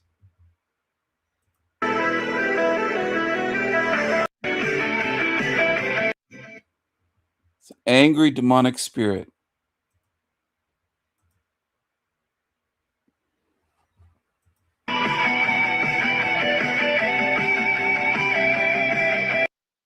He always looks angry and sounds angry. There's no joy in him. So cheesy, so namaste. The Power Rangers theme song. It might be. It might be. How cringe is that? God damn. He's kind of like a male version of Dolores Cannon. That old granny that I was showing earlier, the Gingy. Here she is. Except she's happier than he ever was. She's a deceiver. She's demonic. But she has more joy in her than little Derek, and she's bigger than him. So when they said the planet was like at that time, I've had them go to the times whenever life was being created. Many of you probably had these past lives too, but you don't remember these things on a conscious level. I've had them go to where they were helping form the oceans, form the first life. Because we've all been creators. We've all been parts of this. We just don't remember because they're focused on this life right now. But if it's important for the person to know, it will all come out. So I think I'm not going against your belief systems. Just stay with me on this anyway. So when they said the planet got to the point it can support life, there is a group that was called the archaic ones, the ancient ones, have been around forever. They are the ones who began the seeding of the planet Earth. They did it because in their beginning, that's how they started. Someone came and seeded life on their planets. And when they got to the point that they could travel in space, they began going through the galaxies, planting seeds also, and developing races that got to the point where they could carry on the work. Eventually, we're going to be involved in the same thing. And you know, with the curiosity of our scientists, if they find a planet out there they think can grow something, you know they're going to do it. And they said we will be a very welcome addition to what they call the Federation because of our curiosity and our creativity. So we will all be a part of this at the time. I've had people go back to when they were there, when the Earth was being cooled down, when the oxygen, the ammonia in the air was being taken out so that life could form. First you had to have the atmosphere, then you had to have the water, then you had to have the plants. And they were there doing all of these steps. Many of these people have gone to lives where they were the seeders, the planters. And other ones have gone to lives when they were the recorders, where they had to go back and see how things were advancing, how they were developing. All of this must have taken millions of years, but this is part of what they do. They go throughout the galaxy checking on all these different things. I'm trying not to stay too much on one subject here, but it's quite complicated. Okay, so I asked them one time, where did the cells come from that began the whole thing? They said it doesn't matter. They come from everywhere. As they travel through the universes, they are collecting cells. They're collecting sperm and ova to be used in these projects down the line. This is part of what they do. They collect animals. They collect everything because they will be used for future seedings of other planets. And when they first brought the cells and put them on Earth, the idea was to get it to develop into a multi-celled organism, to start dividing. They didn't care what it was going to develop into. They didn't care what it was going to look like as long as life would be established on Earth. Because it all depends on the primeval soup in the atmosphere and the chemicals on what anything is going to look like. They told me one time, you'd be surprised what you could have looked like. But the species develops according to the line it goes. We developed along the mammal line. Other planets develop along the reptilian line or the insectoid line. It doesn't matter. Some of them are combinations of different types. We developed along the mammal line. But they bring in the cells and they get them to turning into multi-celled organisms. They come back from time to time checking on everything. And they said, you have no idea how fragile life is. Because sometimes they would come back and it had been developing, something was beginning to form, and then they would come back and check on it again, and it had all fallen apart and died. They said, life is so fragile. They have no idea how important life is and how delicate it is. If they can get it going and keep it going, so then it begins to develop into plants, animals, and I'm going to condense a great deal here because I've done lectures on just this for many hours. So it develops into animals eventually. Then it came to the point they were going to have a human, something that had knowledge and intelligence. So, like I said, we were going along the mammal line. So they picked the ape because it had a large brain and also because it had hands. Had to have hands that would be able to make tools to create a civilization. So there was a lot of work done to change the ape with the genetic manipulation of the genes and to develop it into a person. They said you will never ever find the missing link. That's because it's jumped generations. Because it just happened so fast. And this is what the scientists can't understand. Even Darwin said he understood evolution through the animals and the plants, but when it got to man, it didn't make any sense at all. But that was when it jumped. So when they finally developed an intelligent human being, something that could begin to build cities and plant, then they knew they had to come and live among the developing species. No species ever just came out of the jungle and decided they're going to start planting or start building houses. They're out there hunting and gathering. So when they came and lived among the people, this is where your legends of the gods came from. They lived as long as they wanted. And they lived with the people to give them the knowledge they were going to need as they went along. Every culture in the world has the legend of the culture bringers. And the culture bringer always comes from the sky or from across the water. They all have, the Indians have their corn woman who brought them corn. The other ones have the ones who bring them fire. They all have these gods that they had worshipped because they lived there. And I've had people go back to those times and they say, why do they call us gods? We're just beings. And they were just there to make sure everything was going okay. This was supposed to be a planet, a beautiful, beautiful planet with a species that would never get sick and never grow old. It was supposed to be a perfect species. Maybe that's where the idea of the Garden of Eden came from. I don't know. But it was supposed to be a perfect species.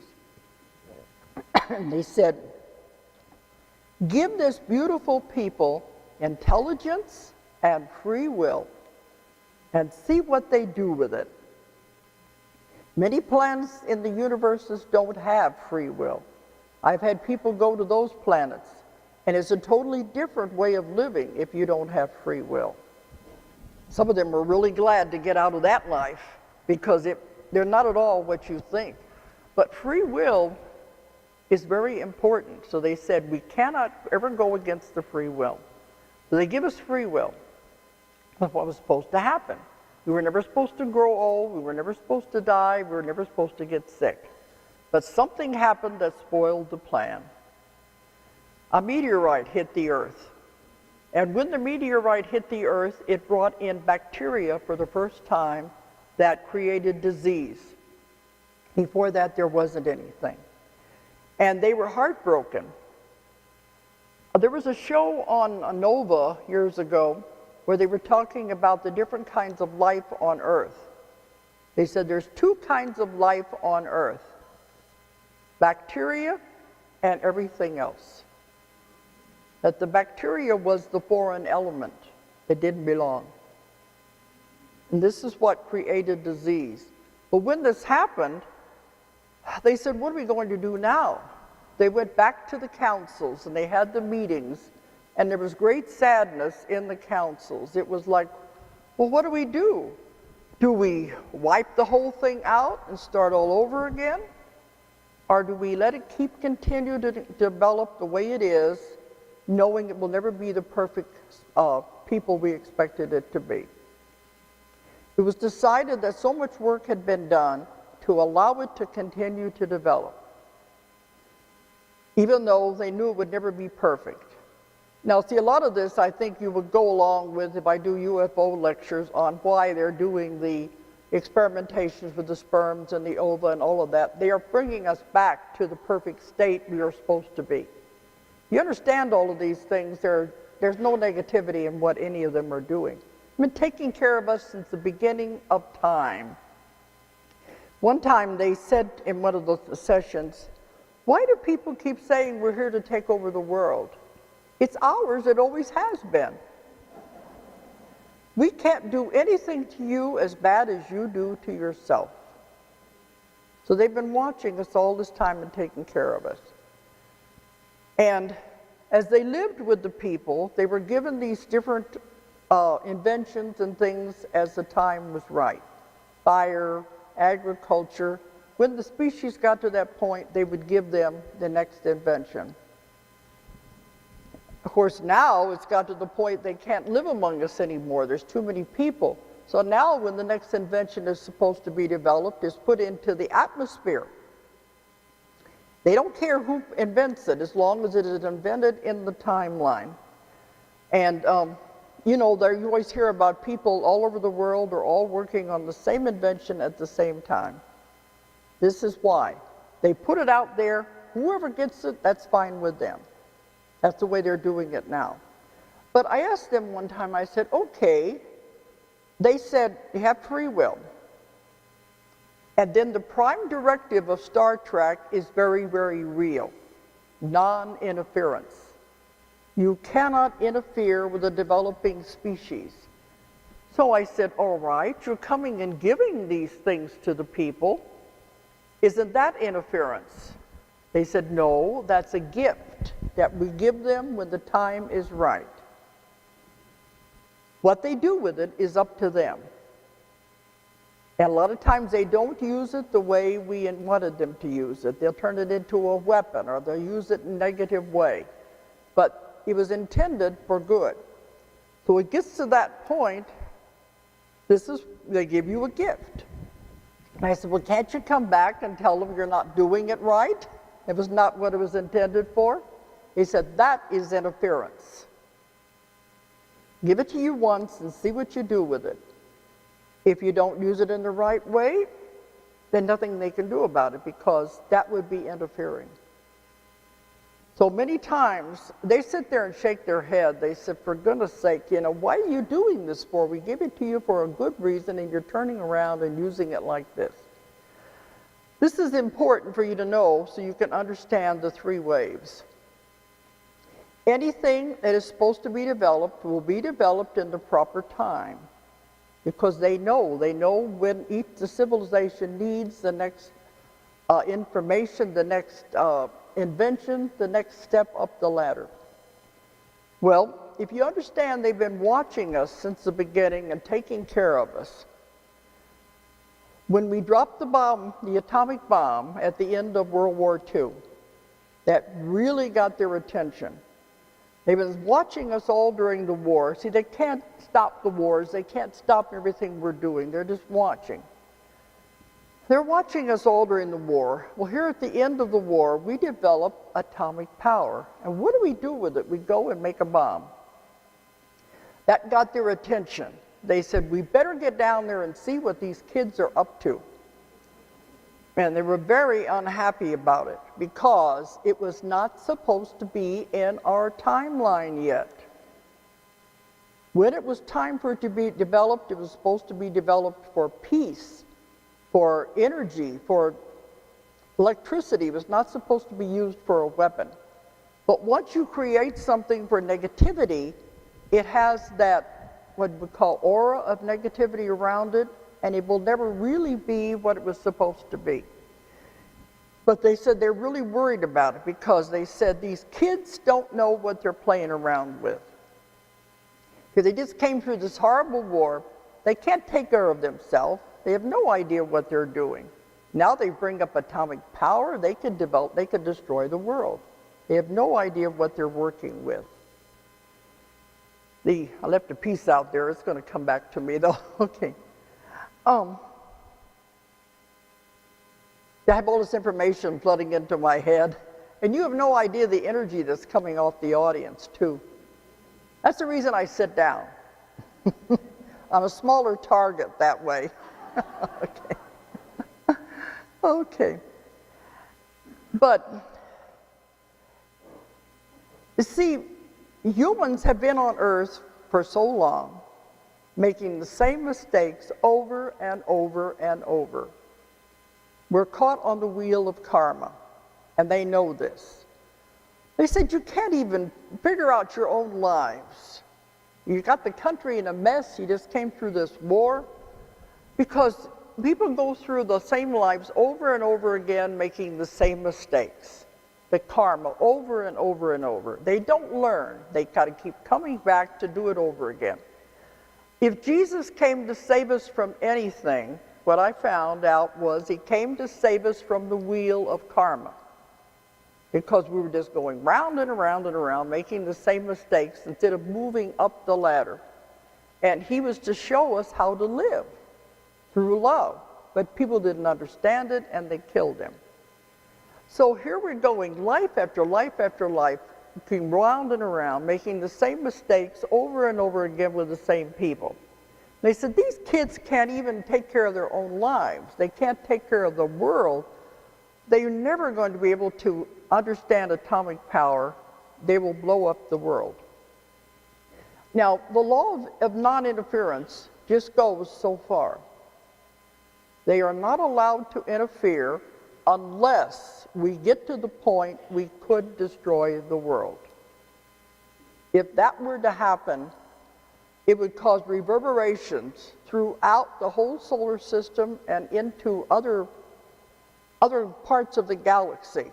You have no idea what it would do if this, I said, this little planet, we're isolated over here on purpose. We're a young planet.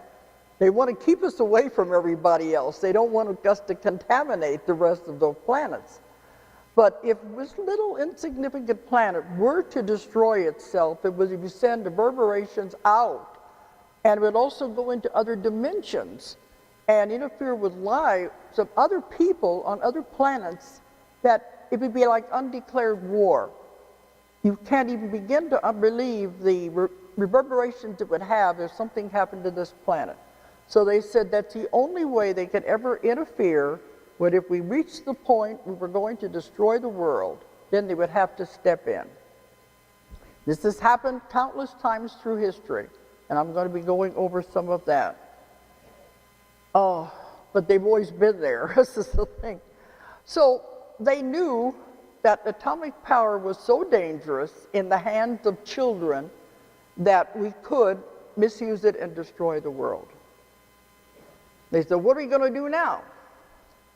We can't come in and say, stop it, you can't do it. That's interference. They came up with what I thought is a brilliant plan. They went back to the councils, they had meetings on this. They said, all right, we can't interfere from the outside. Maybe we can influence from the inside. So they came up with a brilliant plan. The people on earth aren't doing it. They're too stuck in karma, too stuck on the wheel. We're going to have to bring in other souls that have never been here before and that are not stuck on the wheel of karma.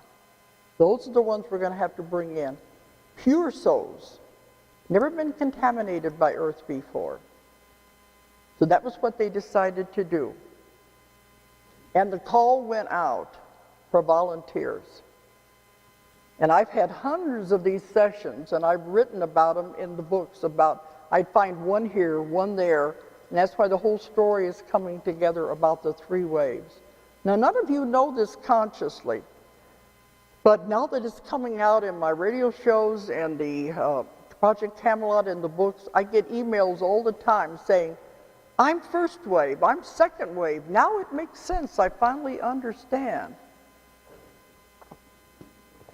But on your conscious level, you don't understand, you don't know what in the world's going on. Okay.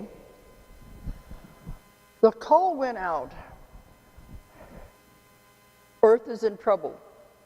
We need souls to volunteer and come and help. Will you help Earth? And I've had many, many sessions when some of them are at the meetings they're holding in the spirit world and all different parts, and they'll say, who wants to volunteer? And they say, they raise their hands, I'll go, I'll go. Then they say they get down here and they say, what was I thinking? This is horrible. What was I thinking about? But what I have found, these volunteers are coming from 2 different places. Before, all those years when I would take people into past lives, it would be normal past lives.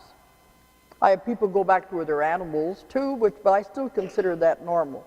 Animals, birds, plants, rocks, even rocks of consciousness, everything has consciousness. When I have somebody go back to where they're a rock, they say, life is very slow.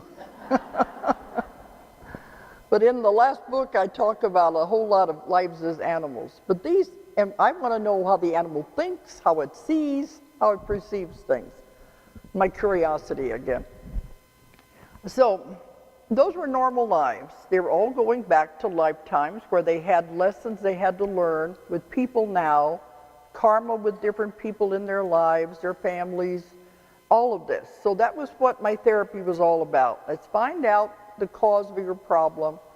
I get people with family problems, physical problems, job problems, and that was where it was going all these years.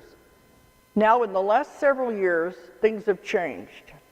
The only ones I'm finding now who are going back to normal past lives are those that still have karma to repay. These other ones are coming up with something totally different. Now, how can you explain this if it happens again and again and again? They go to 2 places.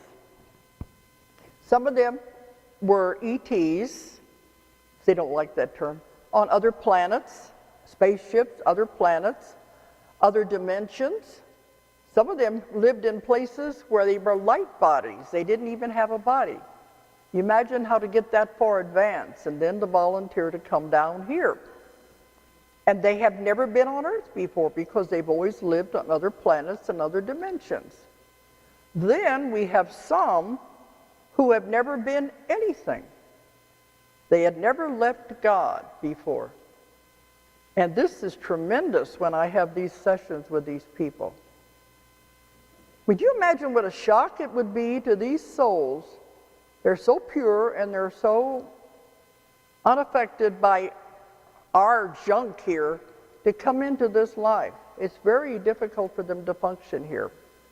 But when I've had them go back to God, they call it the source. They always say the source. They always describe it the same way. And I have a whole section in the last book on what God and what the source is. In my book, Between Death and Life, was the first time I ever got someone going back to God. And they were explaining about, they said, you have no idea what God is. Your perception of God is like a tiny thread compared to what it really is. You have no way of understanding what it is. And then they say, think of those people who do not have as much understanding as metaphysical people do. Their concept of God isn't even as much as a tiny thread. They have no way of understanding the totality of the whole thing. Well, first of all, God is not a man. This is what some of the speakers have been talking about the whole time here. God is not a man. You got to get over that. If anything, he would have been a woman. Because women are the creative force. He's neither one. He does not have a gender. This is what some of the speakers have been talking about the whole time here. God is not a man. You got to get over that. If anything, he would have been a woman. Because women are the creative force. He's neither one. He does not have a gender. He's not male and he is not female. It is a power, it's an energy that is absolutely incredible. Every one of them have gone back to him, describe it as a huge bright light. Some of them say, I'm in the sun, but it doesn't burn. It's not like being on fire. It's like being in a huge sun. Some of them describe it as the great central sun. But it is always described as this huge, enormous light, a pulsating light. And when they're there, it is so full of love that they don't want to leave. And they are always together with all these other, what do you want to call, beings, souls, essences, however you want to say it. And they're happy. They don't want to leave. I don't know if there's time to go back into how life got created in the first place when it came from God. I have all of that in the books too. I guess maybe I could say a little bit. Whenever God was this huge bright light, and when he decided, he knew everything, but he was lonely. So he wanted to create others. This is when he burst out. This is the Big Bang theory, when he burst out into all these millions and millions of particles. Now, when I take you back to what you really, really are, all you are is a tiny little spark of light. A tiny little spark, that's all you are. So in that point, they all shot out in all directions. Some of these little sparks became planets, some became galaxies, and many of them became the individual souls. I have many clients that come in and say, I want to know where I came from. I said, well, we all came from the same place. And they think they came from a planet out there or something. No, they all came from God, from the source. And when they shot out, it was like God said, go and learn, my children. Learn everything you can and bring it back to me. When Mandeep was talking about the supercomputer, it's really very much like that because he collects information. He wants to know everything. This is why there is no bad, there is no good. It's all information, experiences, and learning. So everything you ever learn in any of your lives, at the end, when you graduate, you bring it all back to God. It's kind of like downloaded. So anyway, this is how we all began on our journeys. We are like cells in the body of God. We will return with all of the information. So these people went back to lives, which I didn't think was possible to never have a life anywhere. In my early days, I wouldn't have believed it. But they were with God. And they were very, very happy. They didn't want to go. Because when they leave, they said it's this feeling of separateness. And it's very traumatic. They don't like it. They're away from God. And you go your whole life lonely. They want to go back to be with God. So they have been separated. So when they're telling me all these things, and I'm thinking, well, you must have left because here I'm talking to this body laying on the bed. Oh, she's laughing. Oh, hey. Oh, this is, you look familiar. Is this Tony Sayers' father? Tony Sr. What do you have to say?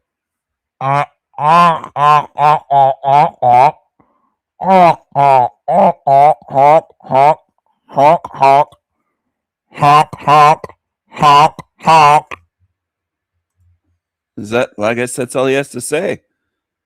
Jesus Christ. What a schnoz. Tony Sayers, that's Tony's father, Tony Sr. That's Tony Sr., everyone. That's Tony Sr. And I found a cartoon drawing of his mother. This is Tony's mom. This is Tony's mom. Oh my goodness, Tony. Tony. Well, Tony preaches some ideas directly from Dolores Cannon. Tony. My goodness.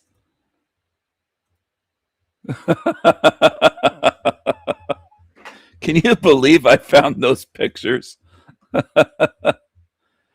You just ordered custom dozen Krispy Kreme for breakfast. Here's the Dolores Cannon. Duper's Delight. Story time with Dolores Cannon. Story time with Dolores Cannon. They love to lie. They love to lie and sell books and make money duping people. She duped millions while she was alive. Millions. This weird old woman duped millions of people. She's laughing it up. She was laughing it up. She was laughing at you. She was laughing at you. I said, well, why did you decide to leave? They said, we heard the call. And even when the ETs, all of this, they always say the same thing. We heard the call. Earth is in trouble. We need volunteers. Will you come and help? And out of their love, they said, we will go and help. Not knowing what they were getting into.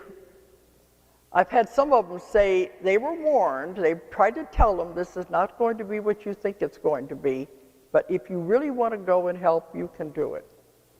So they came into the bodies. And sometimes when they get into the body, that's when they're saying, what were we thinking of? Oh, that's not interference, though, is it?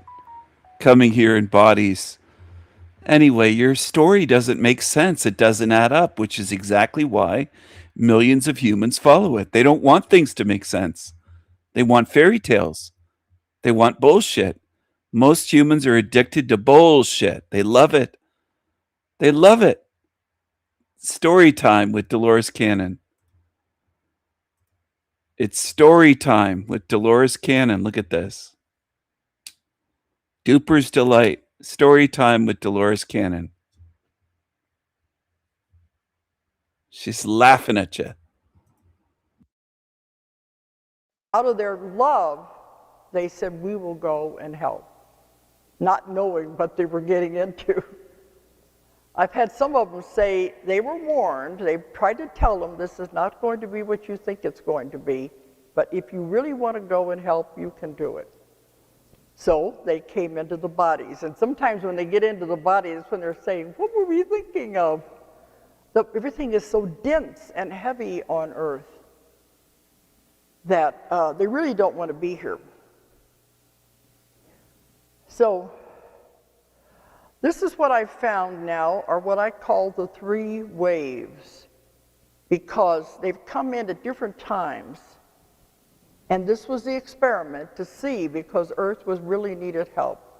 The first wave would be those born right at the end of the Second World War, right about the time I said when they discovered that we dropped the bomb, we didn't need the energy, we couldn't handle it.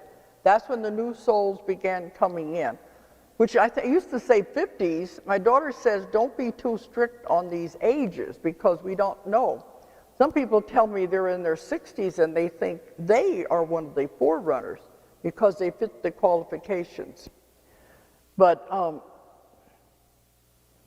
I would say nowadays, it's been about 60 years, hasn't it, since the end of World War II.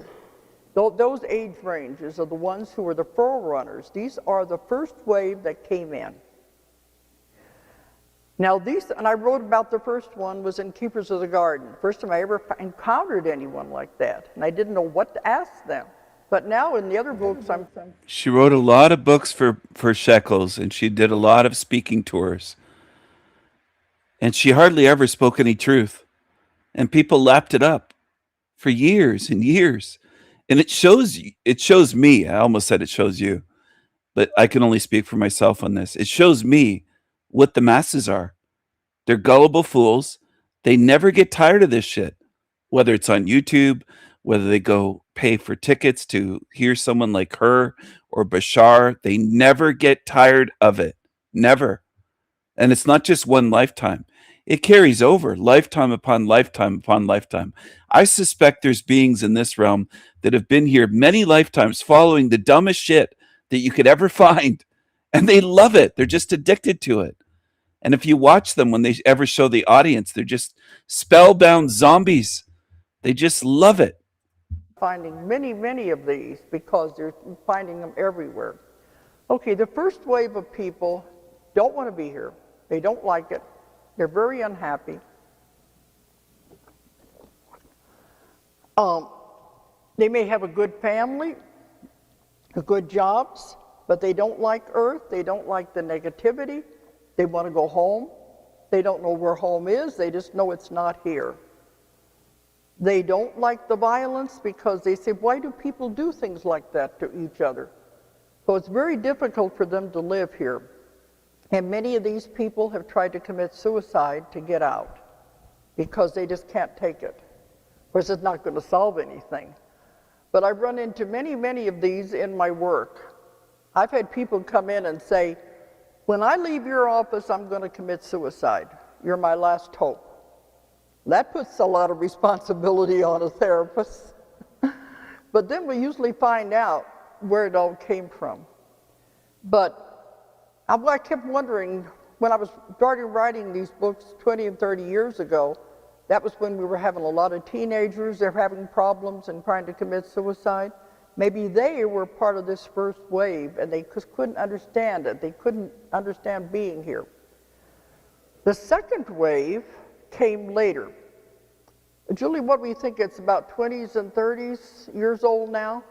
I mean, not 20s, 30s and 40-year-olds, and that the second wave. The second wave are what I call the generators, the antennas, the channelers. They're here to just be. They're here to channel energy. They will affect anybody they're around. They said you could walk through a mall, a crowded place, and affect everyone that you walked by. Just from the energy generating from the person. This is helping everyone. Because I have people coming and they want to know their purpose, they want to know what they're supposed to be doing. They say you're not supposed to be doing anything, you're supposed to just be. Well, of course, they're not very happy with that. They want to know, what am I supposed to do? These people, the second wave, are very gentle. They're usually in the background. If they do get married, I found some that find another soul like themselves.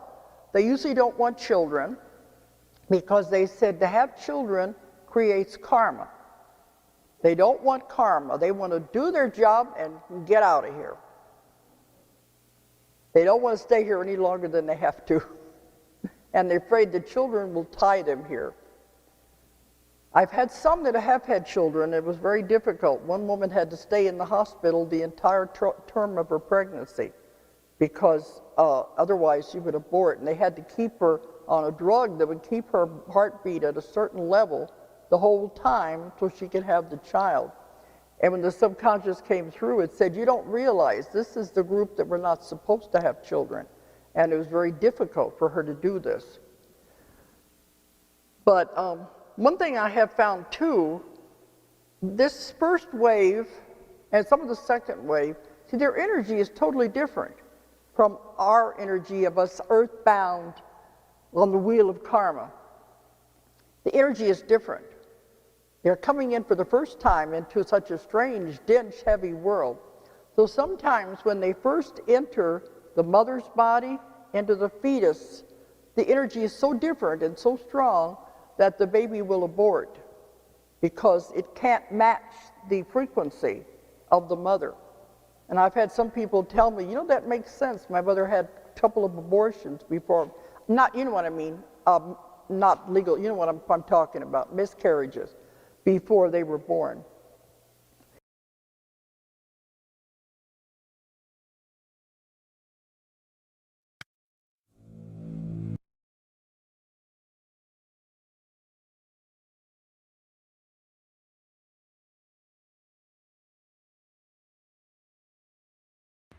Hello, hello, my tiggas. I'm going to play my new song again for you. Here we go. The Narrow Gate, Part 2. Are you ready? Turn it up. Turn it up.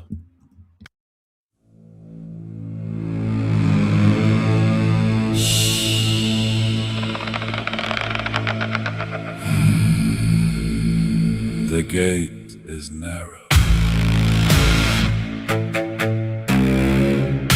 The gate is narrow. The narrow gate won't open for all, big or small, wretched and wicked, kind and good. Spirits are judged.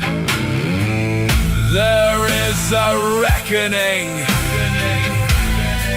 of spirits. Justice will be swift.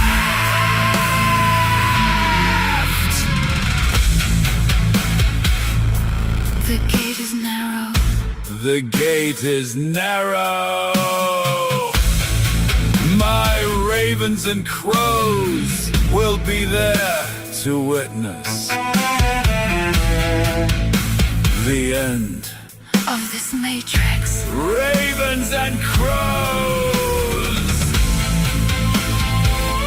Ravens and crows. The gate is narrow. The gate is narrow. This hell realm will be sealed forever and ever. Evil demons belong here.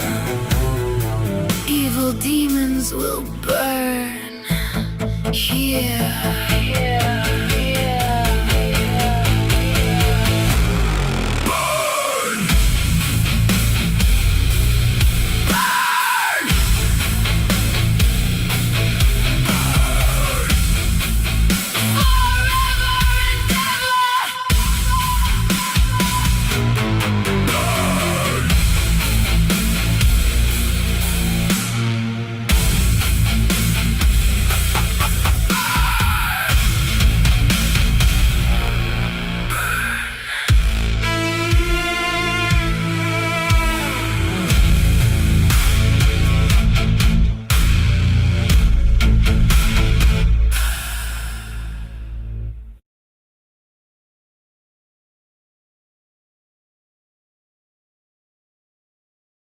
Hello, my tiggas. Hello, my tiggas. Hello, my tiggas. I'm going to play something for you while I have some breakfast. Hello, my tiggas. Hello. Hello, my tiggas. What is on the mind of Jeremiah Finkelstein? Should I play that or I don't know. I don't know if I want to play that or play my alchemical gold. Maybe I'll play this. Between the eyebrows. The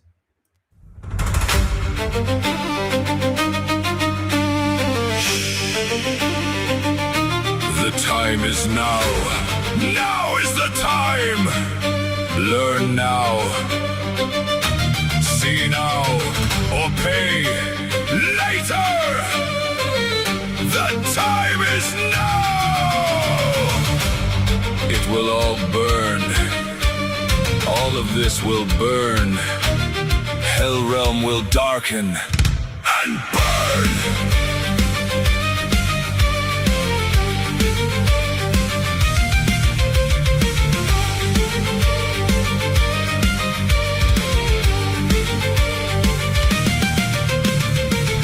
It will be dark here. No sun, no moon. Walking dead zombie demons forever doomed. This hell realm will be sealed. Demons will be entombed. The time is now.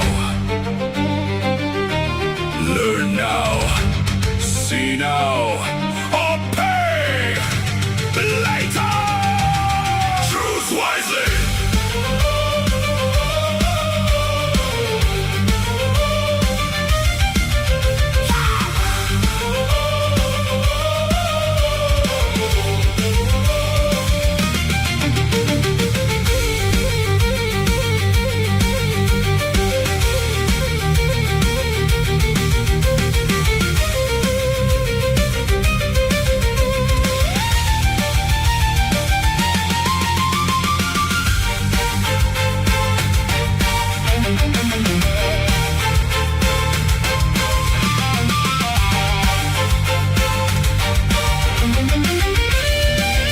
The time is now. Now is the time. Stand against evil, eternal and divine. Good spirits, Stand against evil. where do you stand? Oh, what will you choose? The time is now.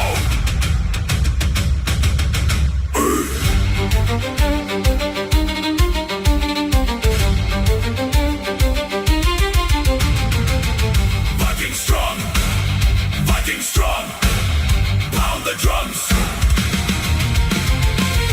Demons will fall, hell realm will be sealed. Triumph against all, evil is done. The Raven Kingdom Is forever. Pound the drums. Pound the drums.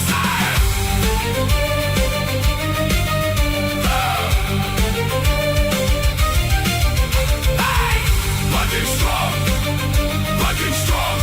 Burn in the fire. demons dance in the fire. Dirty, filthy liars. Burn, burn. The time has come. You are done.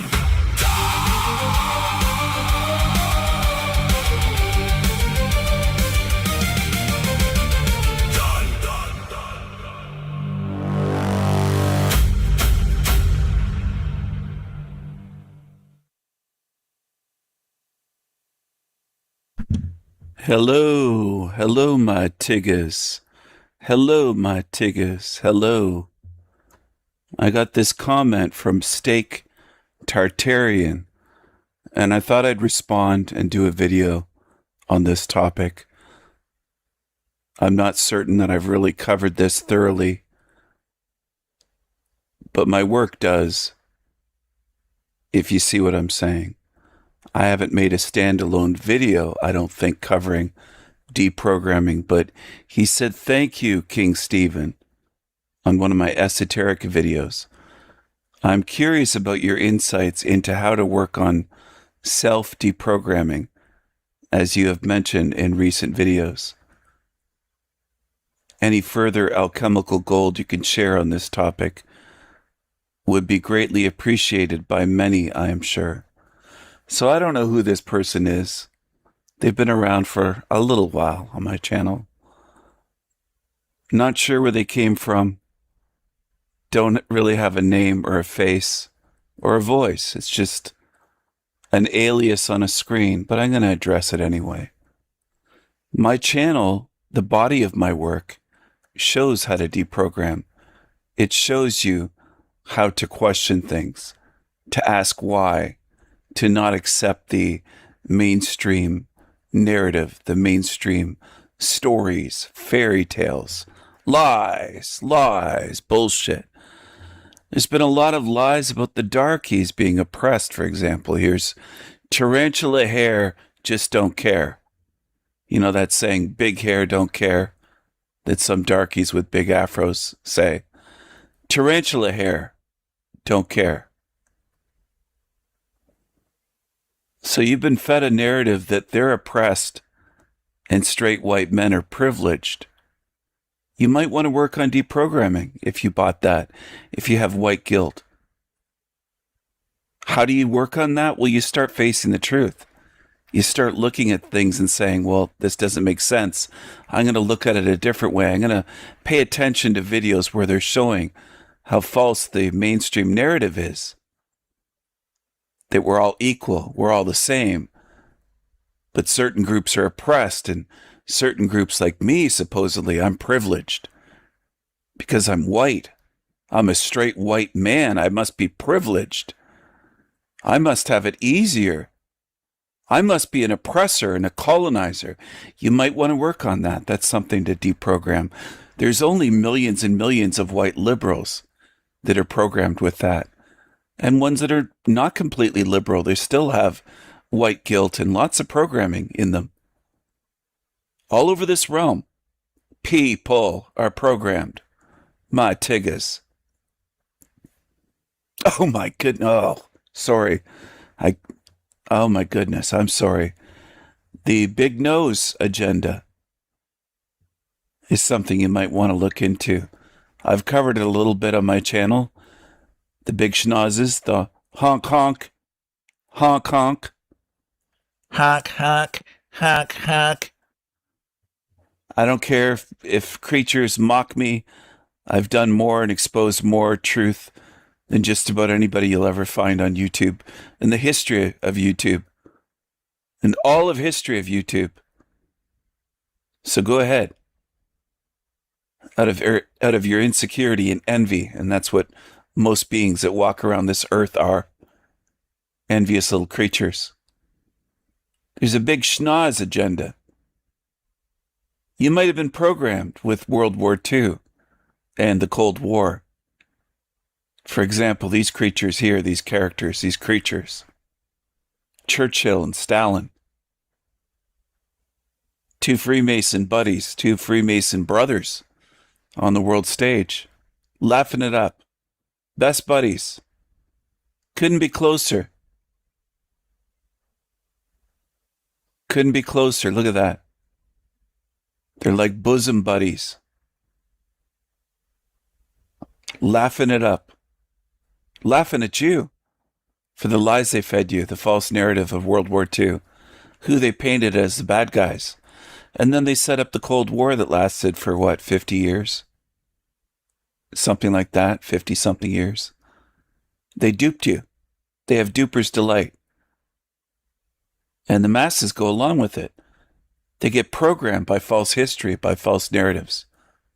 Something you could work on. You could deprogram with this agenda, with that topic. What about cockroaches? Why do I speak about cockroaches? Does anyone know? It might help you out one day, if you understand. We're not all equal. I speak on my channel about the false equality agenda or PSYOP. That we're all the same, we're all equal. Equality, diversity is our strength. Equality, we're all equal. We're all equal. We're all one. We're all the same, blah, blah, blah. It's all lies. It's all programming. You might want to work on that. Well, how do you begin to deprogram? We start questioning it. Start challenging things. Start thinking. Start saying, why are they pushing this? This doesn't add up. We're observably different. You start chiseling away at it. Okay? Chipping away. Chiseling away at your programming that you have, that you carry, most of you do, on Earth. Now, I know the creatures on Team Evil would say, we all do, we're all the same, we all do, we. They say we so often. Hundreds of times in a live stream, they'll say we. They want to group in everyone. Even when they're alcoholics and drug addicts, they'll say, we're all like that. Everyone on YouTube's an addict.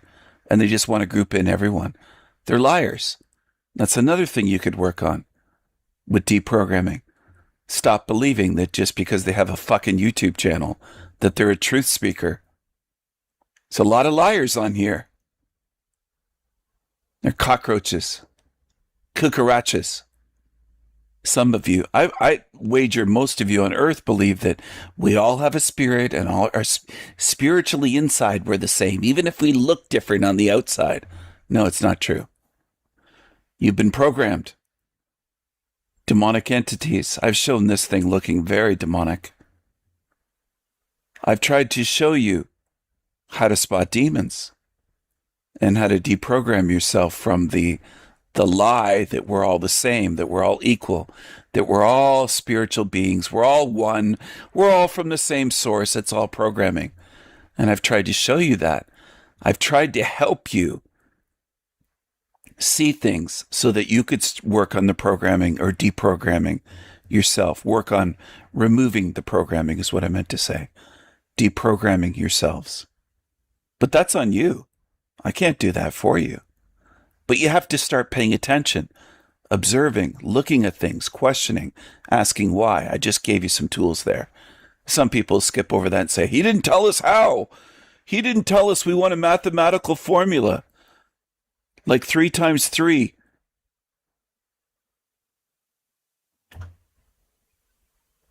New Agers. It's another program. Feminism. The New Age. Veganism. That all ties together. That's on the left. Okay? Doesn't matter if you vote or not. I don't care about that. I'm not talking about elections. I'm talking about ideologically, they're on the left. They lean left. They behave as leftists. A lot of them. Maybe that describes you. Maybe not. Maybe. Maybe it isn't, but maybe you still can't see the agenda and the programming that's around you in society. Maybe you feel sorry for them. Maybe you think you have to cry for them as they take away your rights and my rights as much as they possibly can. New Agers, vegans, feminists are against straight white men. I don't know what you are. Maybe you are or not as a viewer. They're against meat eaters. Look at this creature. He's a grifter. Are you going to talk about me again? I love those shekels. My big nose, my tiny hat, my chin piercing. I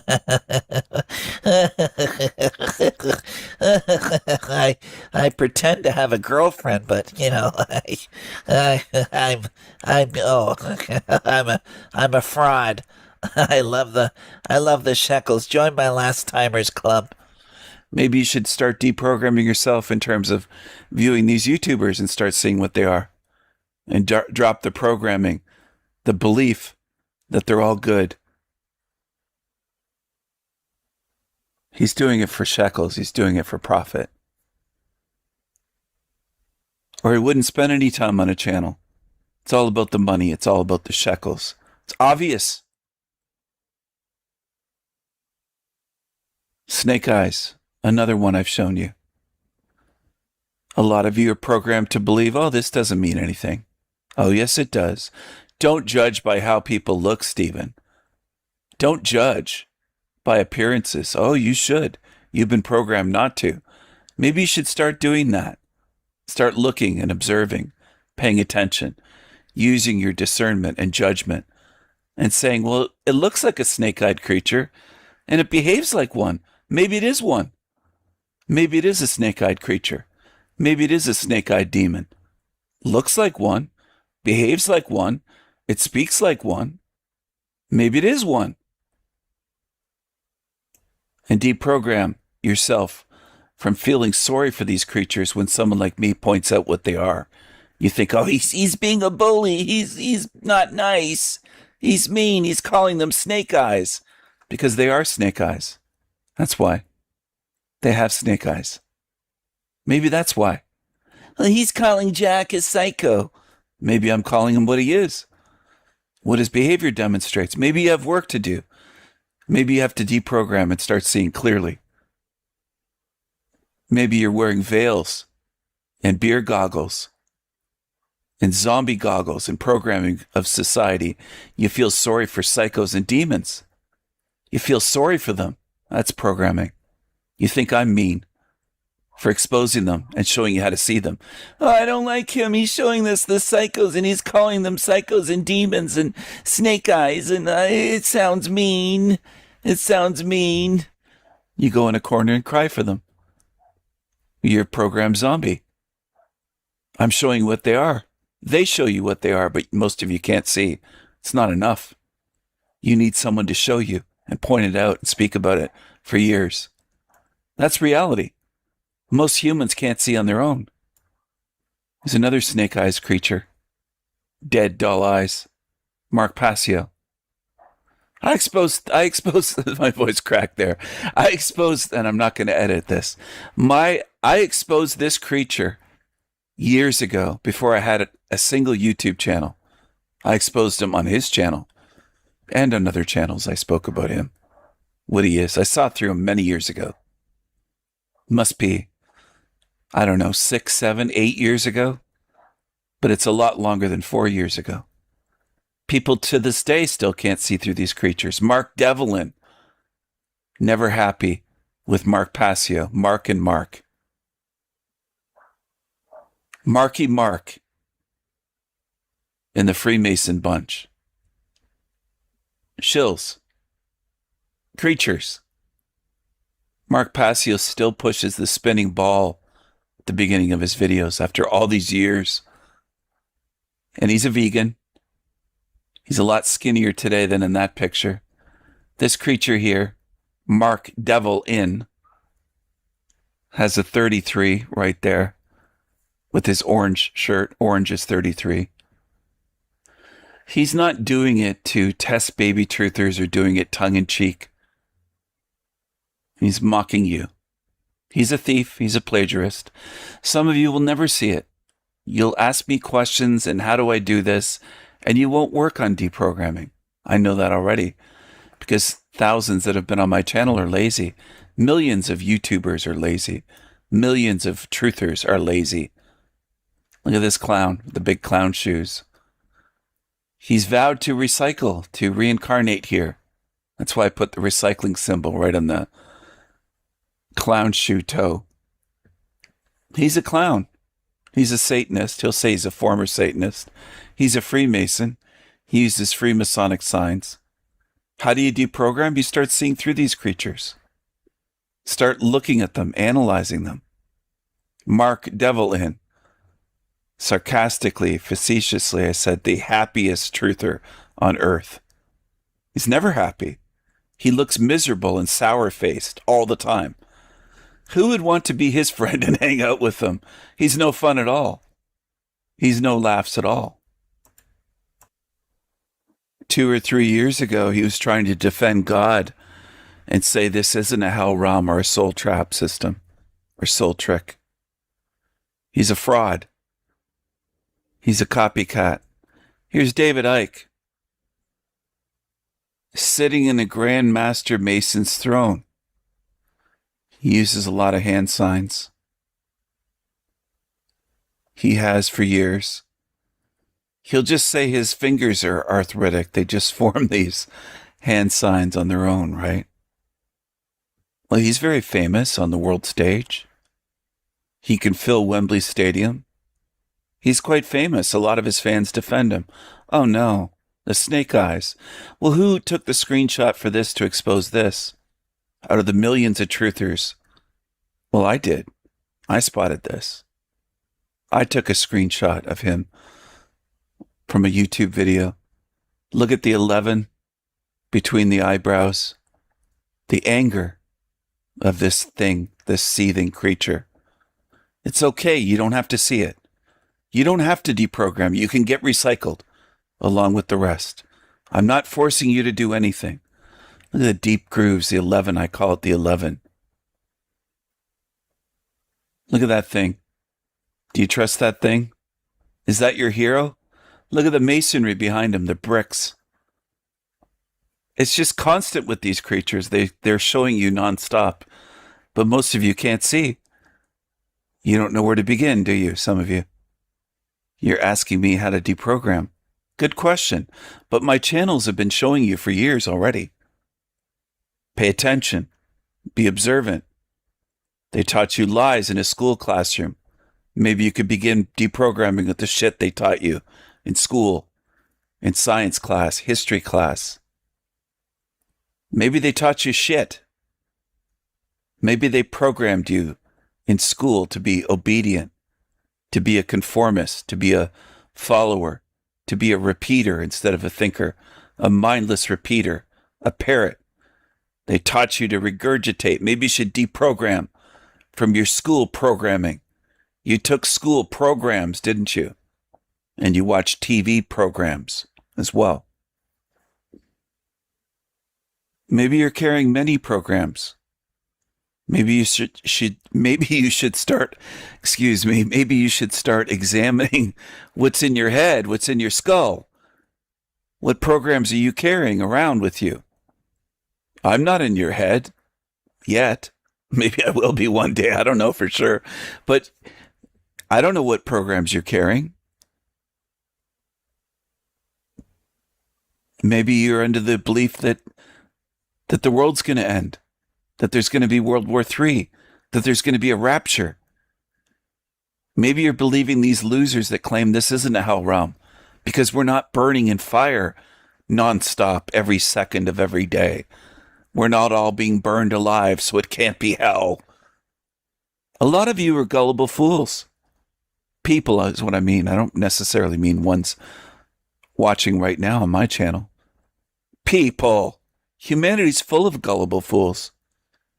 You could be shown the truth, and you'll resist and deny and look away, and then you'll follow shitheads, demons, liars that sell you shit sandwiches and sell you lies. You follow a big schnoz with snake eyes. That's what you're good at. That's your forte. Some of you get upset. Go ahead. That's what most of humanity follows. You pay for lies. You pay liars. And you attack real truth speakers like me. That's what humans are good at. How do I know you're good at it? I've experienced it thousands of times. With thousands of you. It's what you do. Are you ever going to start observing this realm? Because even through observation, it can help you deprogram. When you start seeing, well, oh, they lied to me, obviously. This isn't a good realm. You start seeing all the evil here, the death, the suffering, the disease, the destruction, the grief, death, grief, illness, disasters, earthquakes, hurricanes, tornadoes, firestorms, great floods, volcanic eruptions, and a system of humans ruled as slaves, ruled over by evil. You could start looking into psyops and deprogram. A lot of you, I would wager most of humanity believes nukes are real. Most of you. You bought the psyop, so then you're carrying this fear program. What are you going to do about it? You're going to look into it? You're going to do the research to see how fucking fake it looks and then say, oh, okay, now I'm not programmed with that lie anymore. That psyop, that fear psyop isn't going to work on me. It's trauma-based mind control to have you fearing a nuclear war for your whole life. They duped you. They programmed you with lies. What are you going to do about it? You going to look into it? Or are you going to be lazy and say, Stephen, please deprogram me? That's what some of you want. You want me to do it for you because you're lazy. I know that. I know how lazy most humans are. I've been around you long enough in this realm. Most are lazy. You skim the surface. You'll say that you watch my channel and you don't even get what I'm talking about. You don't learn. Some of you are like Finkelstein and Mushroom and loads of others, Callie and others, that learn nothing. You're losers. This is an easy one. This isn't difficult. The fake nukes psyop. Go look into it. The indestructible cameras, the little train set trees, tiny little train set houses, all sorts of things. It looks fake because it is fake. What about time? That's another program. That's part of your programming. I've spoken about it in live streams, multiple live streams over the years, and in videos. In videos, and at least one esoterica video. And I think another video, I took a clip from one of my live streams speaking about time when I was speaking with Wendy as a guest. I've tried to help you, but a lot of you are lazy. You want me to press buttons and deprogram you and do the work for you. A lot of humans want that. You don't want to do the work. So how are you going to get deprogrammed? Are you going to question what they taught you about time? Are you going to start thinking about it? Are you going to start looking into it and see that it isn't what they told you? It's a construct. It's artificial. It's part of this realm, this sewer matrix, hell realm, matrix system. It's a control mechanism. It controls you every bit as much as money does, or having to drink water and eat food and use the bathroom. Time controls you, the way they've set it up in this sewer matrix system. It's a control mechanism, part of the design. Maybe you'll see that. Maybe you won't.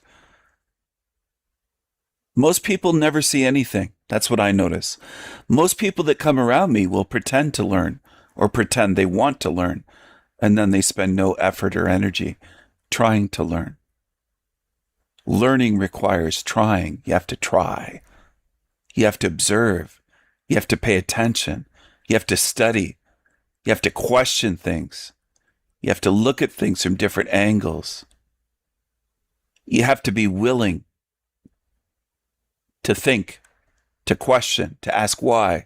How can this be? Why is it designed this way? If this is a good realm, then why this? Why that? Why this? Why that? Why is it designed this way? And start deprogramming yourself. Dropping the shit, dropping the program, dropping what you believed, what you were told, what you were taught. The shit that doesn't add up, that doesn't make sense. The shit that's false. Discard what is false. Discard what is false. Discard what is false. That is part of the apophatic method. I have a video on that topic. It's also known as the divine method. It's a method of arriving at the truth by discarding, removing what is false. If you remove all that is false, you will have the truth, or you will be much, much closer to what is the truth. Whatever's left, whatever pieces are left.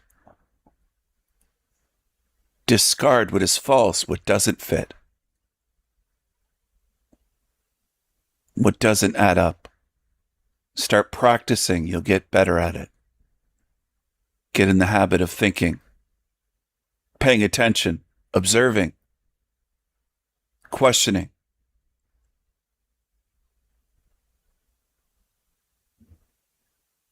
Look back through your life, going back to elementary school. What did they teach you? Does it add up? Does it fit observable reality? Does it fit observable truth? Does it fit what your spirit tells you? Does it fit? Or are you looking at a puzzle with pieces that don't fit together? A jumbled, chaotic mess of 100 different puzzles that don't match up, mixed together, with pieces that'll never fit to form a cohesive picture. They want you confused. It's easier to control you if you're confused. I hope this helps you deprogram. I hope this helps. I'm trying to help you. I've been trying my heart out to help you. I've been trying with my spirit to help you. Trying to help you see with spiritual eyes. Take off the blindfold. Pay attention. Start observing. Start seeing truly. Start seeing truly.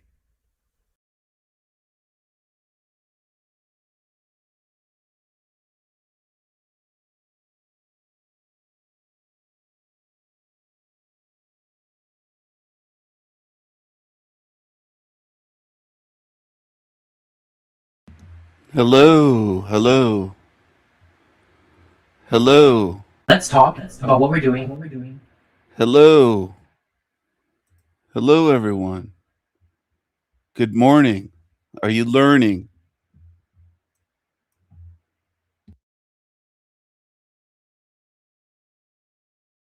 Let's talk about what we're doing to white people.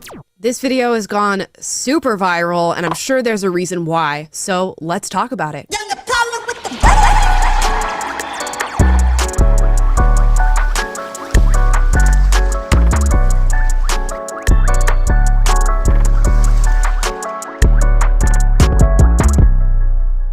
Guys, before we get into this video, please like and subscribe. We want more people to hear the message that I'm putting out on this channel. Today, we're going to react to a mega viral video by Charlie Chan. This got 3.8 million views, titled, "What Are We Doing to White People?" You guys have been requesting that I react to this. I have not seen it yet, so this is going to be a completely just blind reaction to what he says in this video. Let's hear it. There's been something going on for a while now that we're being told not to notice. More to the point, that we're asking white people not only to ignore, but to accept. The rising tide of racial hatred against white people. In the past decade, there has been a noticeable cultural shift in what constitutes acceptable speech. So she didn't even pause it there. She just went, like kind of like a sick cow sound. Like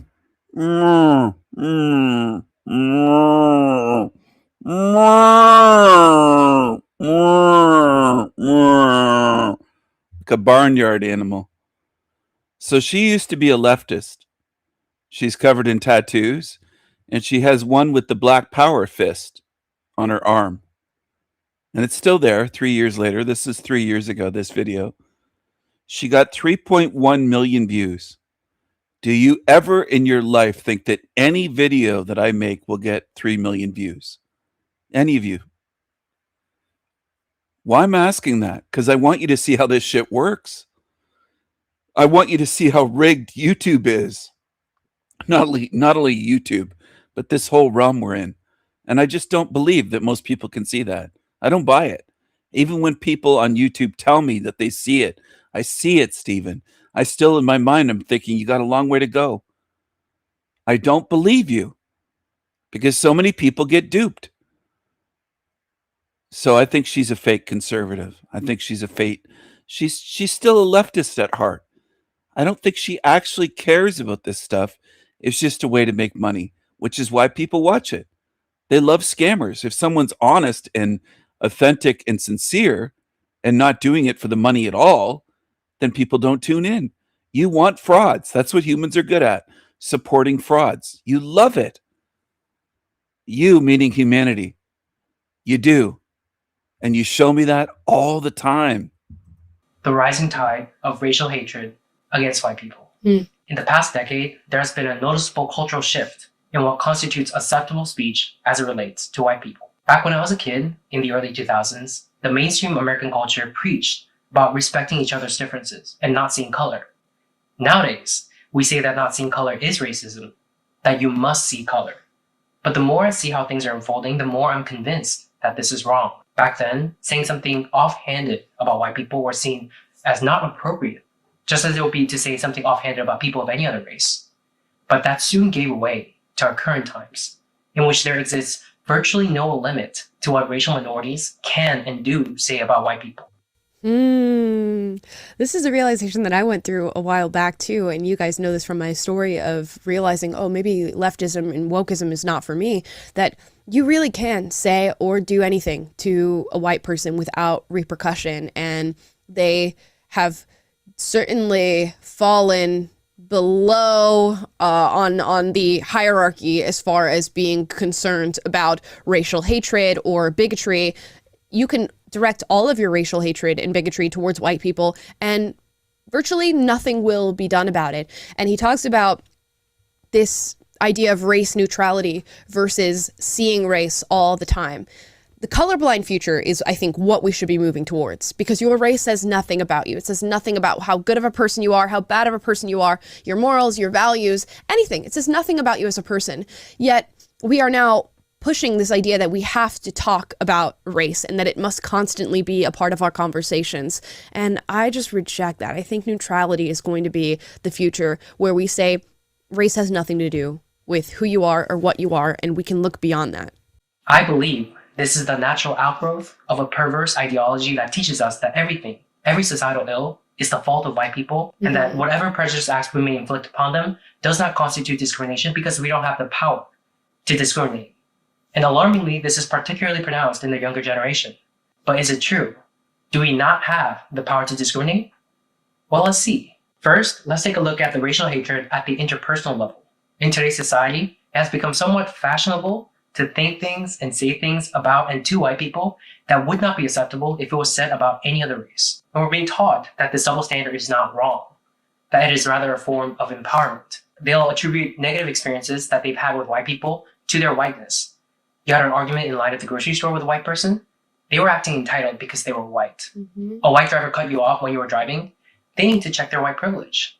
Your actions, your conduct, and your existence, in other words, boil down to your whiteness. And ashamedly, at one point in time, this was how I used to think as well. And beyond the people in my circle, I noticed that many people of color have this sort of blasé attitude, an attitude most particularly pronounced when there are no other white people around. Things are being said not just behind closed doors, but out in the open, not just between close friends, but between complete strangers. So here's the thing. This is something that I've experienced countless times, so I know that there are other people who are experiencing it too. I know it must resonate with at least some of you. The difficulty here is that no matter how many anecdotes I share, they are just that, anecdotes. And people who refuse to believe that this is happening will just chalk it up to my experiences being a fluke. Or worse yet, they'll say I'm lying. So I've compiled some TikTok videos. I want you to take a look at the things that are being said about white people, especially by the younger generation, the kind of statements people wouldn't dare say about people of any other race. It's funny because, you know, if you want to find examples of this sort of stuff, TikTok is probably the best place to go.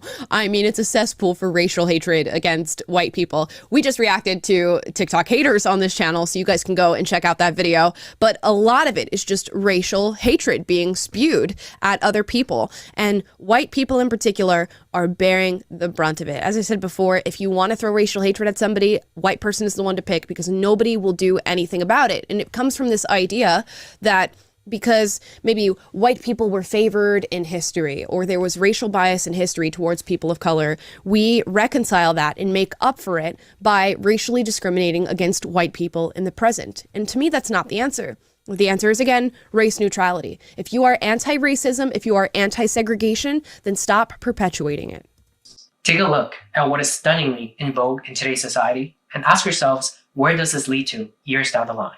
You have a token white and you're hanging out with your friend group of color, you need to ask permission from everybody in the group to bring your white friend. Like, don't just bring them. I might not be in the mood to deal with white shenanigans that day. Dude, imagine saying, you know, if you have your token black friend of the group, you need to ask all the other white people in your group if it's okay to bring that black friend because they might not be up for these black shenanigans. Wow. That's all I'm saying. And another thing, it feeds into their ego. Like, don't let them think they're a good white person. Accomplices ask, how can they support Black and Indigenous people of color? And sometimes I really don't know what to say, but here's one easy way. Just don't have babies. About white American culture, being grounded is a punishment to them. That's what they call punishment. The least grounded, least balanced, most destructive race considers being grounded a punishment? Yeah. They also say really violent phrases. Like they say things like, kill two birds with one stone.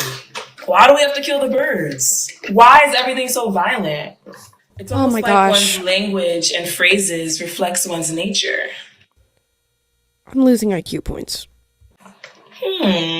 So that new Jeffrey Dahmer movie on Netflix is the perfect example of the sensationalization of white violence. People have a much easier time sympathizing with white criminals than they do with Black victims. People think these shows are harmless, but they actually contribute to a much bigger issue.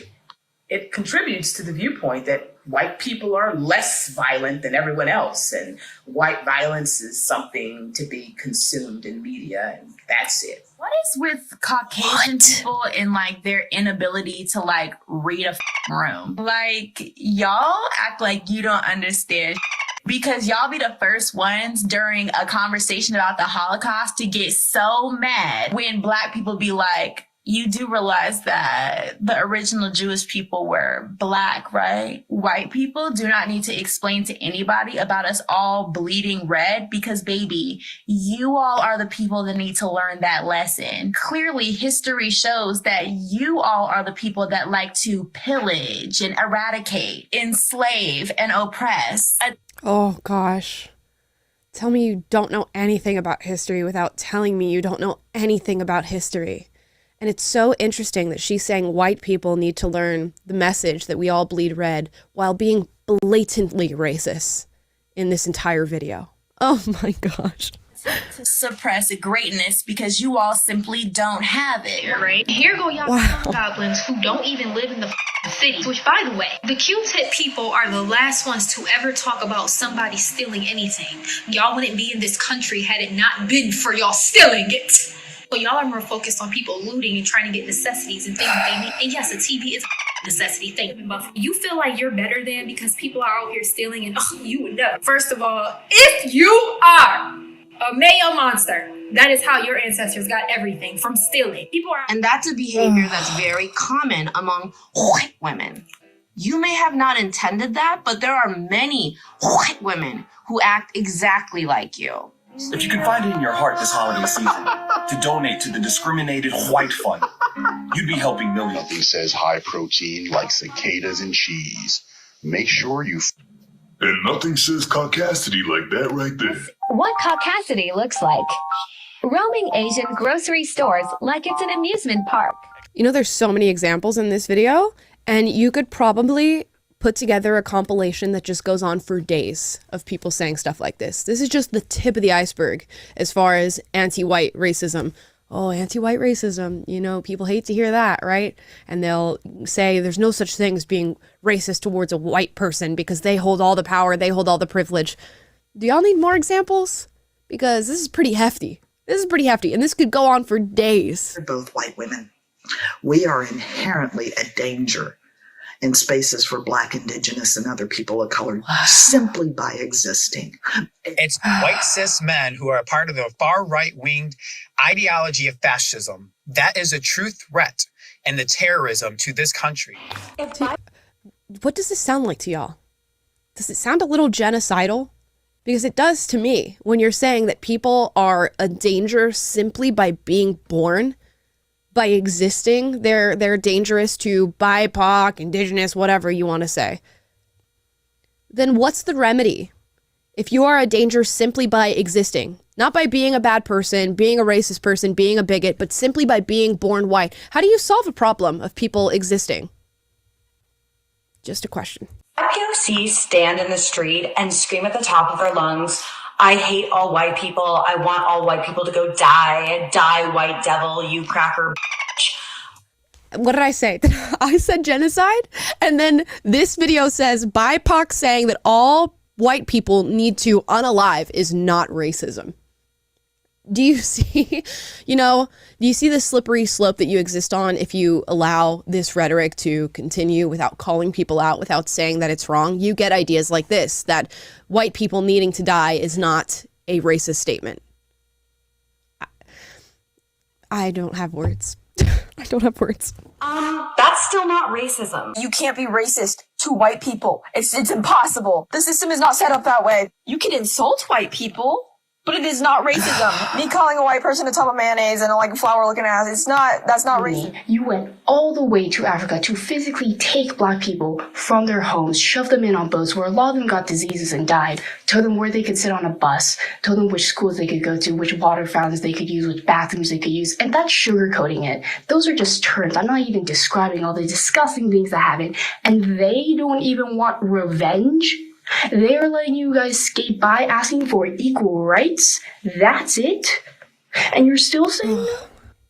Never mind the millennial Zoom, but okay. So let's break down a few of the things I said here. You can't be racist towards white people because racism is a system. False. We've talked about this many times on the show.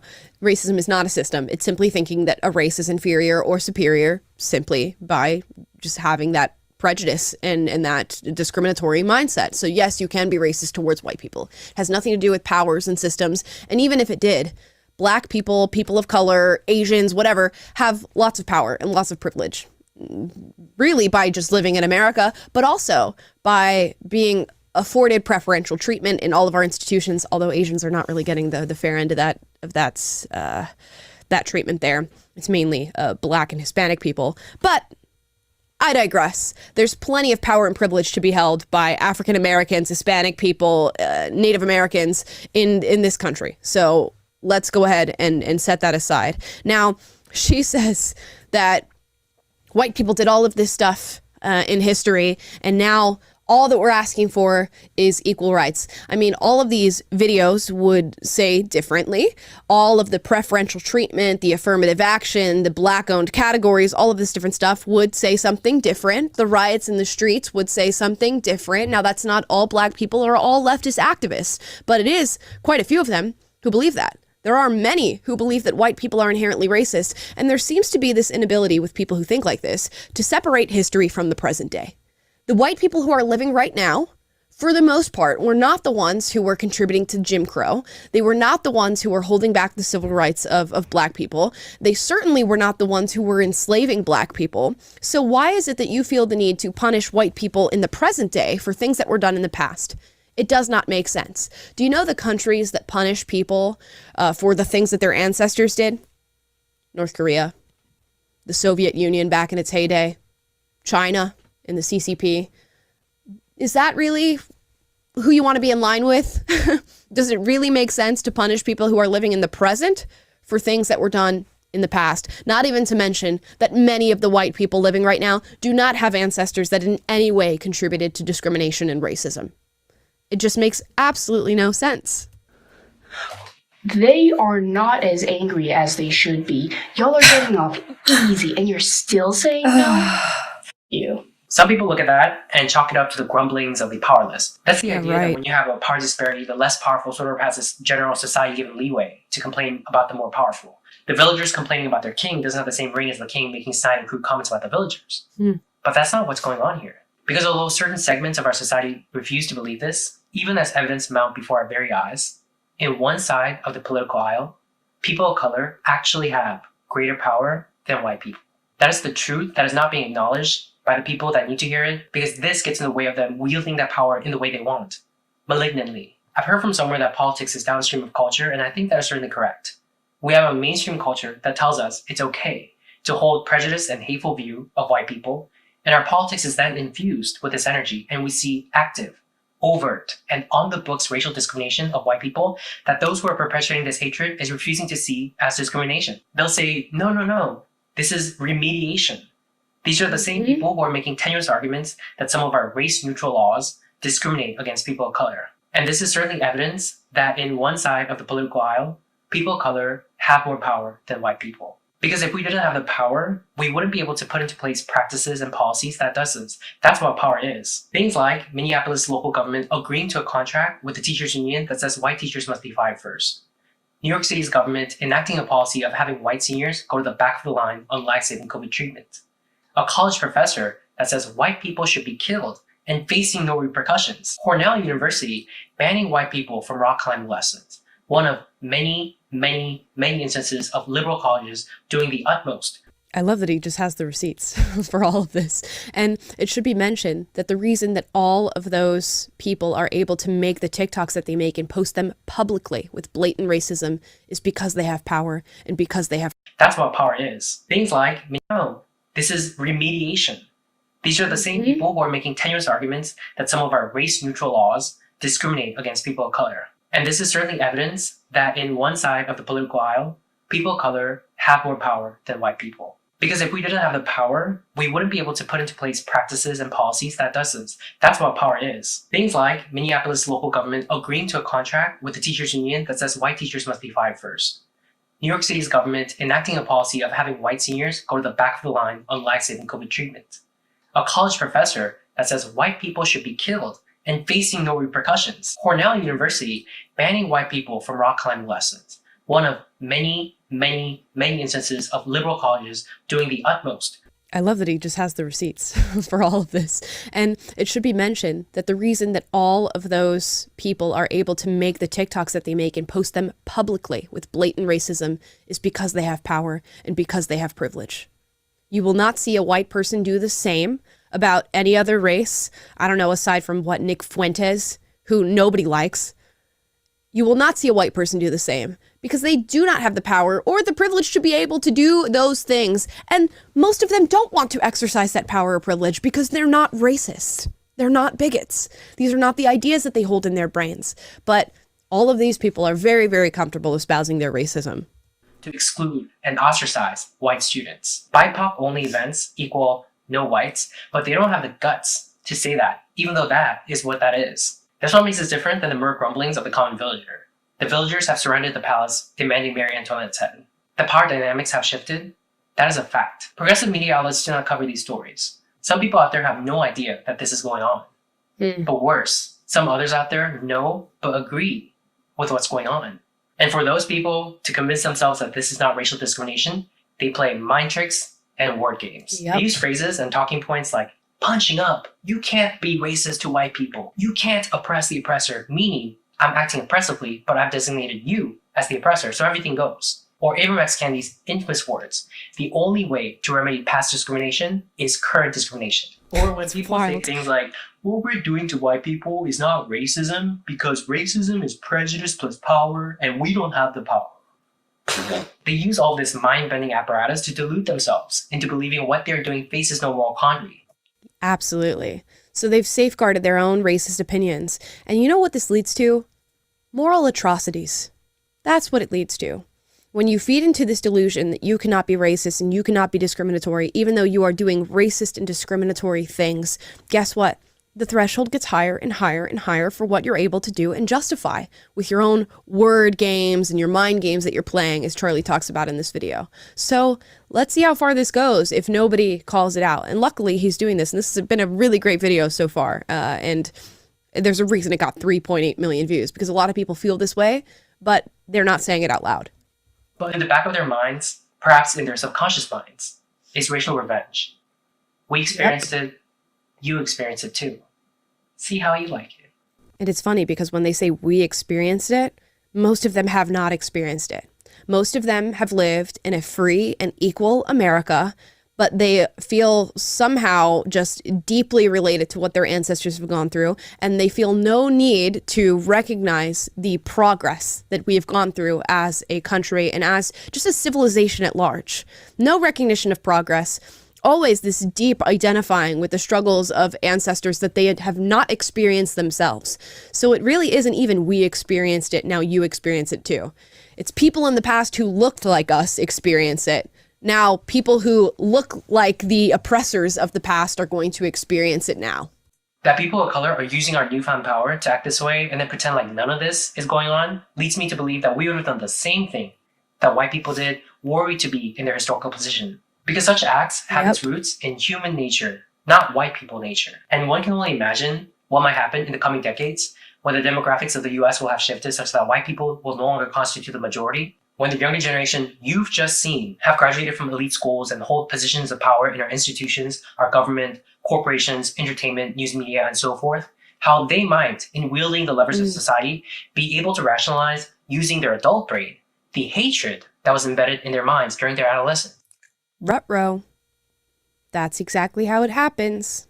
Hatred is fueled, and especially in youth, and then the youth grow up, and they take on positions of power, and then they're able to use the hatred that they feel so deep inside to come up with legislation and policy that affects your everyday lives. And you know what Charlie just said there, a lot of people call that the great replacement theory. And that's a boogeyman that white supremacists are using. Are you going to accuse him of being a white supremacist for calling out what is true? That they will no longer constitute the majority, and that there are minority individuals who have a laundry list of grievances with white people who have done nothing to them that will soon be in positions of power. How do you think that works? What do you think happens in the wake of that? And, people laugh when I say, if we continue on this track in 50 years, there's going to be a civil rights movement for white people. I stand by that statement. If something is not done to alleviate the division that we're feeling right now and educate people on why they should not have so much hatred for white people in our current world, the cycle will continue. What we're seeing is just the beginning. To the white people who are watching, I just want to say, you are not an oppressor for refusing to accept an ideology that teaches people to hate you, that teaches you that you are inherently bad, that your children are inherently bad, that you are inherently racist no matter what you do or how you think, that you need to repent by taking affirmative steps in your life to redress harms that your ancestors may have done, or the racist actions of other white people. In fact, you are not an oppressor, period. You did not choose to be born white, just like any of us did not choose to be born in our race. And to ask of you, at the individual level, for example, to give your life in service of people of color, to be used as physical barriers at protests, to give away your house to Black people instead of your children, all actual things that have been publicly demanded of white people, to ask this of you is morally reprehensible collective punishment. You are not under any obligation to carry yourself in any sort of way that others demand of you just because of the color of your skin. This, you need to do this and you need to do that because you benefit from privilege thing is bogus. It is just a way for people harboring racial animus to attack you, to say that the accomplishments you've achieved in your life isn't yours, and to silence you. It is not you. It is this ideology that is wrong and perverse. It is one cloaked in a shroud of pseudo-justice and self-righteousness, all the while excreting toxic fumes of racial hatred. It blames all white people for the actions of their ancestors, something you have no control over, while absolving Black people of personal responsibility for their own individual actions by holding that if Black people commit acts of harm, for example, towards another community, that's a fault of white supremacy. White people are controlling them like puppets on a string. It's a backwards, transgressive ideology. If you don't harbor any hate in your heart but want to fight it as a matter of principle, this does not make you racist or bigoted.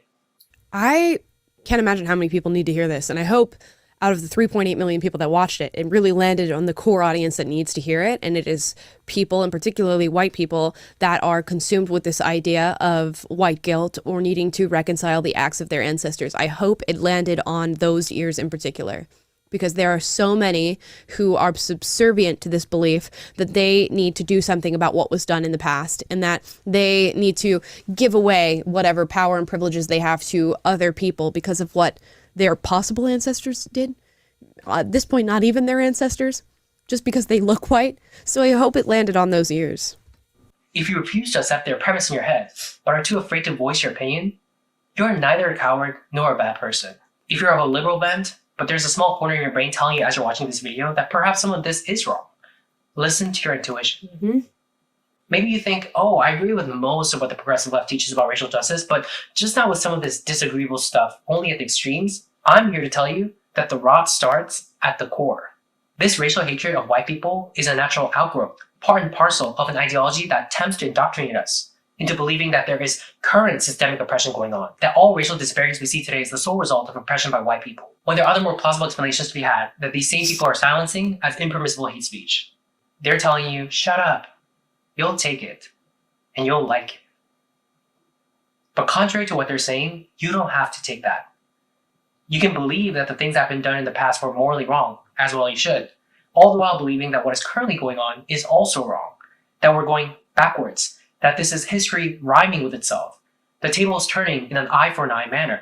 As the great Mahatma Gandhi once said, an eye for an eye will leave the whole world blind. But those driven by hatred would sooner gouge everyone's eyes out than realize that true victory for people of color would have been having history record that when the power dynamics shifted, we treated white people with the kindness that their forefathers may not have shown our forefathers. But now, it will say when we gained the power, we turned around and started doing some of the same stuff to white people. Segregation, social ostracization, hatred sanctioned by government and law. That is a very just profound point, that you have the power right now to do something great and do something that societies before us were not capable of doing. And that is just even the playing field, let it be, move forward with neutrality and treat everybody with kindness and respect. But people are choosing not to do that. They are choosing, in fact, to do the very same things that they're criticizing. Much like Ibram X. Kendi said, and that we talked about in this video, that we fix past discrimination with current discrimination. When you hear it said out loud like that, for me, it goes, wow, there's no way that that is right. There's no way that that is the way that we are going to move forward as a progressive society. There's just no way.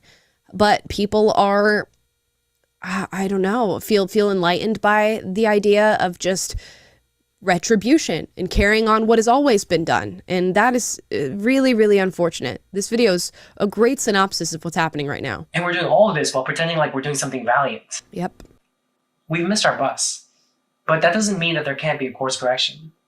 So, to some people of color watching who are engaging in this sort of hatred, whether or not you're acutely aware, the same people that act like white people as a collective are not people, but rather some pernicious alien force that has come to invade the earth.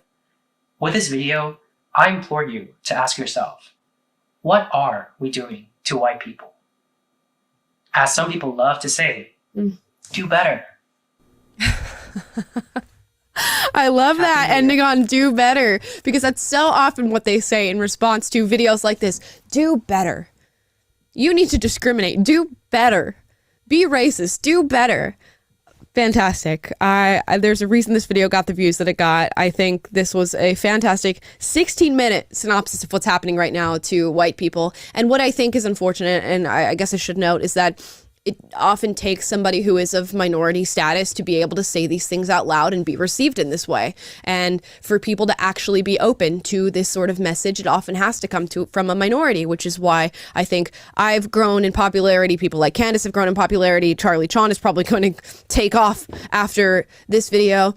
If a white person were to make this very same video titled, "What are we doing to white people?" I wonder what the reception would be.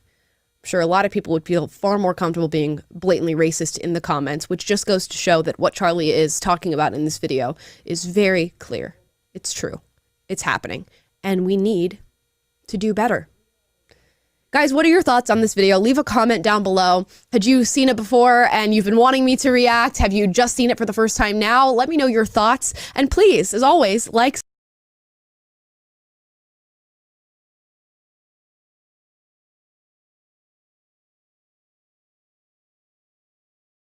Elliot Page, formerly Ellen Page, is going viral for her take on healthy masculinity as a transgender man, and I can't help but think this is one of the most feminine takes on the subject I've heard in quite some time, so let's talk about it. Yeah, you better.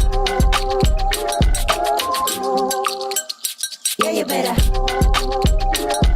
Guys, before we get into today's video, please like and subscribe. Today we're going to talk about Elliot Page, formerly Ellen Page. Huge actress, now actor. Most of the drama surrounding Elliot Page recently has been about being cast in Christopher Nolan's The Odyssey, which we've all yet to see what that's about to look like. But now Elliot Page is going viral for a take on healthy masculinity as a transgender man. So let's hear it. Healthy masculinity to me is, or even just something I've felt as transitioning, is like leaning away from whenever there is some sort of impulse or expectation you've put on yourself to like shut down or conform in a way that usually feels like this, like I am closing off.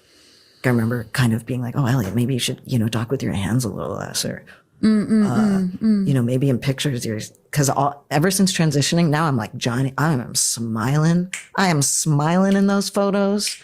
Whereas I used to be so, I could barely look at a photo of myself. I was always like, and now, and I'll be say a dude's like, hey, are you Victor from Umbrella Academy? And we're doing a photo together. He's very, I'm very, and like having that moment where I'm like, oh, should I also not? Like, should I also be close off? It's just just like, what the fuck, Elliot? What are you talking about? Like, oh, honey, you're the part of the problem. Immediately when I'm hearing something like this, I can see the femininity in Elliot Page. You can see Ellen Page, I guess, for lack of a better way of saying that. And I have to think that this is the experience for most, I guess, for lack of a better way of saying that. And Elliot Page. You can see Ellen Page, I guess, femininity in Elliot Page. You can see Ellen Page, I guess, for lack of a better way of saying that. And I have to think that this is the experience for most men, or biological men, as we're going to have to call them in this video, when they watch trans men talk about the male experience and how that manifests for them. Is there also this understanding that you can feel how feminine the characterization is of this healthy masculinity? Because that's what I see in front of me. I see a woman who is attempting a play at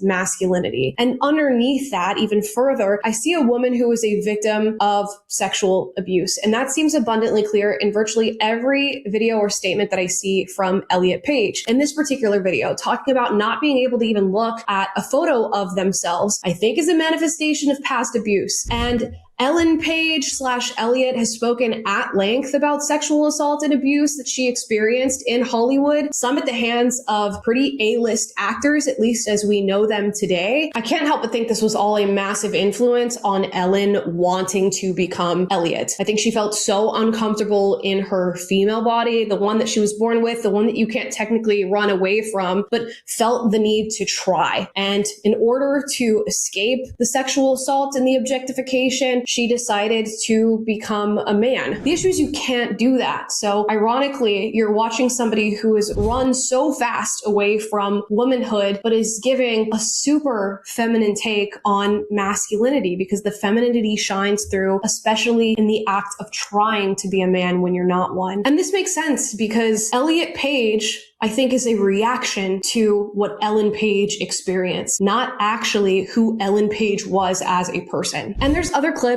from this podcast, which I did decide to watch, that emphasize this. I feel like I've gone from a place where I could barely function. I was so uncomfortable to now kind of no matter what's going on, like my feet are on the ground.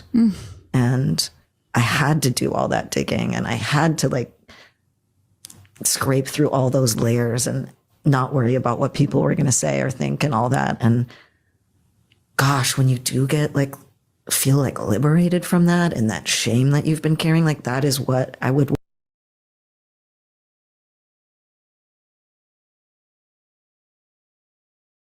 wish for everybody. I do wonder where the shame came from. I do wonder what she feels like she's been liberated from. And it seems like the prying eyes and hands of other people. And this is somebody who's been in Hollywood, she says, since she was 10 years old. We all know how that goes for individuals like this. And it's so sad to see that this is the outcome, I think, of what Ellen Page experienced in Hollywood. And there's other clips from this podcast that also emphasize this point. Let's listen to Alana ask Ellen about how healthily she moved through Hollywood.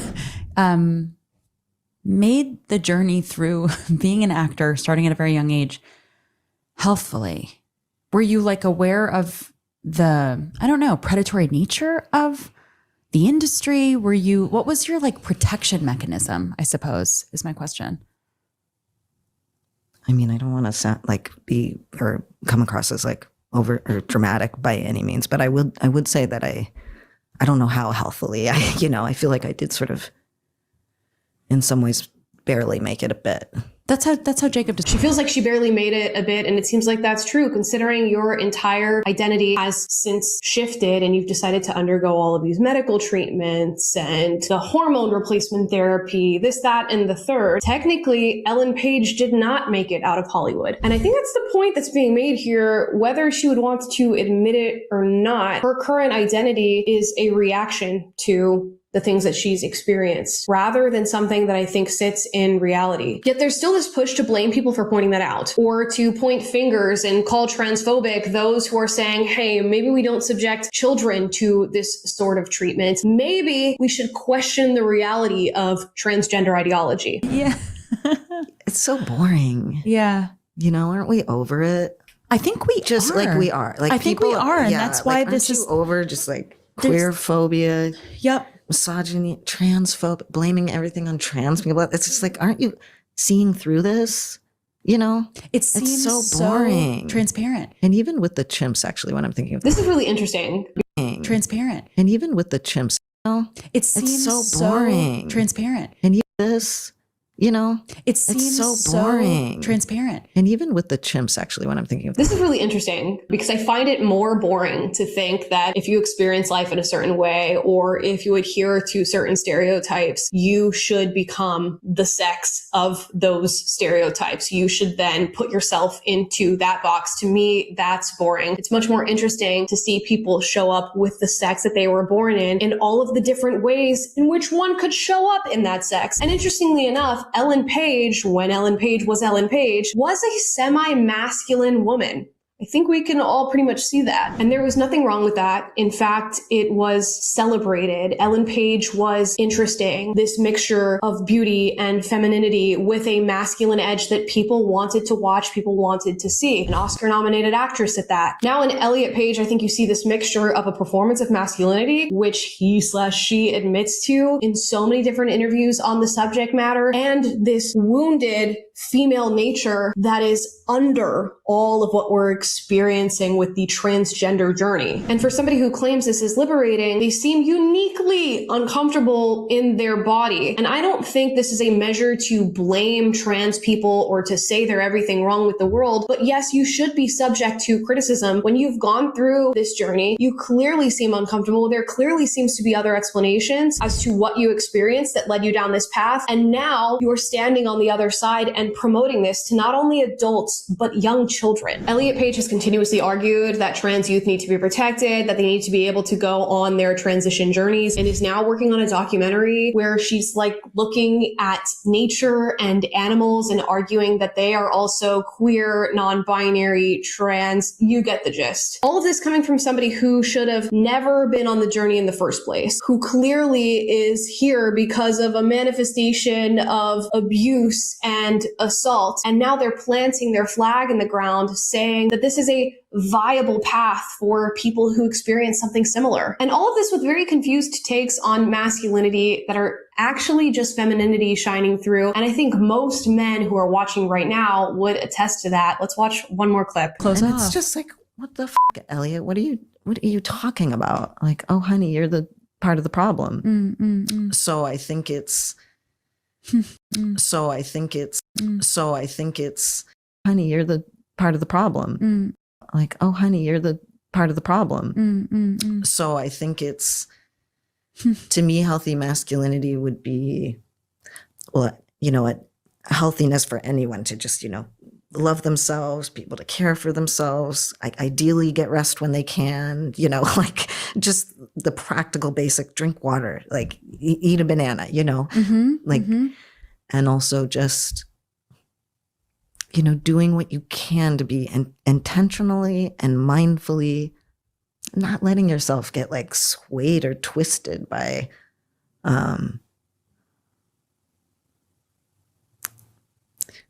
the rules that I feel like end up like leading to so many of the problems that we see that are, you know, do get inflicted by toxic masculinity, violence and abuse, just general cruelty. And yeah, I think it's just like healthy masculinity could just mean a really good cry. And like, I just want to make sure I'm always like leaning away from that pull to shut off emotionally. I'm hearing like an openness. So guys, do we see the heart of this? I don't think there's ever been a clip that better explains exactly why she is in the situation that she's in right now. And as men listening to this, I'm calling you guys out in particular, does this resonate with you at all? That healthy masculinity is just showing up like every other human does? That seems contradictory because masculinity is something different from your female counterparts. Not only that, there seems to be this clear point, at least in Elliot's mind, that healthy masculinity is just whatever toxic masculinity isn't. And again, that points back to her experiences with men. She was a woman utilized by men, objectified by men, wanted to run away from that womanhood, and so became a man. And I think made it her journey to try to become what she believes to be the healthiest version of man, or the most non-toxic version of man, to live in juxtaposition or aside from her abusers, which unfortunately and very sadly makes your entire identity a response to your abusers. And to me, that's the sad story of Elliot Page, or the Ellen to Elliot pipeline. And I think a lot of trans people are on a very similar journey. And I wonder if any are listening right now and whether or not this take resonates with them, if you'd be so willing to put that in the comments. And not receive judgment for saying, yeah, maybe that is a little bit a part of the journey here, because I've seen so many trans men try to attest to the experience of masculinity now that they've transitioned. And every single time, for me at least, I can see the woman who's talking to me about what she believes to be the male experience. And I think so many men know that is not what true masculinity is, and that they're not truly experiencing the world as a man. So men, I want to hear from you too. And women, do you also see the woman on the other end of the screen who's talking to you? With that, guys, I'm very excited to hear your thoughts. You've heard mine. As always, if you disagree with anything I said in this video, do get up, but do so respectfully. I encourage healthy debate on this channel. And if you like this video, like, subscribe, click the notification bell, be notified every single time I post a video for you guys, which is every day. And I will see you guys tomorrow. Bye, guys. Yeah, you better. Yeah, you better.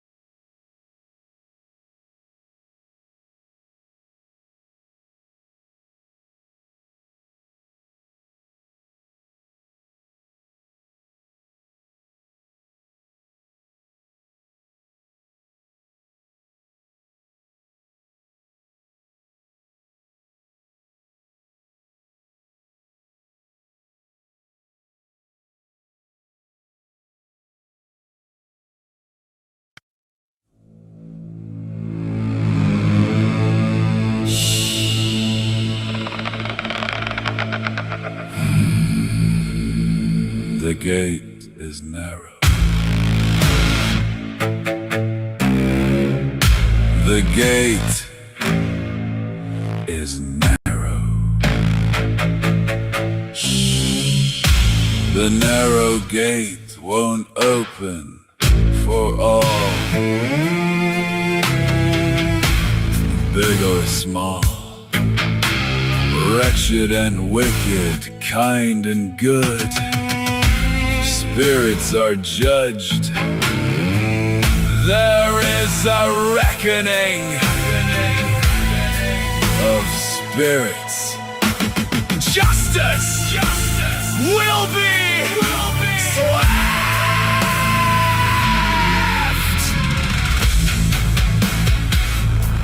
The gate is narrow. The gate is narrow. My ravens and crows will be there to witness the end Of this matrix. Ravens and crows. Ravens and crows. The gate is narrow. The gate is narrow. This hell realm will be sealed forever and ever. Evil demons belong here. Evil demons will burn here.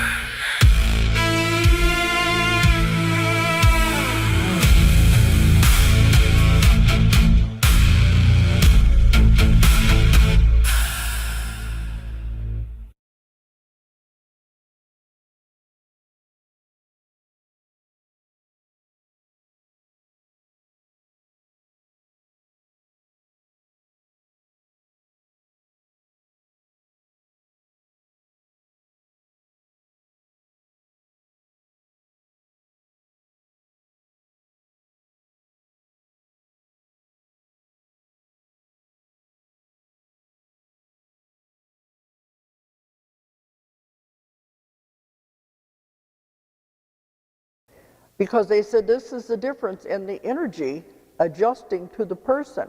So they said sometimes in order to get the soul in here, we can't put all of the energy of the total soul in at one time.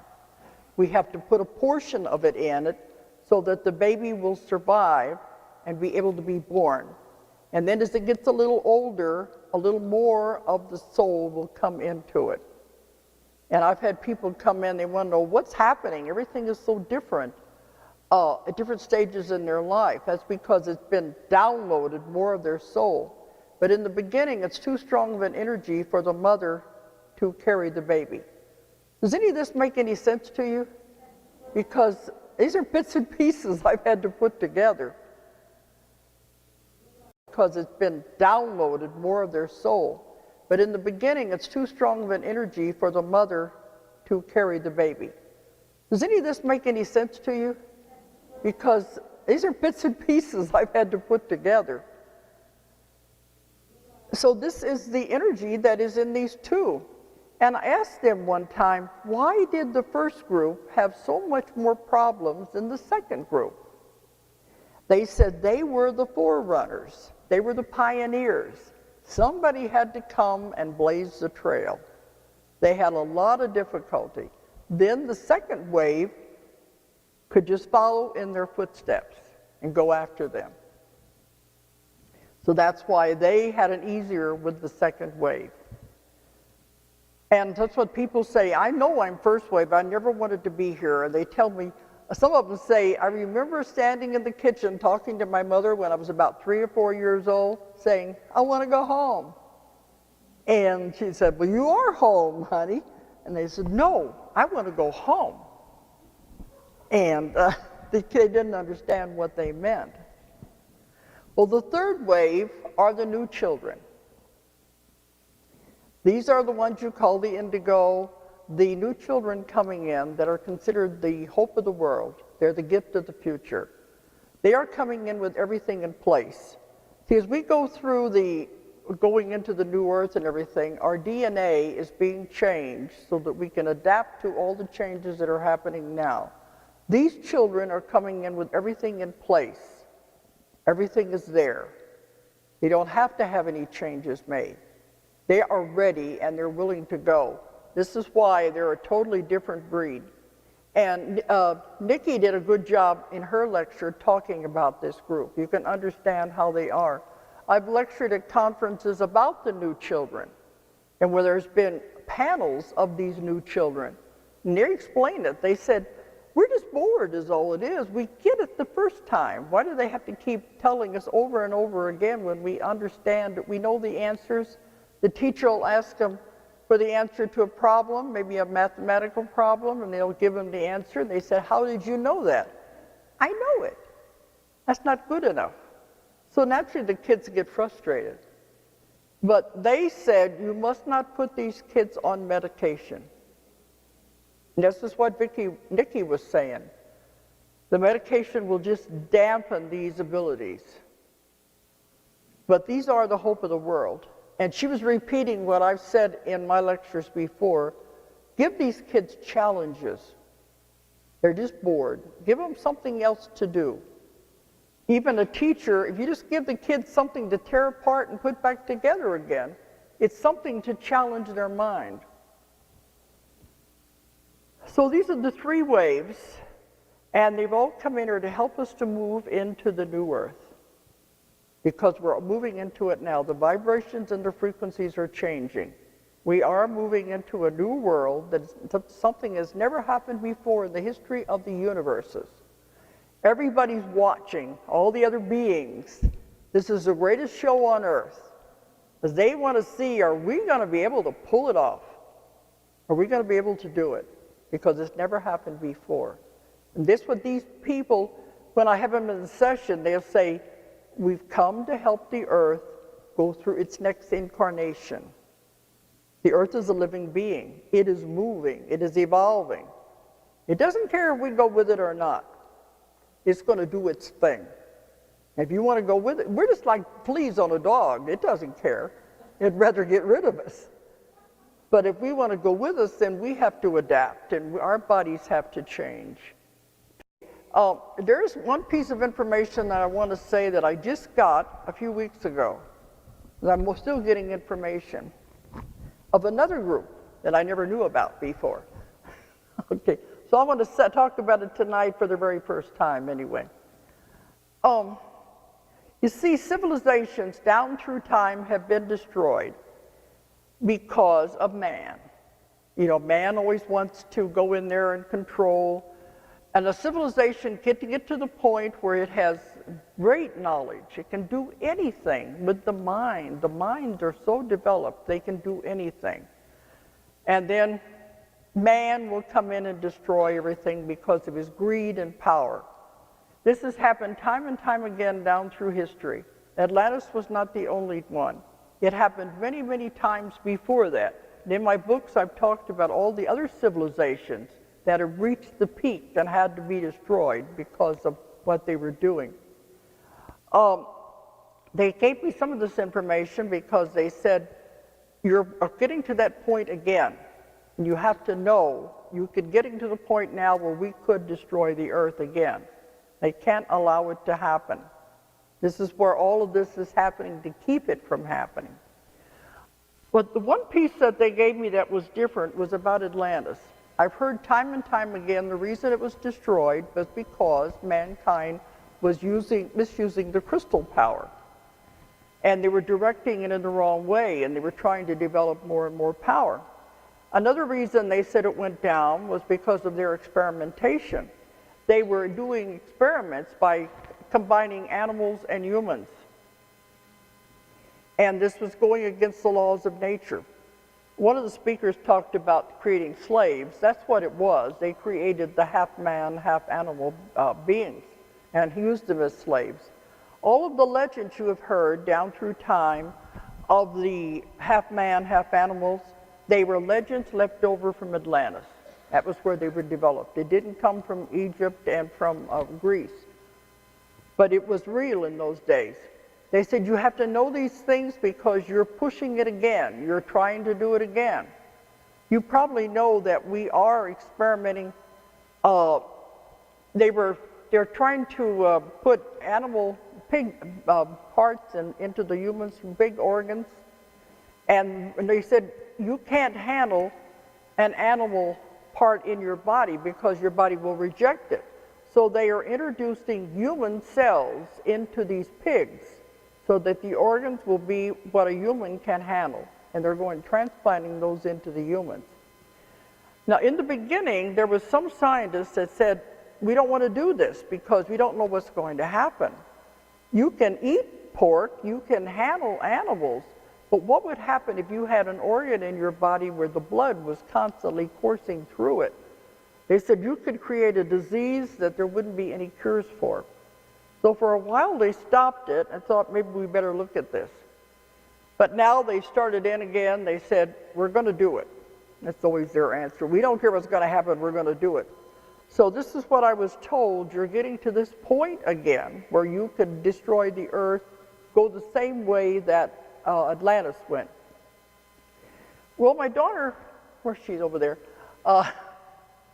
She's always asked questions about why, if we have free will, why can't we push the envelope? You want to come up here and say what you, no, you don't want to, okay. We have a lot of discussions about when I come home and I say, I got a little more piece of information. She said, why couldn't they do this? They destroy their own country or something. What's wrong with that? It's free will if you want to use crystal power, if you want to do these things. So there's always a little question mark about that. What does this have to do with threatening the earth to where it could destroy the earth? Then we got the extra piece of information. We found, they said they didn't tell me this till now. We found out one of the things that Atlantis was fooling around with was what they called dark matter. And I'll probably get some more information, but I'm thinking they might have meant antimatter. Because they said the scientists were trying to see if they could create their own universe. Try to see if they could create wormholes and make their own universe and use it like gods. Doesn't that sound familiar? Where scientists are fooling around now with the collateral, what they call it, the things they're making experiments with. They want to create wormholes.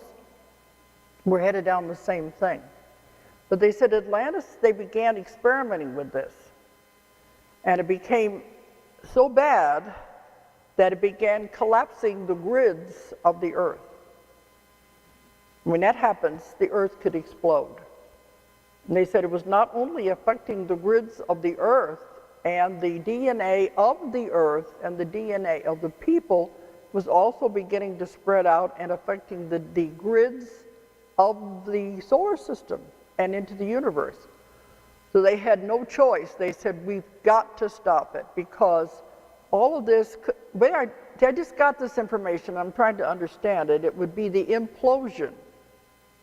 As it began, they said it'd be like a folding in on itself as the grids collapse. And that the Earth would fold in on itself, and then the other planets and the galaxies, it would be such a domino effect that we could destroy the entire universe. This is why they said they had to come in and destroy Atlantis. So that makes sense. That's a lot more serious than I ever thought it had been before. They had to destroy the whole continent because it couldn't be allowed to go any further. There were some survivors, some of them went to Egypt and to South America. They're the ones that built the pyramids because they had this knowledge. But it finally made sense. But another piece of this information is, these are called the keepers of the grid. The grid keepers. You're all back now. Your job is to help rebuild the grid because we're bringing back our psychic abilities. We're bringing back all of the abilities we had in the past. And we have to rebuild the grids back to where they were. And this is why our DNA is being changed and developed as we go through all of this. So they said there are 10,000 souls that have come in with the job of the grid keepers to rebuild the grids of the earth. And none of this is on a conscious level. You're probably doing it when you're asleep at night and you don't even know it. Because every night you go out of your body and do work. Somewhere in there, you're all doing work. Maybe you're one of the keepers, but 10,000 at least who are rebuilding the grids of the earth. All of this is going to go in the new books. You see what I mean? Every time I think I got it all, they throw something else at me. And it's never ending because of the information that's pouring out. Okay, this could go on for quite a while, but let me go to questions, because otherwise I could take a lot longer about the new earth, and I've talked a lot about that before, and it is in the books. We come up to the microphones if you want to ask questions. Then I take a breath here. And I need my daughter because when the way the microphones are, they reverberate and I have a hard time hearing it. So she's my translator. We go to England, I said she has to translate English for me. Okay. But I do have an accent. And I know that's difficult for you. Can you understand me, Dolores? I'll translate. Oh, okay. See, it echoes in the microphone and it's hard. You're the one from Holland, aren't you? Yeah. Yeah, okay. You were talking to me earlier. Okay. Oh, what's your question? I have two questions. Okay. One is these waves that you were describing. Is that something that happens all over the world? I mean, especially also in underdeveloped countries?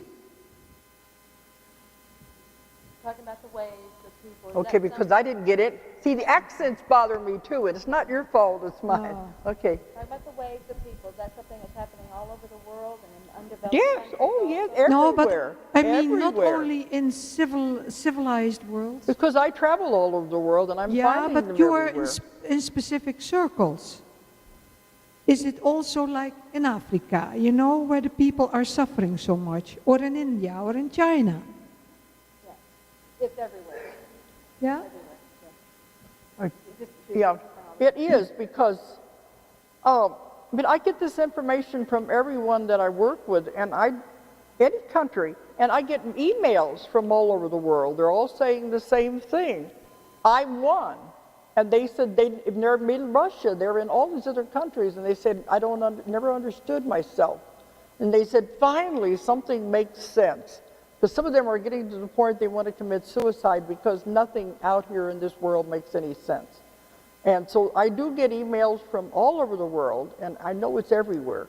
Now, the jungles, I don't know if it would help there or not, because it would be, I think, more the developed countries. That would make more sense, wouldn't it? But who's to say? But they're here to raise the vibrations and to help anyway. Okay, they're here to raise the vibrations and to help anyway. Okay. Then my second question is, everything that is happening now with, you know, the cloning and the technology that's running out of hand. You also had in one of your books about the hollow earth. What is happening there and how do they react there? Okay, we're talking about like all the cloning and the technology that's going on and everything. What's happening? The cloning is not so bad as what they're doing with the mixing of the animal cells with the human. The cloning is not bad because no, only when they mix the cloning species. is okay. I know, It's the mixing of the animals and the human cells together. I know. Yeah. And there's a lot more going on than you think there is. I know. No, they tell me things. They say you're not to lecture on these things. You're not to write about them. It's just for your own knowledge. So there's a lot going on you don't think of. But that's what they don't. It's against the laws of nature. Yeah, but my question was the hollow earth. What is happening there? Okay. But you talked about the hollow earth, so the cities inside the earth, what's happening with that and there? They're safe. Yeah, I've written about that. They've been under there. That's where a lot of the survivors of Atlantis were to the underground cities underneath the earth. And they're fine. They have tremendous civilizations under there. They can go 3,000 miles an hour through the tunnels. And the entrances to those places are under the pyramids of the world. And they have no interest in our part at all. Believe me, they don't want to be on the surface. They have a sun down there. They have lakes. They have a wonderful civilization. They're quite happy, and they don't want to be involved with us at all. So I don't think they're the ones that are having problems. That's just my opinion anyway. Okay. Hi, Dolores.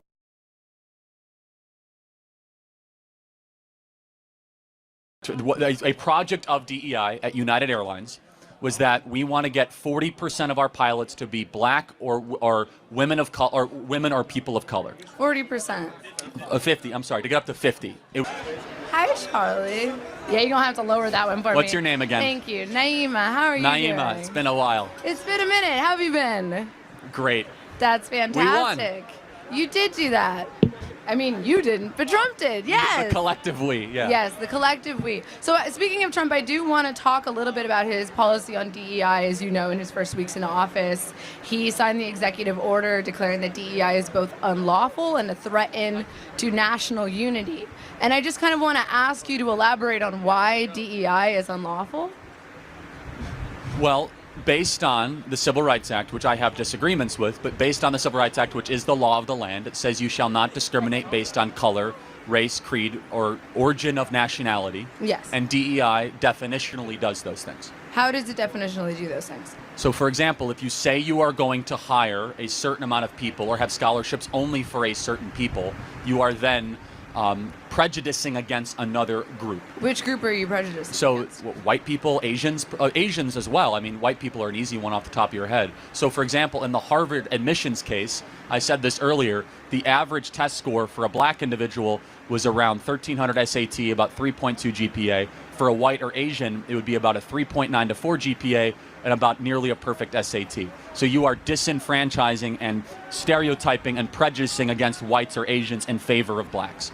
You're not prejudicing against whites or Asians, though, because DEI is not on a race basis. DEI stands for diversity, equity, and inclusion of all people. Affirmative action is what is intended to address racial inequality, but DEI isn't on the basis of race. Well, so DEI is a project of the affirmative action movement. So one comes before the other. He signed an executive order against both, for the record, so I wasn't sure which one you were talking about. I'm talking about DEI. So DEI, it depends what we mean in practice. So I can give you one example. There are black-only graduation ceremonies at certain schools or black-only dormitories. But those are kind of student-led. I Hold mean, on, I'm but part of a black-only let's play this out. organization, and So- it's run by students. It's not Fair through enough. the school. Let's play it out. So if there is a black-only, let's pretend, which it's not, that building is black-only.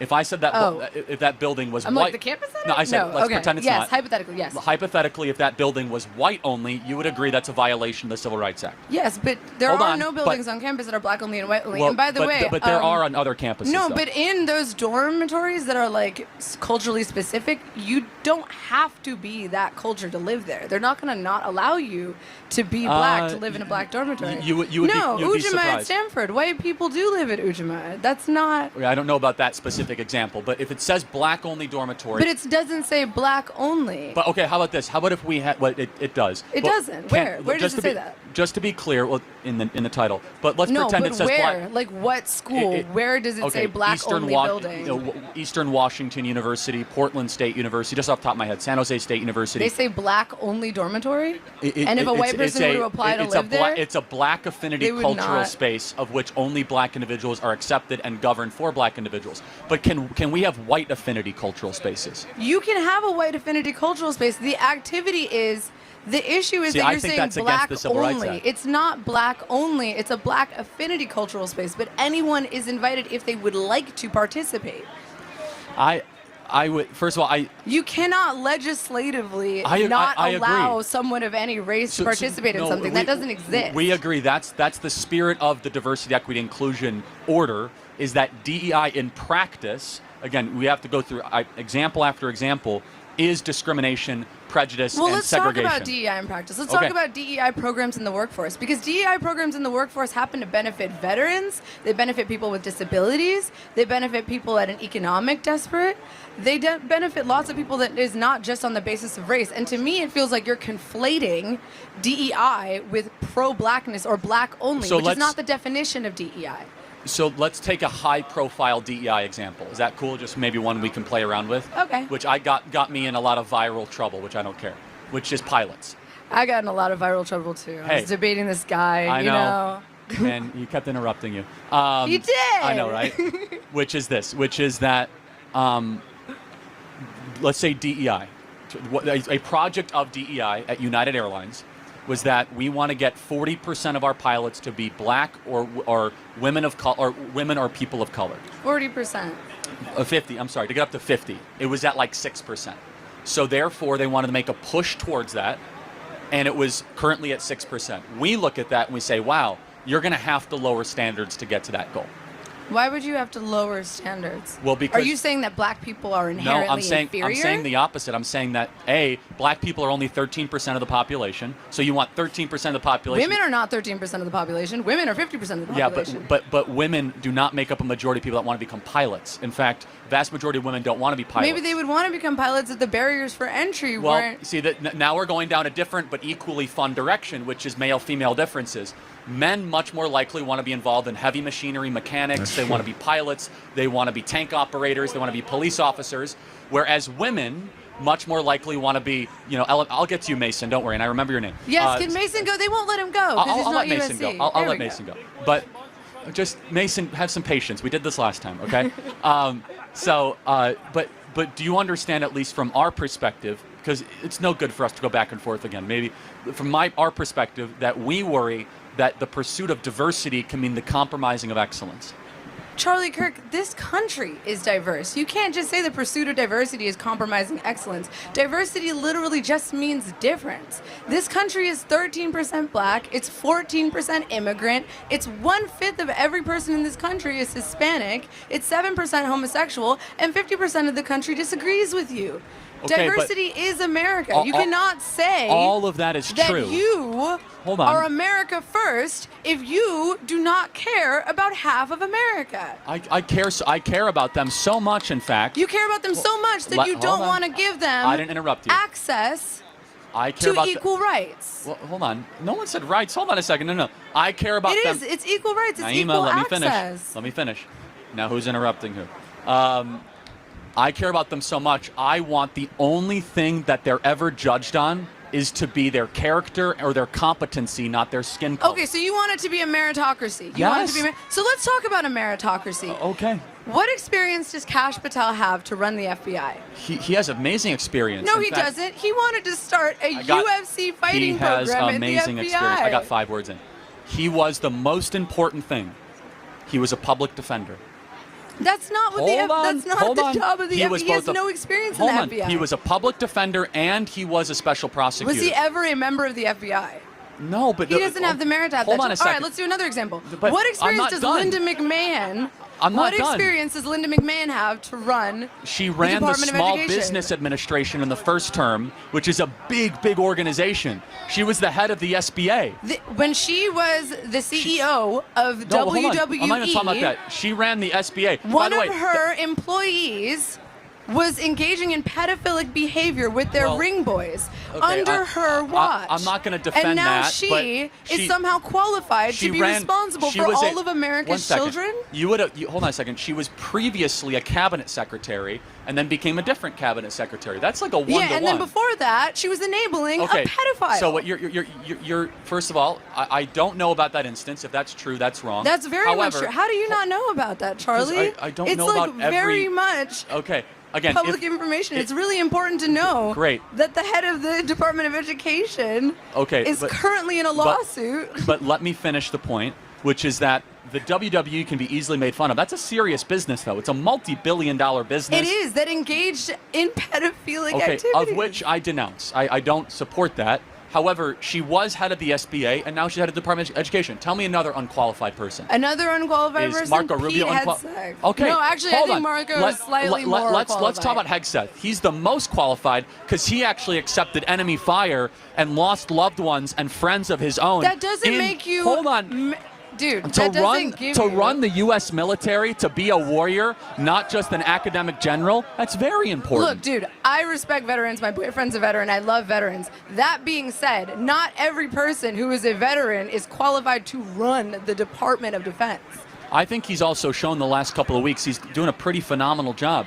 The prior head of the DOD, Lloyd Austin, could barely climb up a flight of stairs. Pete Hegseth is up at 5 a.m. doing PT with the troops, running miles, and then doing an entire day at the Pentagon. And you might say that doesn't matter. I actually think physical fitness and being a good example to our troops is very important when you're the head of the Department of Defense. Okay, To but be being an the head of exempt- the Department of Defense is not about doing push-ups. Hold on, but first of all, it's actually just refreshing versus Mark Milley and Lloyd Austin. But secondly, I will say the criteria is that he's a warrior's warrior. He's someone that was in the front lines and actually received medals and knows what it's like to lose loved ones. And the other people that were qualified, Naima, were people that got us in endless wars, people that never saw combat. I think it's finally time that we have someone in combat that runs the Secretary of Defense. I think that's immensely qualified. Okay, sure. So we'll take Pete Hegseth for Department of Defense. Yes, he's we'll doing a take great job. someone who enabled pedophilia for the Department of Education. That's an unfair We'll take Kash Patel, who categorization. has never worked in the FBI. He was to a be the- prosecutor, so the FBI's a... Dude, do you remember what he said when he first got do you the want to go? Do nomination? you want to go back to Kash Patel for a He second? said, yeah. I'm like, this is sick. Okay, That can is we an go back to incredible Kash thing Patel, to say. though? That is like Can we go- insanely inappropriate. Can we go back to Kash Patel? So he was himself a prosecutor that tried cases. That's a law enforcement mechanism. I think they're asking for someone else. All right. Well, guys, this is interesting. Like they say, I've always supported Charlie, especially when he goes for competence over, what.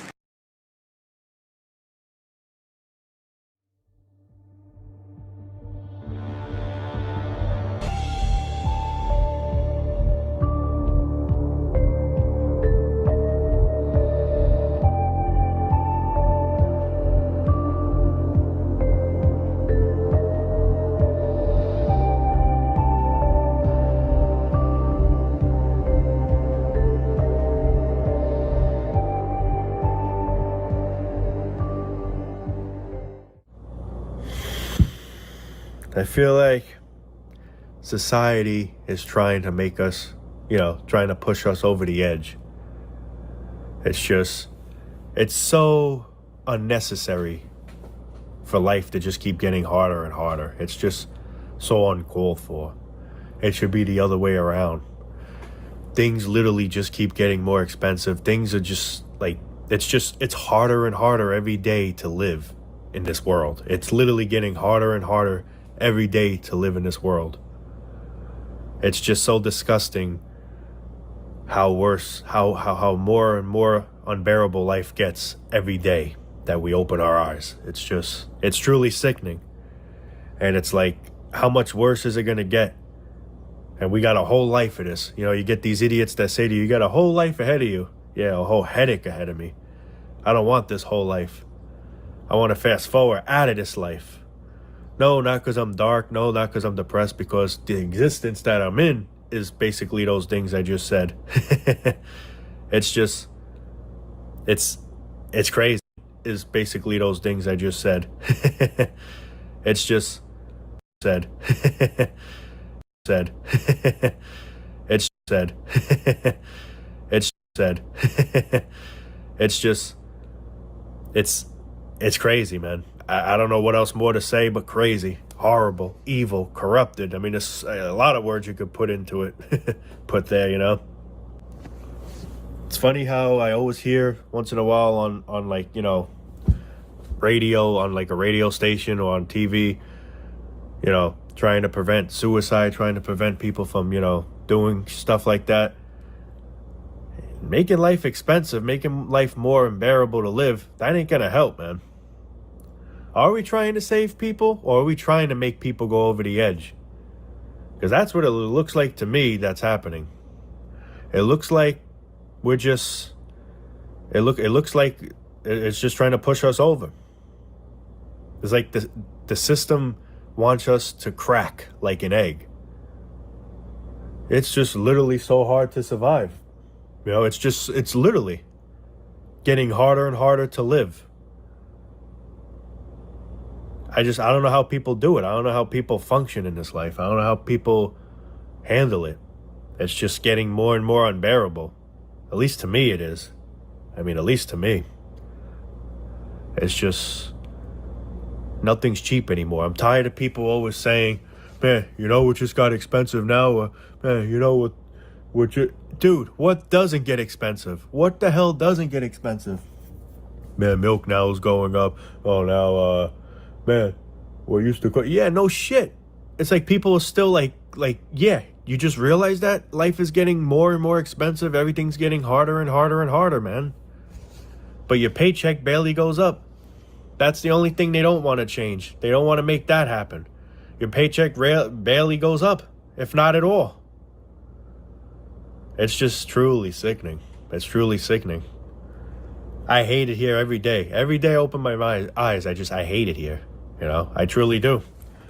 It's sad. Because I'm a happy guy. I'm a full of life guy. Like literally, you know, I'm a guy that likes to joke around, have a good sense of humor. But there's just nothing funny about this life. It's just sad. Because I'm a happy guy. I'm a full of life guy. Like literally, you know, I'm a guy that likes to... Because I'm a happy guy. I'm a full of life guy. Like literally, you know, I'm a guy that likes to joke around, have a good sense of humor. But there's just nothing funny about this life. It's just, it's horrible. It's just such a horrible place. It's such a sickening place to live. And I'm not negative. I'm not depressed. I'm not, you know, a whiner. You know, I mean, I'm just speaking the truth, man. It's just, this life fucking sucks, man. It really fucking does, man. It's just getting worse and worse and worse. It's sad. It's sad what's happening. It's sad. It's sad where the direction we keep heading, man. It's horrible. It's horrible, man.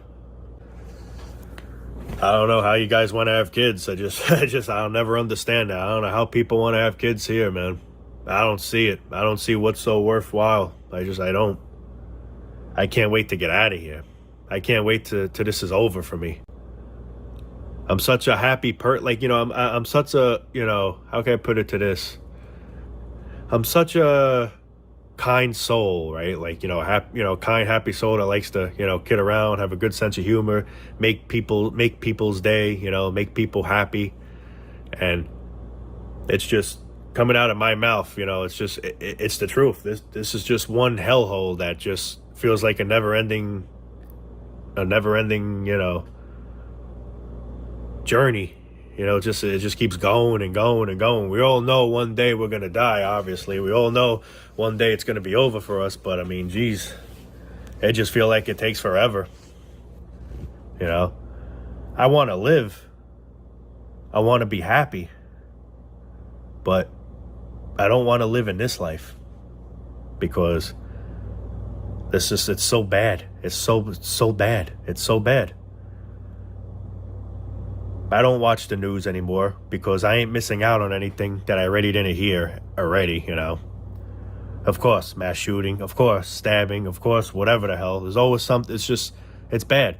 But then in a way, you wonder why mass shootings go on. Look how life is. People probably just getting fed up with shit. You know, they're getting sick of it all.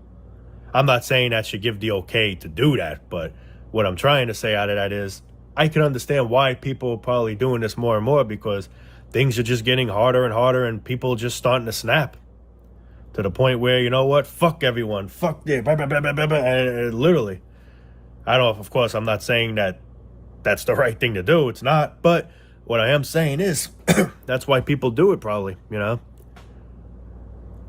It just gets worse and worse. And it's just getting harder and harder. People are just drowning in bills. That's all it is. You're born to pay. You're born to pay fees. That's it. We don't enjoy our money. We just spend away our money on stupid shit over and over and over. That's why I can't blame some people for not doing their job right.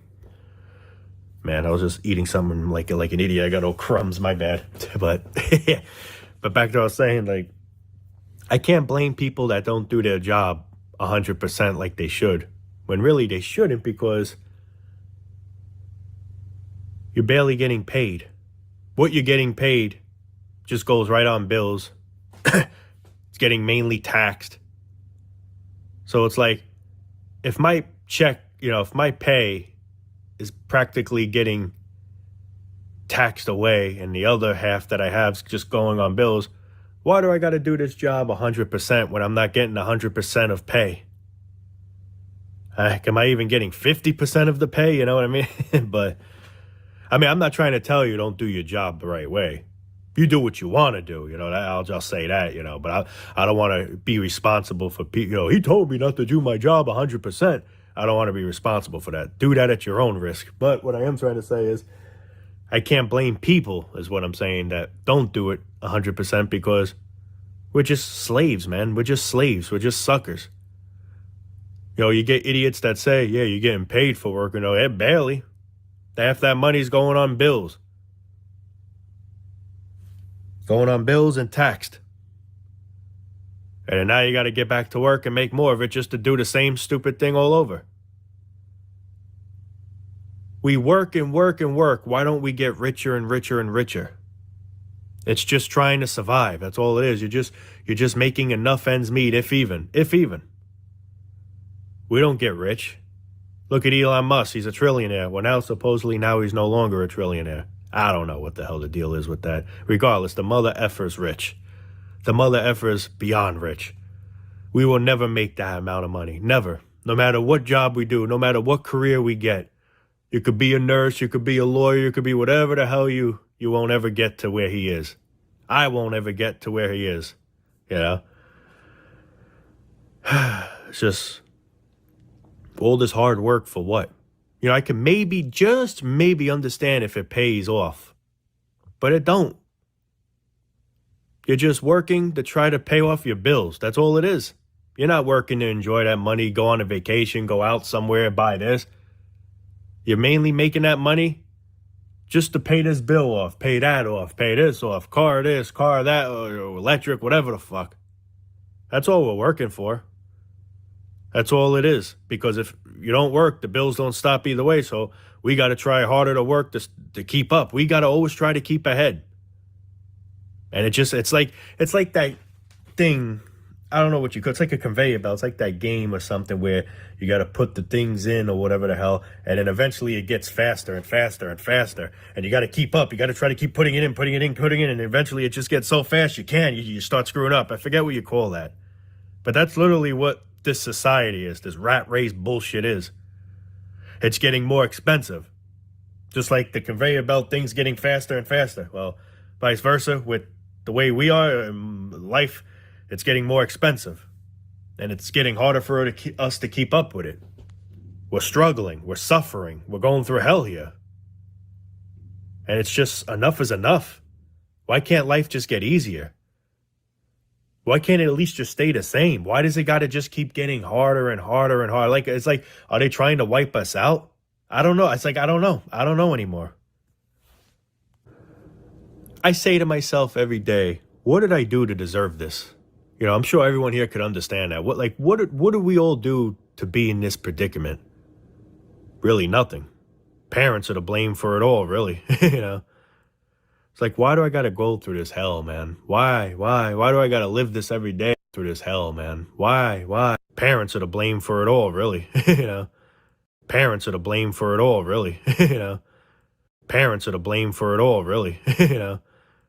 It's like, why do I gotta go through this hell, man? Why do I gotta live this every day? And it's horrible. It's like you feel like the walls are just caving in on you, like they're just coming in on you, like you don't know what to do, man. That's Who wants to follow this happy guy? Happy guy. He's so funny. I'm going to drop his link in the chat for his video. If you want to follow this big nose, happy guy, he's just a barrel of laughs. He's full of joy. He's happy-go-lucky. But all he preaches is misery, depression, not wanting to live, not wanting to pay bills. He's bitching, complaining, miserable. Where's the happiness? where's the jokes and happiness? I don't see it on his channel. And this isn't the first video of his I played. He's miserable. He's miserable.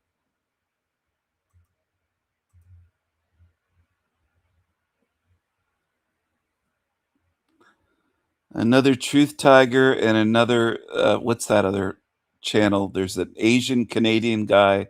Can't think of his name, his channel. There's a little tiny Asian Canadian guy. Then there's a little darky Muslim. They're all in the same group. This is all they do, is complain about their lives. And they have to record it on video and upload it onto YouTube. And people watch these channels. People watch this shit. how I feel. I'm sure it's how everyone here feels. It's about his feelings. That's how he feels. He blames his parents. In on you, like they're just coming in on you, like you don't know what to do, man. That's how I feel. I'm sure it's how everyone here feels. You know, I mean, there's nothing ever good to say about life. I want to say something good about it. I want to say something positive, but I can't because then I'll be lying. And I don't like to lie. I don't like to lie. Because if I say anything positive about life, you know darn well, unfortunately, I don't like to lie. And I don't like to lie. I don't like to lie. And I don't like to lie. I don't like to lie. Because if I say anything positive about life, you know darn well, unfortunately, that would be a huge lie.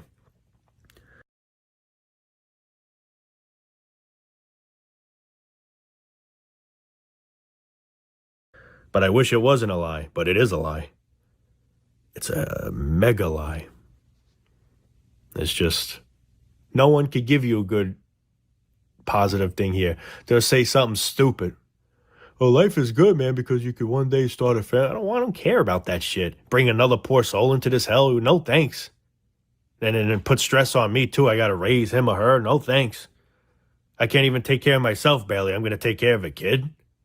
No, thanks. You know? It's just this. I can't even take care of myself, barely. I can't even take care of myself, barely. I can't even take care of myself, barely. I'm going to take care of a kid. No, thanks. You know? It's just there's nothing good someone could say. They'll come up with something stupid. Oh, yeah, it's good. It's just there's nothing good someone could say.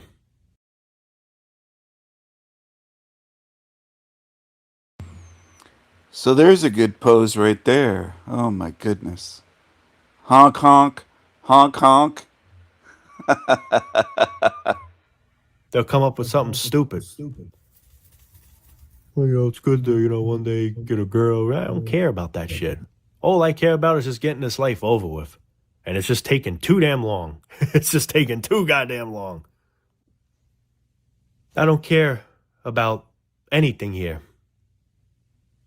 The only thing I care about, whether I sound dark or not, I really don't give a fuck. The only thing I care about is getting to the goddamn other side already. Getting to the other side of this damn tunnel. I'm so sick of being in this tunnel already. I just want to crawl out of it already.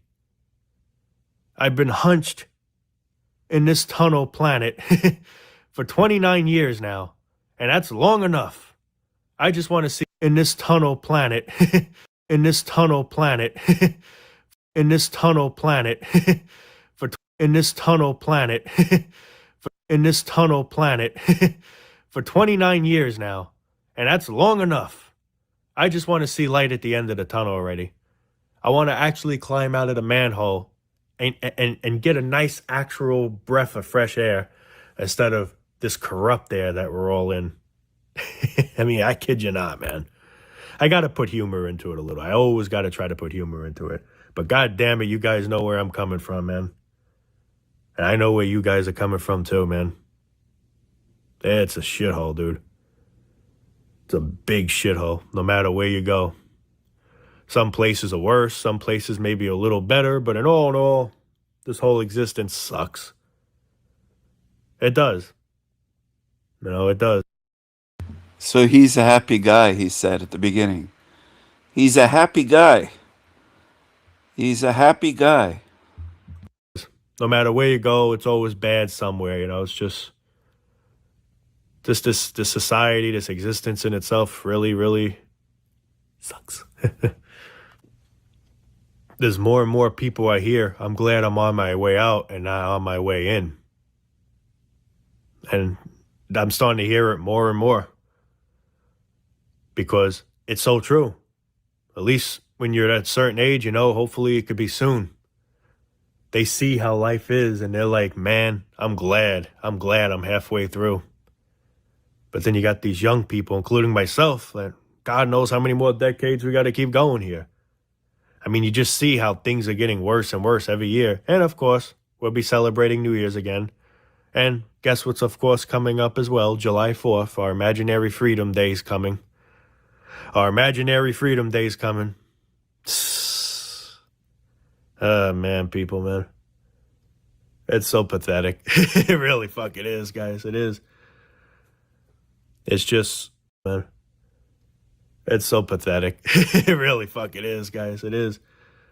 So pathetic. It really fucking so pathetic. It really fucking is, guys. So pathetic. It really fucking is, guys. It's so pathetic. It really fucking is, guys. It is. It's just one big dump that we're all brought into, and it's like, now here we are, man. It's like with sports. People getting all hype, What do you, I say to people, hey, I'm not really a sports person, or I really don't care. What are you, crazy? They'll look at you like you're strange. They'll literally look at you like you're strange, you're weird, you're a weirdo, whatever. But the truth is, I don't care. If they lose, what am I getting out of it? If they win, what am I getting out of it? Nothing either way, so why the fuck do I care? I'm not saying don't get into sports, but if someone doesn't give a fuck about it, respect that too. And that's true of me. I don't give two shits about any of that crap. Oh, you're weird, man. Cool, whatever. I just don't give a fuck. It's not benefiting me. They're going home rich either way. Whether they're losers or winners, at the end, they're winners regardless. Not us, though. Not us. We gotta, try to keep our heads above the water. While their heads are way above the water. They're not even in water. Their water is probably just up to their ankles. If even that. But that's as far as it's going to go for them. Not us. That shit's, we're submerging more and more and more. That's us. Not them, though. They don't got to worry about it ever.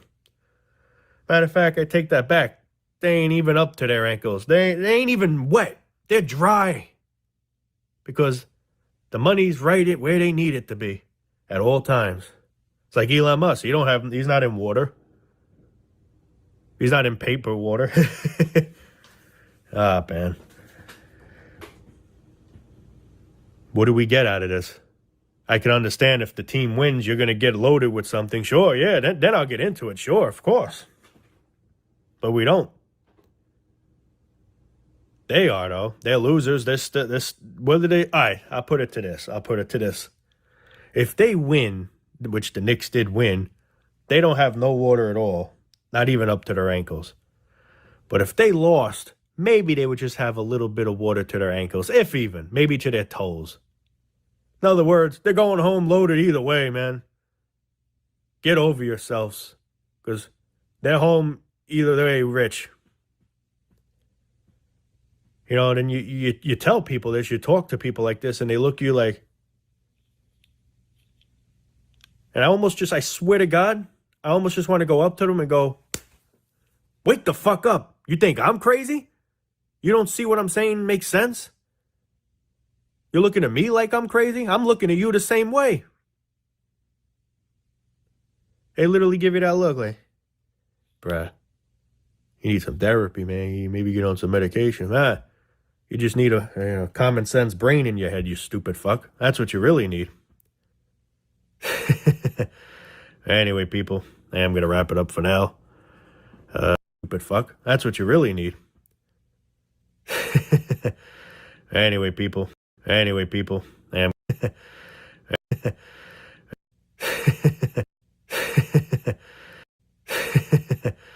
Anyway, people, I am going to wrap it up for now.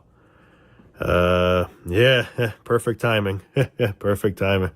But, I love you all, man. Sorry I haven't uploaded in a while. Just, been kind of busy and, nothing bad. I'm hanging in there, I'm trying to hang in there as best as possible.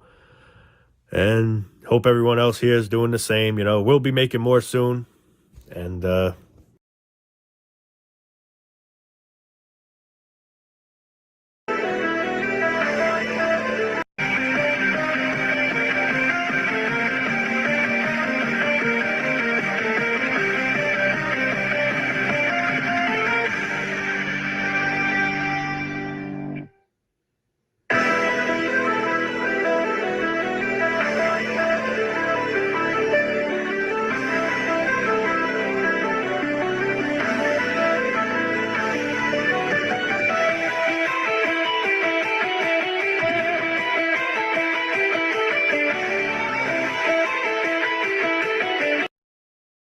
He's playing airplane. He's got a propeller.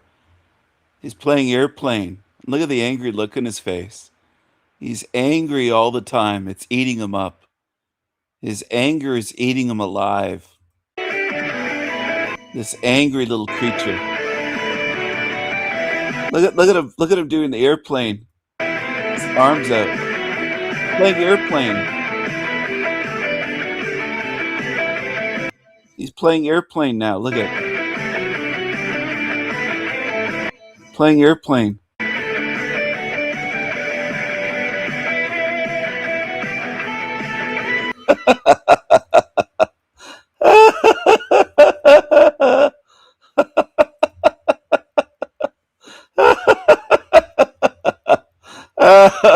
He wants to be an airplane. He's like a little kid going around, running around playing airplane. Oh my goodness. What a clown. How cringe. Let's check this out. I guess this guy hates Britain.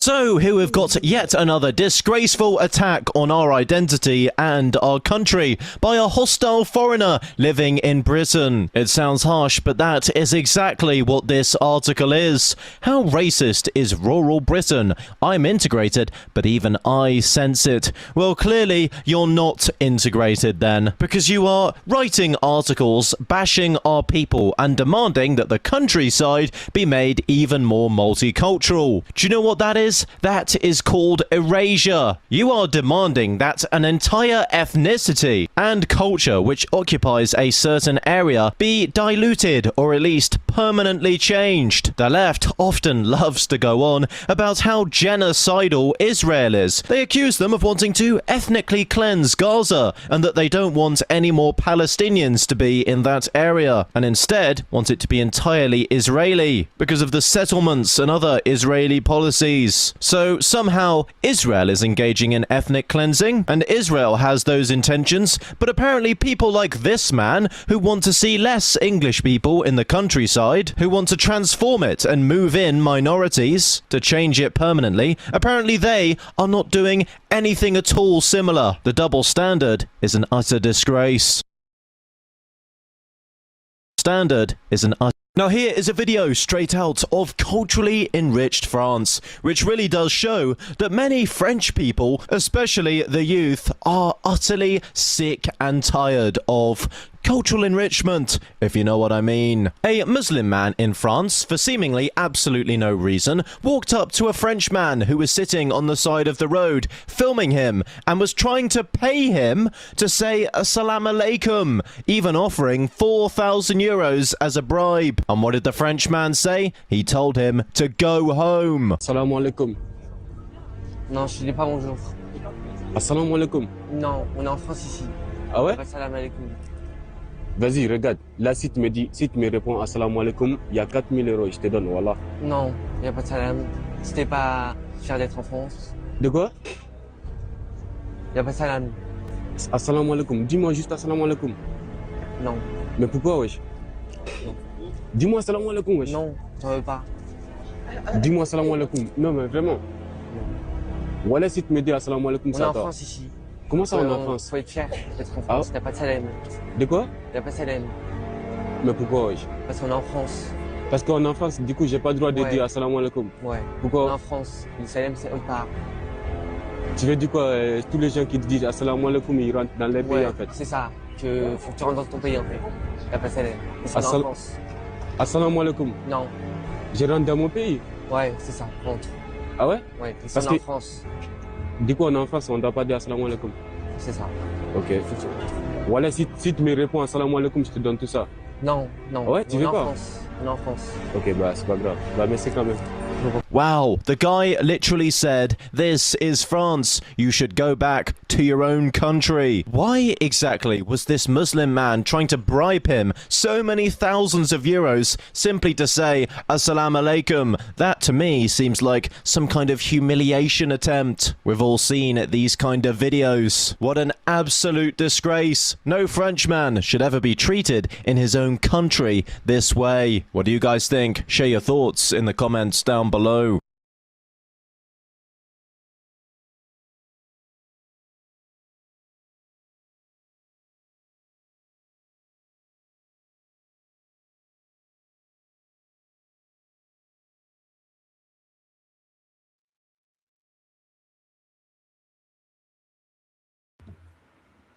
Hello, hello. Yes, well said by him. Exactly.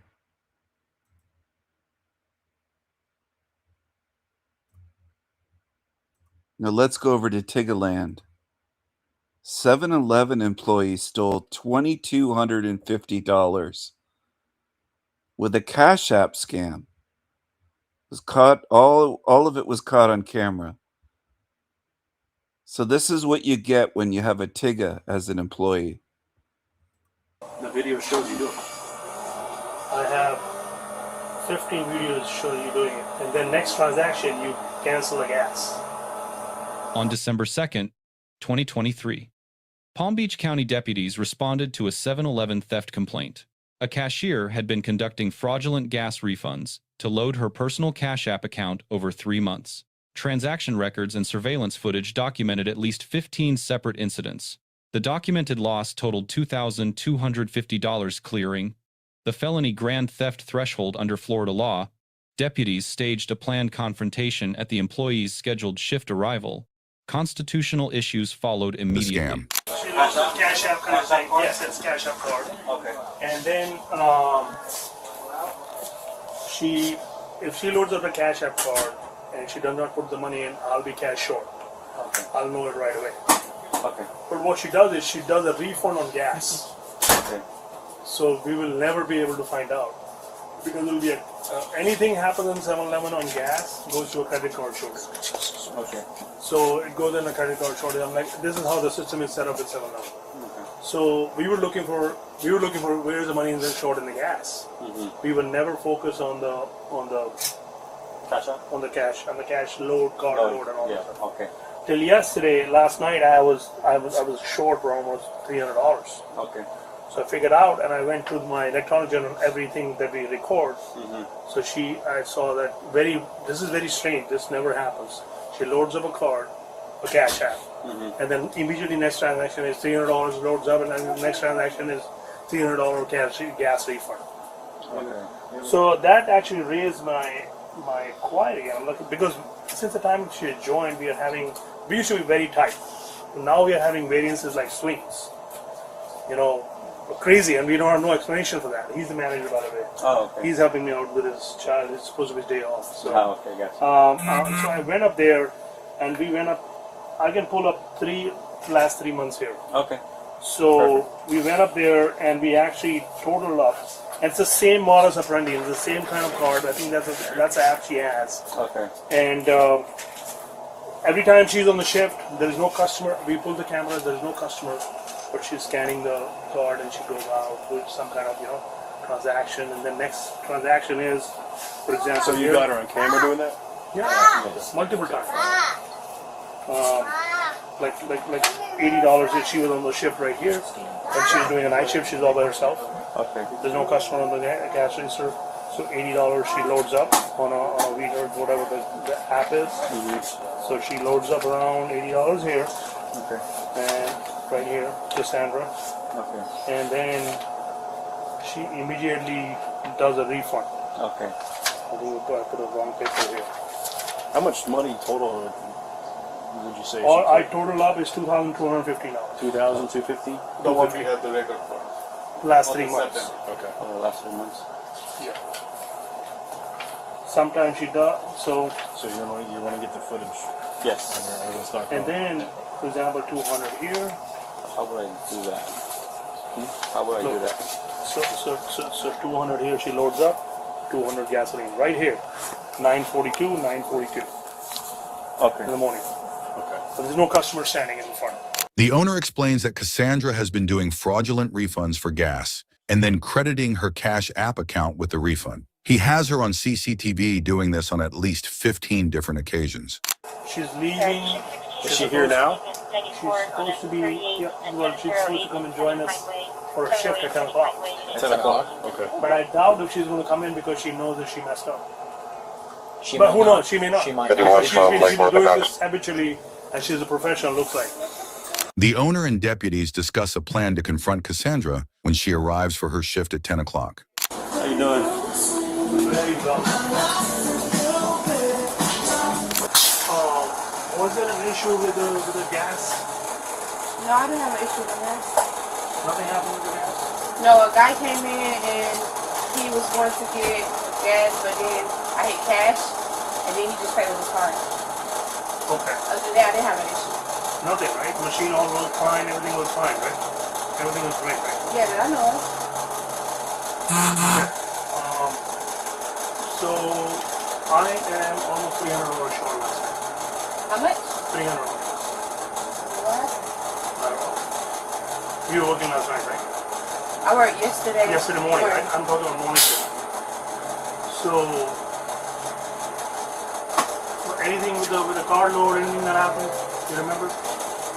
Nothing? No. So I'm going to talk to you, or I'm just going to read you these real quick. I'm going to need you to tell me verbally if you understand them or not, and then I'm going to ask you a couple questions, all right? Okay. Any statement can and will be used against you in the court of law. Do you understand? Yes. Okay. Now, the reason I read you is because we're doing an investigation on behalf of 7-Eleven because they feel something happened between what he was just asking you about. So now I'm going to interview you and I'm going to see if you're willing to talk to me, of course, about it. You want to talk to me, knowing these rights? I don't have nothing to say. Okay, We're so gonna have to ask you some questions. we're gonna have to ask you questions, and you guys, to talk are you and willing answer to answer those questions without a lawyer, or you wanna? I'm willing to answer. Okay. Before questioning began, a deputy delivered only one of 4 constitutionally required Miranda warnings. Miranda versus Arizona established that 4 distinct advisements are required before custodial interrogation may proceed. Right to silence. Statements may be used in court. Right to an attorney. Right to appointed counsel. Only the second warning was given. The remaining 3 are absent from the record.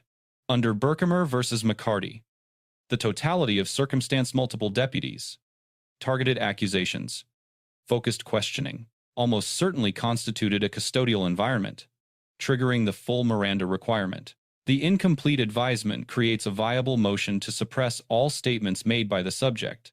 A second constitutional issue emerged seconds into the interview. When asked whether she wished to speak, the subject stated, "I do not have anything to say." Michigan versus Mosley requires law enforcement to scrupulously honor any invocation of the right to remain silent.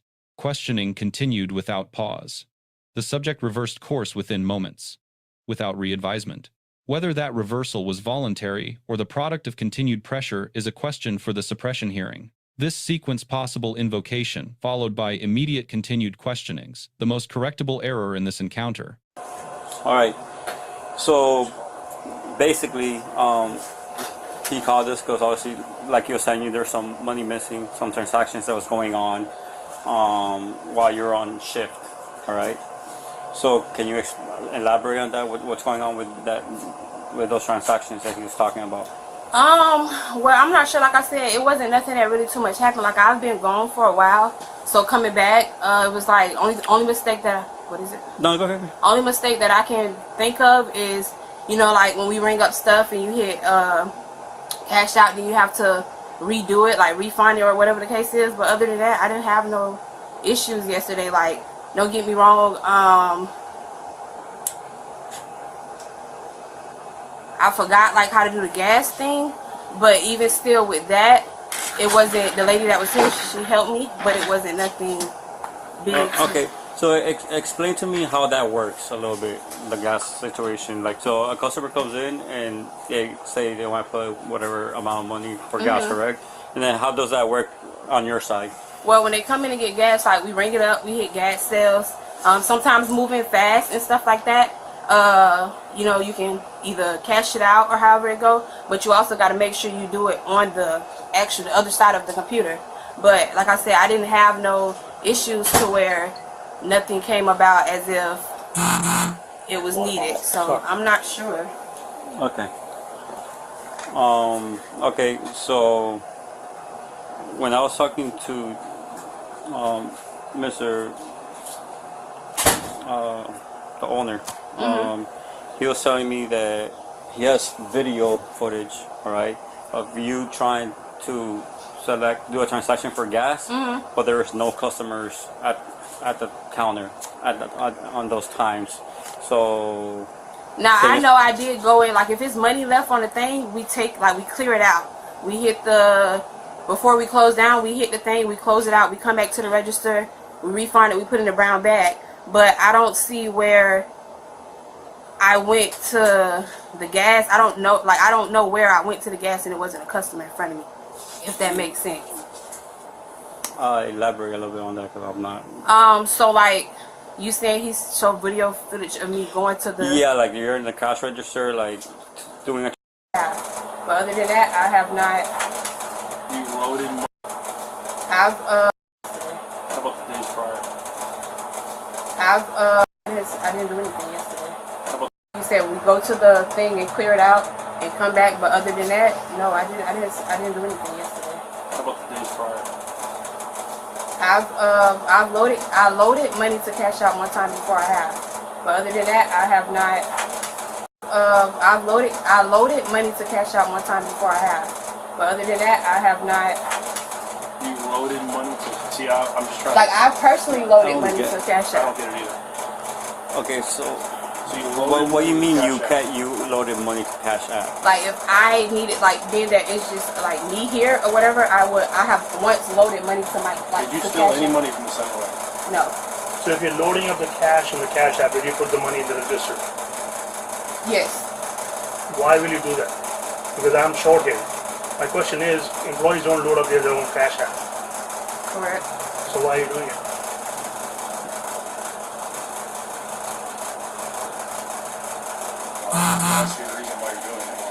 I mean, I did it that time because I needed the money, but other than that, that was it. So you needed the money, but you didn't put. So you didn't have the money when you loaded up, but you never informed me, did you? No. Okay. And I wish you had told me I would have helped you out. So how much money was that? It was $200. Did you take the $200? I loaded it to the Cash App. So it's like digital currency to the Cash App. Instead of taking the money, the actual money, she loaded it to her phone. That is correct. Okay. Because she needed it times on top. Yeah. You know, so. Okay. But yesterday I did not load any money to Cash App. And what day was that you actually loaded the? I'm not sure. I'm not sure what day it was. A month ago, 2 months ago, was I was here last week. It was probably last month. Sorry? I'm pretty. It was probably last month, but it wasn't. Last month, beginning of the month. I'm not sure. It probably was the beginning. So you loaded up because you needed the money. You didn't inform anybody else, and that's it, right? That's it. The one time. Yes.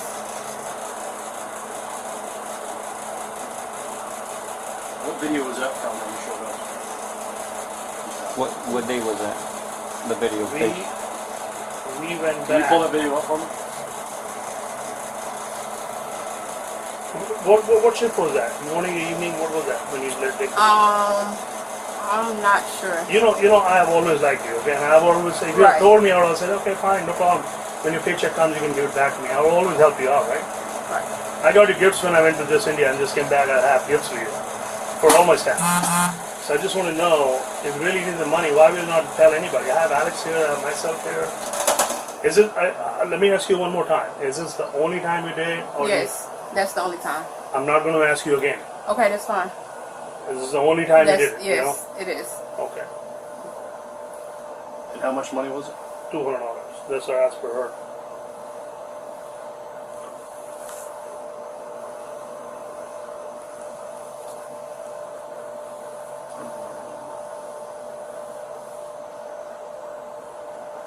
This was the thing from yesterday, buddy.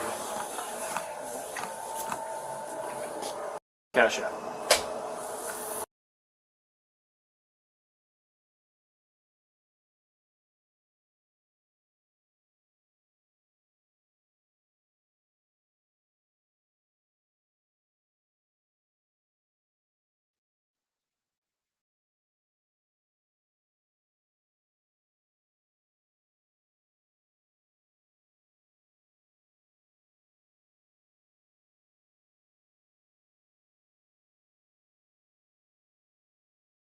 Now this is an absolutely brilliant clip from a street interview by Vox Populi, which really does go to show that the English youth are fed up and that they can see what is happening to the English people, because this young lad literally states that his own people are fading away before his very eyes, and he unequivocally opposes this. Just take a watch. Has this sort of immigration crisis and the replacement migration, has that affected you in any way? What have you noticed in personal life at all? Yeah, I've noticed in Chesterfield it's changing a lot, even over the last few years. We're going to the point now where, you know, everywhere, even like small villages around Chesterfield are becoming unrecognisable at this point, even somewhere like Claycrafts. You know, you see the numbers of English people begin to fade away, and people speaking foreign languages everywhere at this point. And very last question, what's your take on reform? What's your take on Restore? What do you know about this? Well, I lean more towards Restore, definitely. Yeah, I'm a member of Restore. I think Reform are just becoming the new Conservative Party, are just becoming another mainstream. You know, we're seeing the Conservative Party fade away, and Reform are just taking that position. That's where, you know, I support Restore because I like what Rupert Lowe's got to say. Obviously, as a politician, it's a party. I'm not going to agree necessarily on everything, but the closest thing that can get somewhere that I think, you know, that I like the look of, you know, yeah. Now that is brilliant. He truly said what all of us are thinking. Loving your own is not the same as hating others, and not wanting your own people to disappear in their own homeland so that your culture can have continuity is not hateful. All of the migrants in this country who complain about racism, well, they have homelands to go to. If England falls, they'll simply go back there. But if England falls, we have absolutely nowhere. This is our only home, and I think we should absolutely work to preserve it. What do you guys think? Share your thoughts in the comments down below.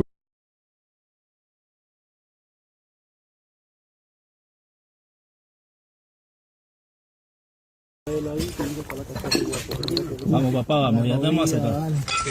¿Lo veo? ¿Lo viste? Sí, está aquí, ahí se ve el ojito, el ojito. Ah, ya lo vi, ya lo vimos, ya lo vimos. Ya lo vi. Está aquí, bro, esto, lo que tú sabes. Vamos para allá. Eso pasó, pero mano, que sí lo vamos a sacar. Ahí está. Agüita, agüita, eso. Mira. Vamos papá, vamos, ya estamos acá. Ven, toma un poquito. Ya, no quiero más. Vamos. El pote la vaina, no te lo...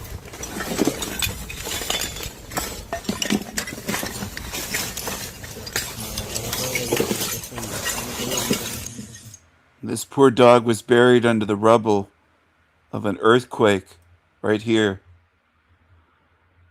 Now, a lot of you humans on earth say that God is good, God is awesome, that your God is an awesome God. You say it's God's design, God's plan. You defend God. You say God is loving. You say all sorts of things. I've heard it this whole lifetime. But you don't want to look at what happens as a result of your God's design. Like this.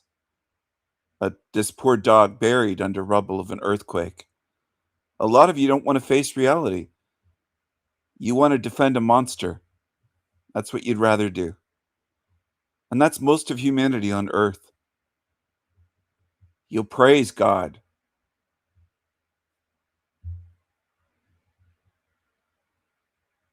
Earthquakes are part of the design of this place because your God is not good.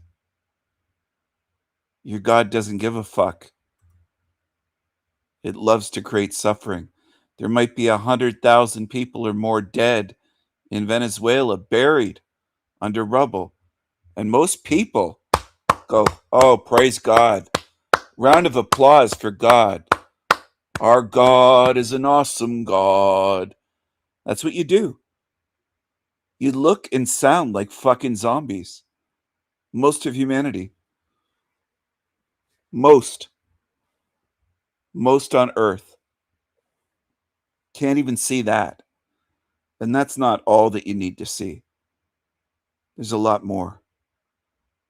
But they can't even take a step in that direction. And that shows me what humans are. What exactly are you praying to and praising? What the fuck are you praising, you people? How many millions have been killed over the centuries by earthquakes designed into the system, created by your God? Millions. But you don't want to face reality. You don't want to face the truth. You don't want to face the design of this place. There's only a rare few in this realm that really start looking into it. Your so-called God can't be good because what it created is evil, dummies. It's not that hard. But most humans don't want the truth. You should go watch Tony or Elizabeth April or some of this kind of stuff. They'll really help you out. Welcome back to Clown World. Welcome back to another review where we are going to get Into Elizabeth April, once again revisiting her. I first reviewed her must be about 3 or 4 years ago now, but she's becoming even more relevant. So I'm going to be taking another look at some of these people that are becoming even bigger, that are getting shared even more by the algorithm, and all of that stuff. So before I do, guys, don't forget to hit the like, comment, and subscribe. And if you'd like to work with me, check out my link at transcendingtimes.org. So, Elizabeth April, like I say, it's been a few years. She's like the queen of the new age. She's not just big here on YouTube. You see there, she's got over 500,000 subscribers. So, a real threat to the system. But it's also her Instagram as well. She's got 500,000 over there. And it's just nonsense every day on there. She's talking about Galactic Federation of Shite. She's channeling Jesus here apparently, which we're going to get into. She tells people to be positive all the time, not to look at the negative, not to focus on the negative, because you're going to draw more of it in, that new age nonsense, the new age deception, when actually if you ignore something, if you ignore a problem, it gets worse. But these people want you to ignore all that, turn the other cheek, let evil just do what it does. And if you look at that, if you call it out, then you're being quote unquote negative. And she's had a few people calling her out lately, and it's not just myself. And she calls those people low vibration and negative as well. So hey ho, I guess I'm low vibration in her eyes. But yeah, she's done all the rounds, Gaia TV. This is someone David Icke pushes, right? People go, oh, what's David? What have you got a problem with David Icke? This is the sort of gumph he's pushing, right? This is what I say. It's not just a case of someone giving you some truth. It's like, where are they leading you? Who are they surrounding themselves in? Who's appearing on their channel? Who are they doing interviews with? So it's more than just that. So he could be giving you all this truth and then direct you over to her, and then all of a sudden, if you listen to her because he's told you to, you're in the Galactic Federation of Shite, you're in a savior program, and you've bypassed your own sovereignty, and you're back in the matrix again. So this is why it's important to think deeper, and just not go with what anyone says, and always have the discernment at the forefront. So anyway, I'm going to stop yabbling on. Let's see what she's channeling, right? So channeling. When people are channeling, they're more often not channeling demons, right? Doesn't matter if it's Archangel Michael, Galactic Federation of Shite, Pleiadians, Jesus. We know, and if you've been watching this channel, there's so many instances of where people have been channeling. They think that they're speaking to some benevolent being, and then there's always the rug pull. There's always the piece of information that sends the person over the cliff face. This is why I don't recommend channeling. And this is what she's doing here. So anyway, let's see what Jesus says. She's so special. Jesus is contacting her. I know it's kind of outside the realm of GFL, but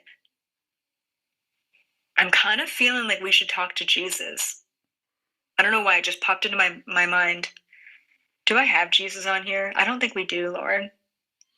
She got him on speed dial or something. That's not Jesus. I don't think we do. Oh, she's talking about the background.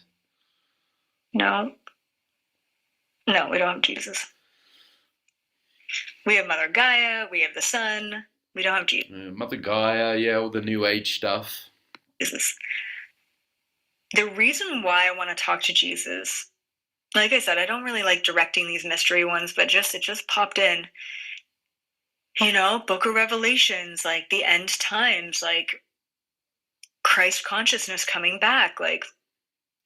Yeah, the Book of Revelations were written by the Satanists. That's why it's all coming to light. That's why when people say, yeah, but it's all coming true. Well, yeah, that's because the system wrote the Bible. So that's the only reason why it looks like it's coming true. Potentially a false resurrection event. Potentially a false flag alien invasion. I mean, just just the fact that she's talking about Jesus is keeping people in a savior program. It's keeping 525,000 people in the mindset of a savior, right?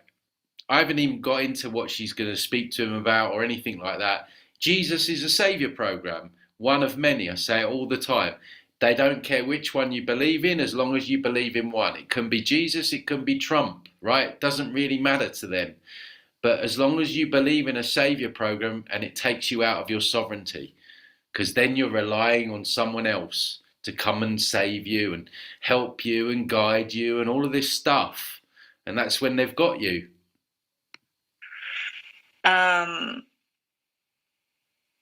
I just, like, if I could talk to Jesus about what he thinks about him coming back, I think that would clear a lot of shit up, don't you?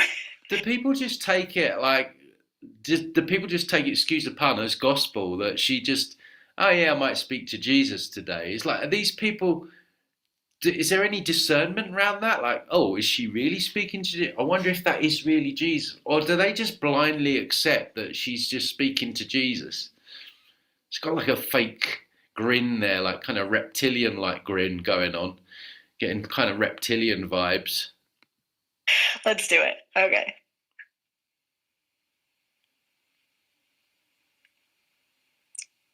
Let's just go right to the source. I'll go to him and then I'll sort of describe what he looks like. He might show up in a different form than what he showed up in last time, because I think we talked to Jesus, like maybe 8 months ago? I just can't believe people just swallow this up. I already need like the sick bucket. Definitely sometime in 2025.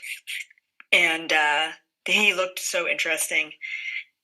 Probably not what any of you would expect. Yeah, because it was probably a demon. That's why it looked interesting. Masquerading. But yeah, let's just go to him and see how he pops up. I'll describe him and then I want to talk to him. He's definitely not on the Galactic Federation mothership. He does not work for the GFL. What the Galactic? It's all there. Galactic Federation, Jesus. For the record, and he's literally exists in a much higher dimension, like 12th dimension. It's 11th, 12th dimension vibes. All right, 1 second. And don't tell me you can get there. You're the only one that can reach him. These people.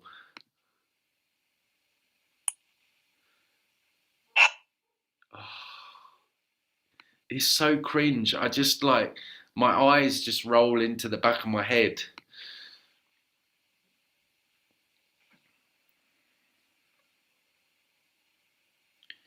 Get on with it. This is false. A lot going on. So I go over to him in this other dimension, and I have to describe what he looks like because it's weird. Okay, imagine like dark space, like just black space everywhere, okay? There's like nothing around. We're just like floating in space. And there is this giant, like, I don't even know if, it doesn't even look like a humanoid figure. And we're talking... Remember, guys, David Icke thinks you should follow her. He said it on his recent video. Giant. Like, if I'm like this big, he's like literally this big. So I don't know if that's like hundreds or thousands of feet tall, but like massive. Golden. It's just like pure, swirling, golden energy. Like I said, not really even in like a human form. And this is sort of the embodiment. So it's obviously Jesus then. A swirling golden light. Let's just assume it's Jesus. All these people going, wow.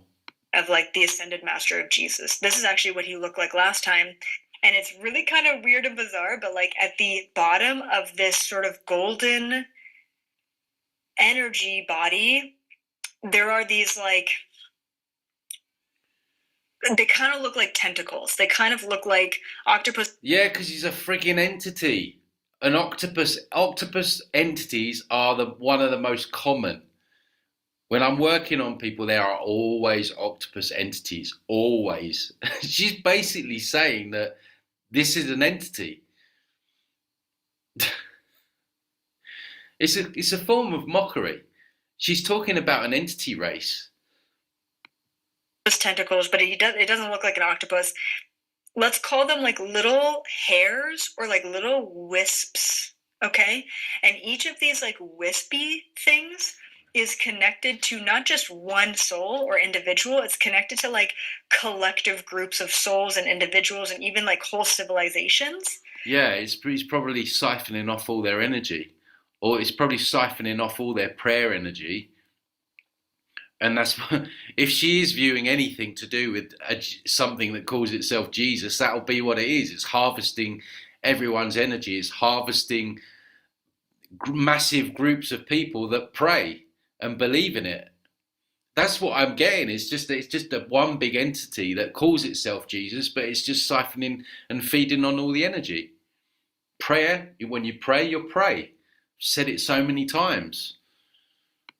So maybe she is actually tuning into the entity that is masquerading as Jesus. And I went over to him and I kind of just asked him, I said, do you have a moment to talk? Because usually ascended masters are really busy. You might be busy. You might have a few prayers to answer. Or unless you're currently working in mysterious ways and you can't answer everyone. Busy, but I always forget that they are literally splitting their consciousness into like an infinite number of different places simultaneously. So there's no like, it's not linear. Like they're not linear. So I forget that. I don't even know why I asked, like, hey, do you have a moment to talk? It's like, yeah, of course. So he comes back to me and it's like one of these little wispies like come up to my astral body and like connect with me, kind of like Avatar. Creepy. Didn't ask. Didn't say, hey, look, I'm G, can I connect into you? Just imagine someone doing that to you in real life. You're sitting at a table, someone just like, hi, I'm Jesus. Oh, God, can you imagine the level of discernment these people that watch her video? This is why I have to keep doing these videos, guys, because someone who follows Elizabeth April, my video will pop up somewhere to someone and they'll watch it and they may just realize that this is all BS and that's my job done.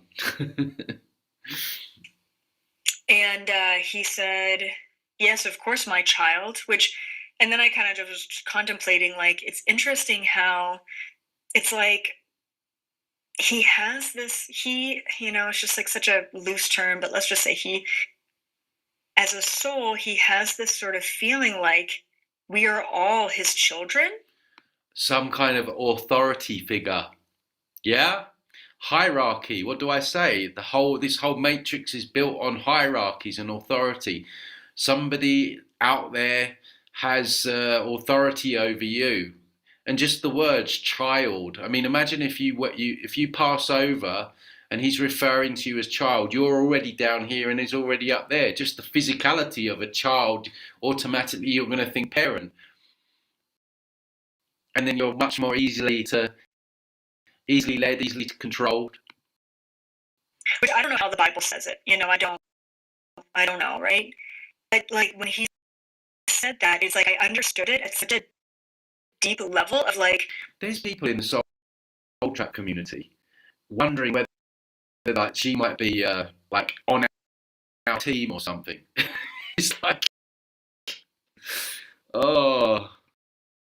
If he is like highly connected to God or source, and we are all connected to source. Source code, AI. I'm convinced that's what it is. I'm convinced we're in an AI. And when people are talking about connecting to source, you're connecting back to that. I don't know how, like, it just felt different when he said it. Like, I've heard that, I guess, from Jesus before, like, you're my sons and daughters or whatever, but it's like, just hit a little bit different when he said it at that time. Like, not that he created all of us, but that, like, there was this oversoul thing. I don't know. Anyway, I'm rambling. So he said, yeah, of course, my daughter, whatever, I have time for you. Cringe. Hold on. I have time. Oh, yeah, okay, this is fascinating. All right, sorry, I, like, lost it, and then I got it back. I think the frequency is messing with Zoom. Sorry about that, guys. Also, it's funny, too, because when I went up to him, I had to bubble myself. And the reason why I bubble myself around Jesus is because he's got tentacles coming out at you. If I were to feel the extent of the frequency that he has, I would just be crying. Like, I would actually just be bawling my eyes out, which I've done pretty much in almost every interaction with Jesus. I just do me a favor. Cry a lot because the unconditional love coming off of that being is so intense. It's unlike anything you've ever felt in your entire life. Yeah, love bomb frequency, false light technology frequency. They can all emit that. The light tunnel emits it. The entities can emit that. Deception, trap. If I go out there, someone starts blasting me with that. Your life is wild. Okay. So I was there. I didn't really have to ask. Is she reading? Like, is she reading from a script or something? Looks like she's reading something. A question, but he showed me. He brought my awareness over to this, like, other section of him. Okay, and it was like a wisp, you could call it, right? One of these, like, sort of golden tentacles coming off of him. And then there's this whole. So she's saying it's not like an octopus, but she keeps mentioning the word tentacles. Group of souls. Like, we're talking like millions of souls that were all connected. My size, itty bitty, right? All connected to the end of this, like, wisp. And some of them are popping, like, in and out, right? So guys, is it just me, or is she describing some kind of energy harvesting? Tentacles, souls trapped in the tentacles. I mean, I'm not making that up. That's what it sounds like. Octopus. Brings my attention over to this. I wouldn't be surprised if that is what Jesus actually is. That is what people are praying to. Some massive octopus tentacled entity. Group of beings, or group of astral bodies or something. I'm like, what is that? Like, what are you calling my attention to? And he said, these are the people on planet Earth who believe in me. Right? Jesus. I said, okay. He said... Did she say, why are they in your tentacles? Like, that's creepy, Hey, Big J, that's creepy. All these people that believe in you, you kind of got them in your tentacles there. Like, what's that about? No, you didn't ask that, did you? Of course not. You wouldn't ask what any other logical person with discernment would ask. That the problem is that... Isn't that creepy? Like, if you knew that was going on and you were in some kind of tentacles, it's creepy, isn't it? It's creepy. They believe in me, but they don't believe they are me. Okay. And as he said that, there was this moment of sort of moving myself, not sort of outside of him, sort of connected to a wisp, but then, like, moving myself to inside of this golden energy sphere. What have we got there? More merging.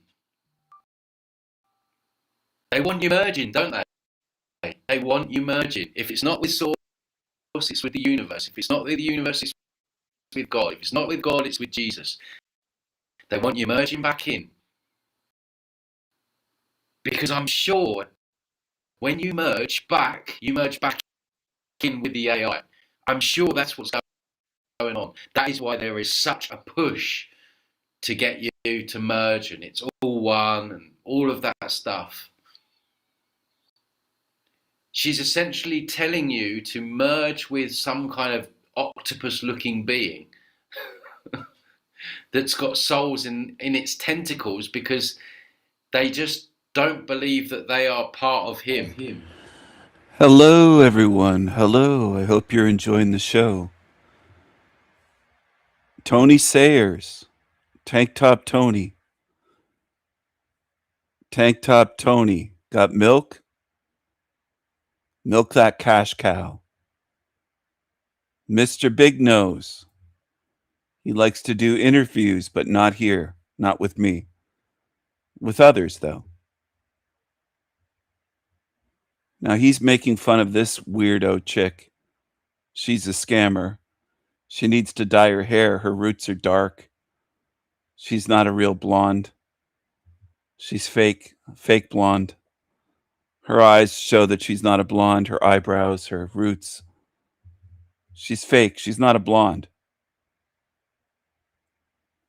But he's fake too.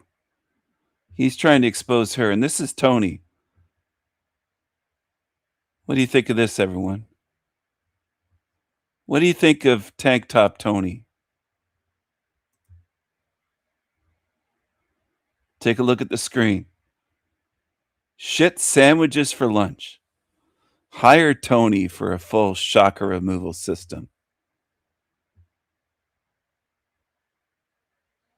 Do you want to hire Tank Top Tony? Do you want to do a Zoom call with Tony and pay him? Go ahead. Go ahead. I'm real worried about you. You've been warned, told, shown. You've had it explained. If you want to go pay Tony, you go right ahead. Doesn't hurt me. Here you go. I'll drop the link in the chat. That's Tony's video on Elizabeth, April. There you go.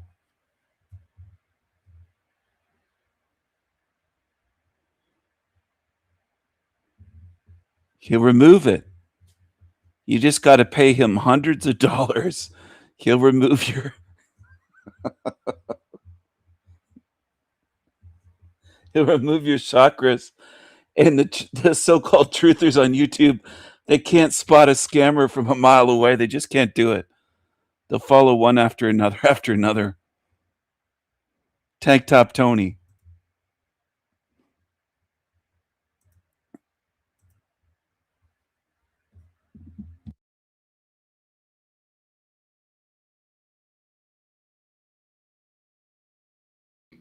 That's not creepy at all, is it, Elizabeth? And how different that was of, I believe in you, protect me, help me, save me, but I'll never be you. And he said that right now, people on earth need to drop their religious associations in order to fully understand the message that he came here to share, which is that he is us. We are him.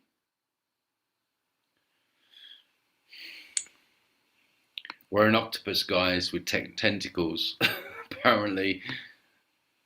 And I don't know what a Christian or a devout Catholic would say to that. Yeah, but you're saying like people are waiting to be saved, but then you're promoting Galactic Federation and all that nonsense. This is what they do.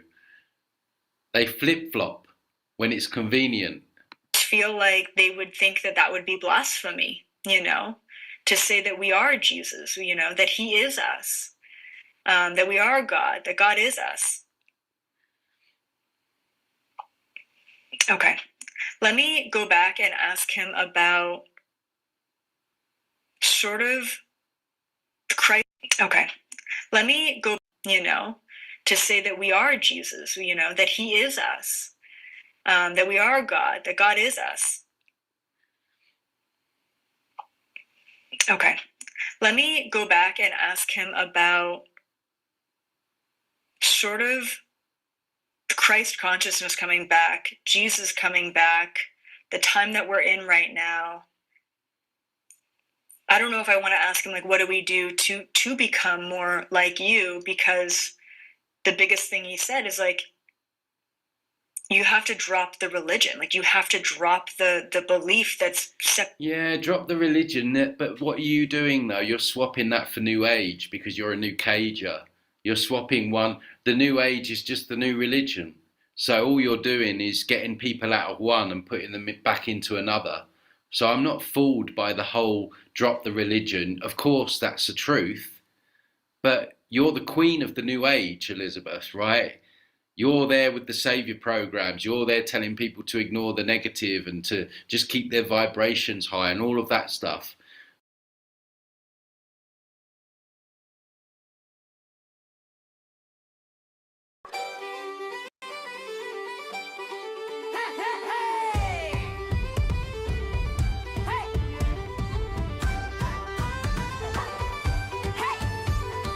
Hey, got milk? Hey, big, big jugs. Yeah. Big, big jug. Tubby, tubby, tubby. Tubs. Tony titties. Hey, hey, big, big jugs.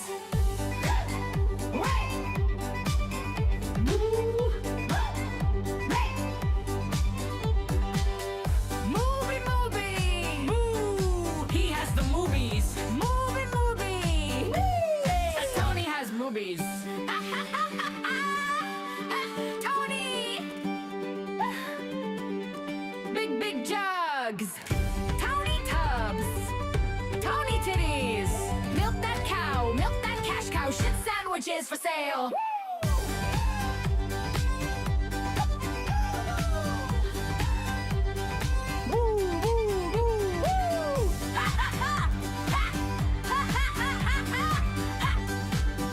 Tony titties, big, big jugs.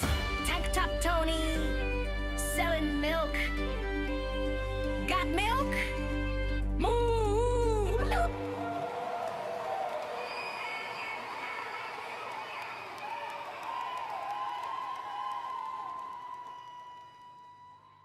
So dump the old religion, but then funnel people back into the new religion. See how clever this all is? Take away with one and give back with the other. Good cop, bad cop. separating us, right? Which is fascinating. I mean, nothing new, but cool coming from the man, you know, coming from the source.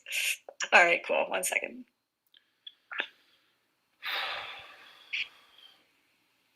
These people.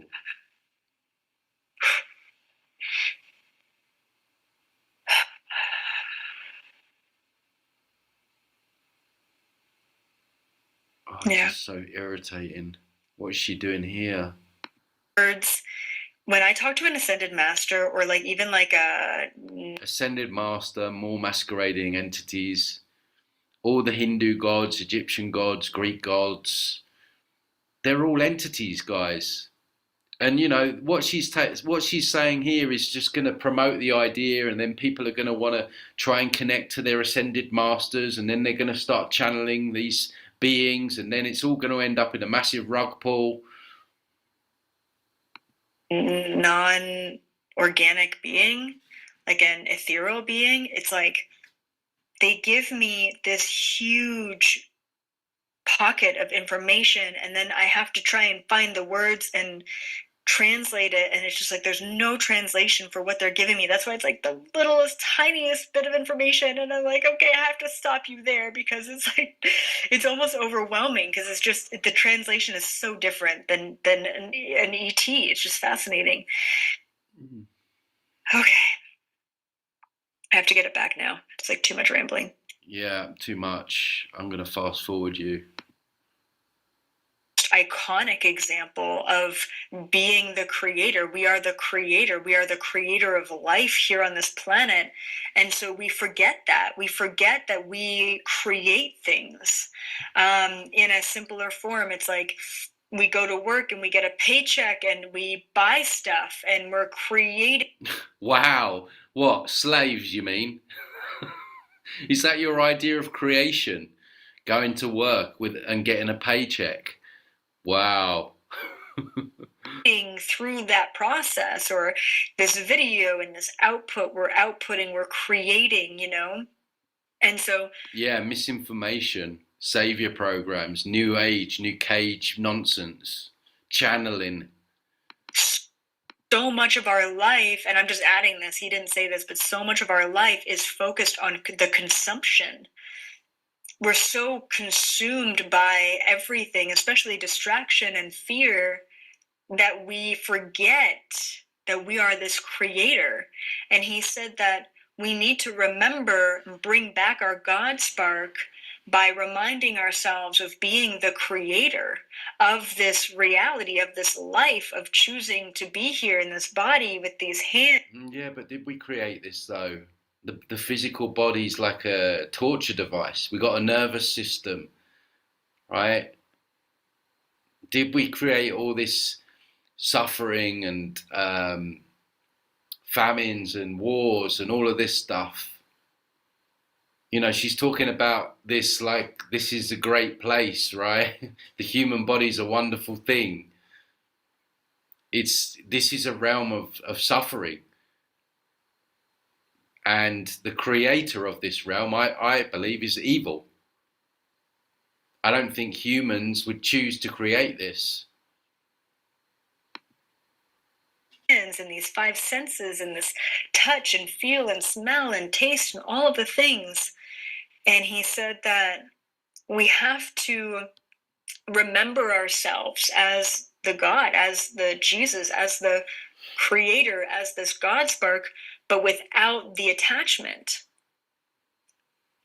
That's where a lot of people sort of get this spiritual ego of, yes, it's me, it's all me, I've done it. Spiritual ego from the woman that thinks she's talking directly to Jesus, and that all these gods want to relay information through her. She's talking about spiritual ego. Creepy. It all. I created you and you and you. And I guess that's true in a sense, right? But without the attachment, without the ego, to bring that back. Okay, let me go back to him 1 second. See what else he has to say. And then we'll sort of leave him off. And I want to do maybe one more, and then we'll close off 1 second.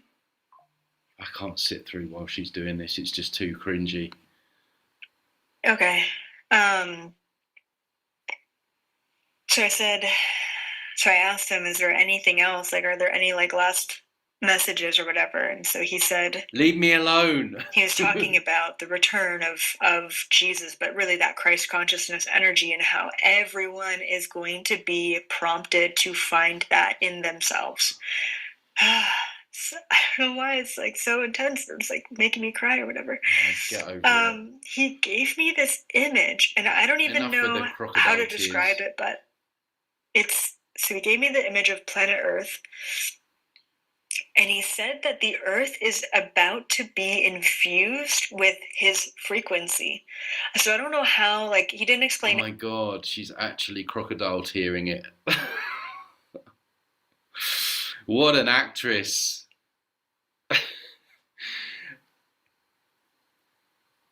How? I don't know if it's a solar flare. I don't know if it's like him coming down and doing something.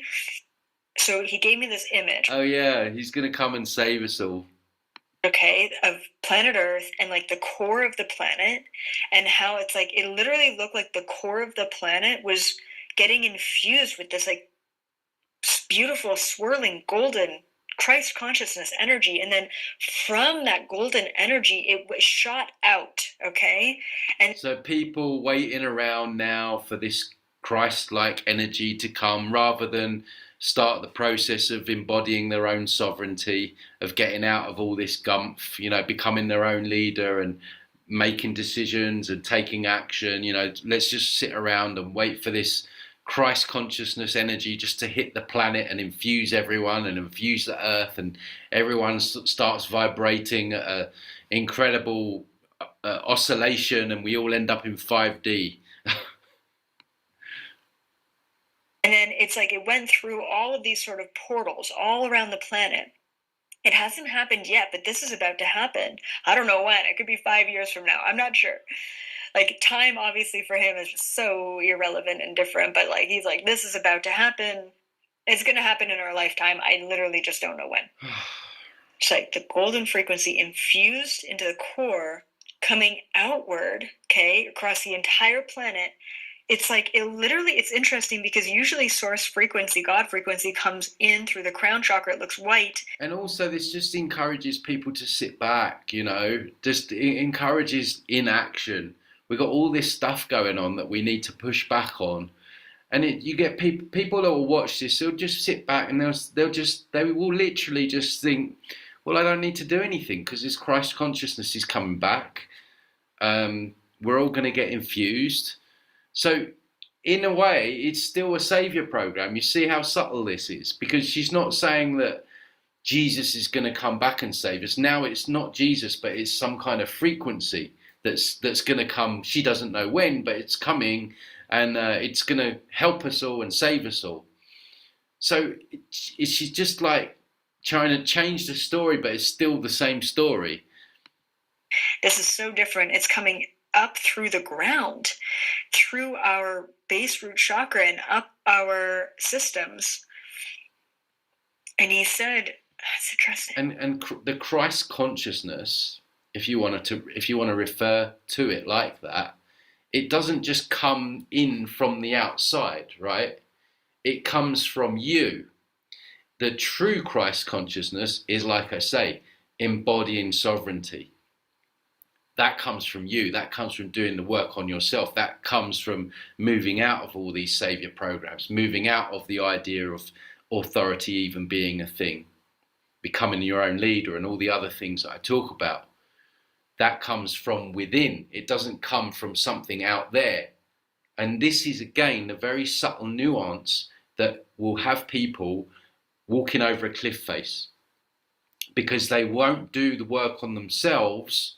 They won't step into that, what she refers to, Christ consciousness. They're waiting for it to come from outside. You see how subtle but different it is, but it's still the same.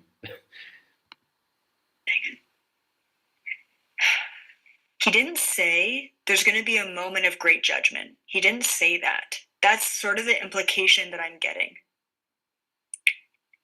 It's going to be a moment of judgment.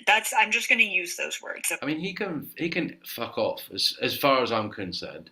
If anyone wants to come and judge any of us for living in this hell realm and trying to survive and trying to just deal with the shit that's going on, and they want to sit there and judge you for it, having to maintain the human body and everything else and everything that's going on, and someone's going to come and judge you, that's what I've got for them. And if that's how this whole reality works, I don't want any part of it. Okay. But he said, so I said, how is that going to happen? Everyone's going to be infused with this Christ conscious energy. And he said there's going to be a moment of choice, essentially. And the choice is going to come down to, and this is fascinating. This is what it is. This is, I don't know why it made me cry. Just spit it out. You're acting. Stop No making one me cry. believes you.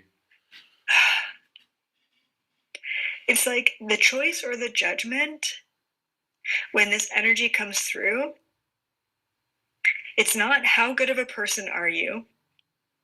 It's not how much you love humanity. It's not how much unity you want for the world. It's not how much you're spiritual you are, how much you read the Bible, how much you pray, how much you believe in aliens. It's fucking none of that. Oh, we're supposed to believe in aliens as well. It comes down to, how much do you love yourself? How is that a basis to be judged on anyway? Like, how is it? How can someone judge you badly for not believing in aliens? Like, that doesn't even make sense. So we're being judged on how much we love ourselves, right? So if you're someone that's been sexually abused, abandoned, you've got a lifetime full of trauma, as billions of people have, and you've can't help but grown up with a feeling of lack, not feeling good enough, feeling unloved, which then would extend into yourself, you're then going to be judged, right? Because you've been dealt a bad card, you're now going to be judged doubly, because you find it difficult to love yourself because no one ever loved you properly.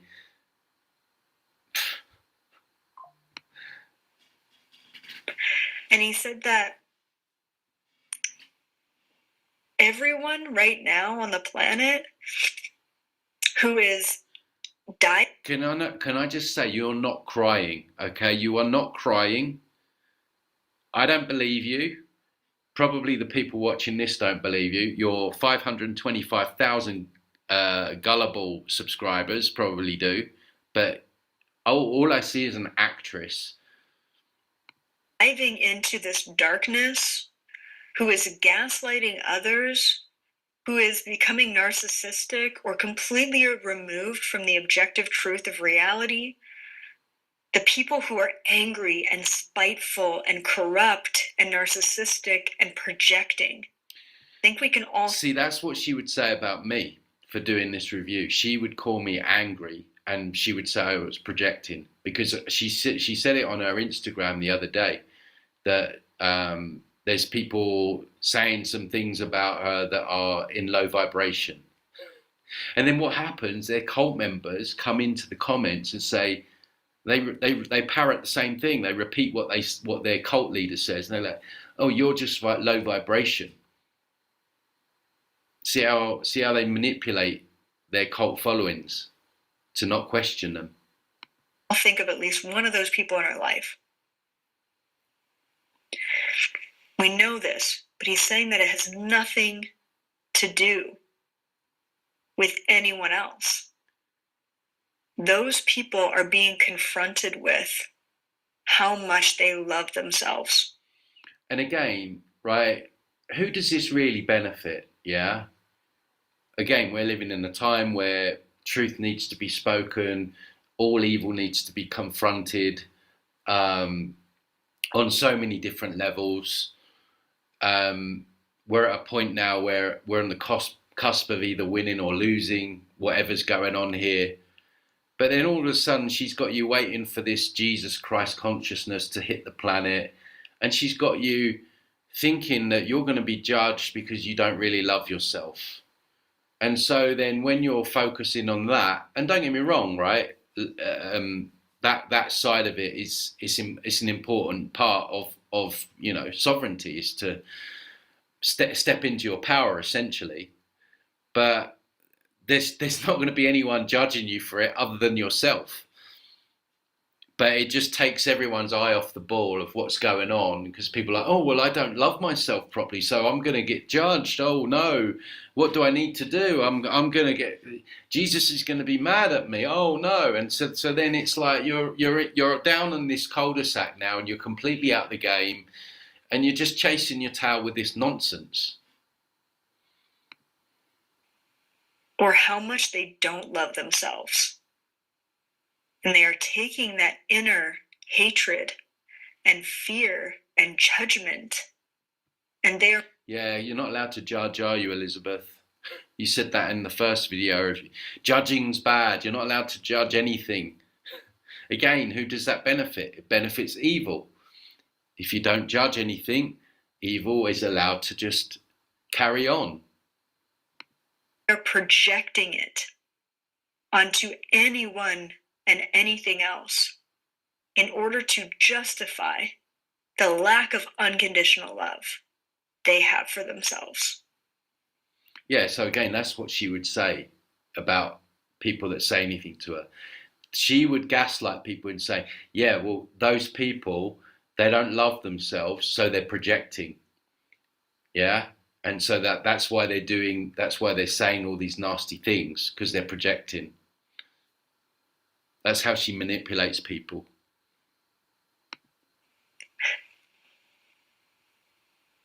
I don't know why that makes me want to cry. You're not crying though. It's like,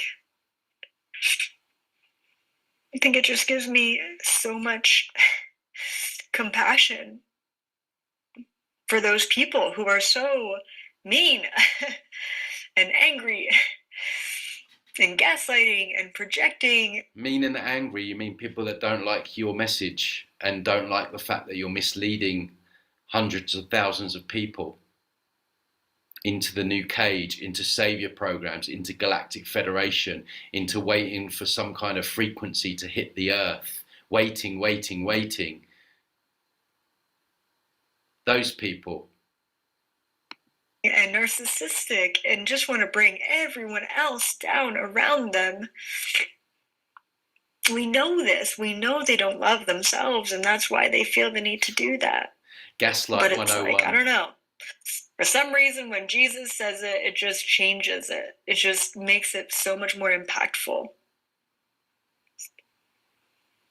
The time of great judgment is coming, and we're not being judged by God. We're not being judged by Jesus. We're being judged by ourselves. And the love that we may or may not have. So how do you show yourself love? And what's that? What happens when we judge ourselves? We judge ourselves all the time. Like, why is that such a big deal? You know, that we judge ourselves. It's funny, isn't it? We're not allowed to judge, but now it's okay that we judge ourselves, according to her. It's like, it doesn't make sense, does it? She bangs on and on about judgment, non-judgment, judgment's bad, but then the ultimate message is that we're here to judge ourselves. Like, what? It's like, how are you not showing yourself love? How can you show up for yourself more? How can you talk nicer to yourself? I don't know if that grammatically makes sense. How can you be kinder on yourself? Have more compassion for yourself? If you're angry or resentful or fearful, it's just an inner reflection on the lack that you may be possessing. okay, you're boring me with this message now. That this is the time. This is the time that everything is changing and shifting, and we are being prompted to take this radical responsibility for ourselves, for the reality that we're creating, for the life that we're living. Stop giving your power away to your in-laws. Stop giving your power away to the government. Stop giving your power away to the big banks. Stop. But give your power away to the Galactic Federation of Light, huh?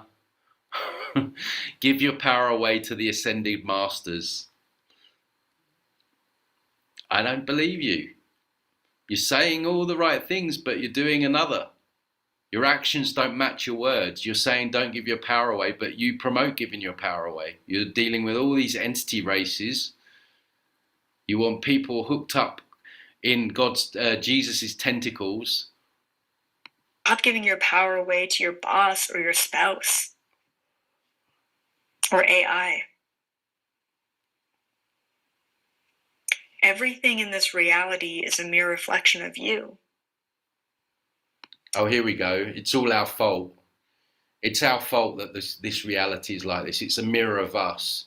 All the famines, the wars, the crises, the poverty, it's a reflection of us. It's not that it's just evil. No. We created this. It's our fault. And if you're not right internally, if you're not aligned, if you're not harmonious,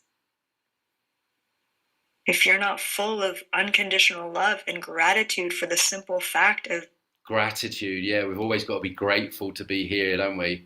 Just keep your vibrations high, full of love. I mean, these are just buzzwords that mean nothing. grateful to be living in times where we're just the digital boot's just about to be stamped on our heads, you know? Being alive, then you're missing the point. Everything in this world right now is here, playing out to lead us back to the only thing that truly exists,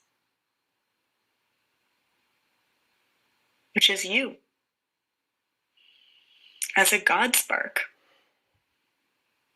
as a fractal of the whole.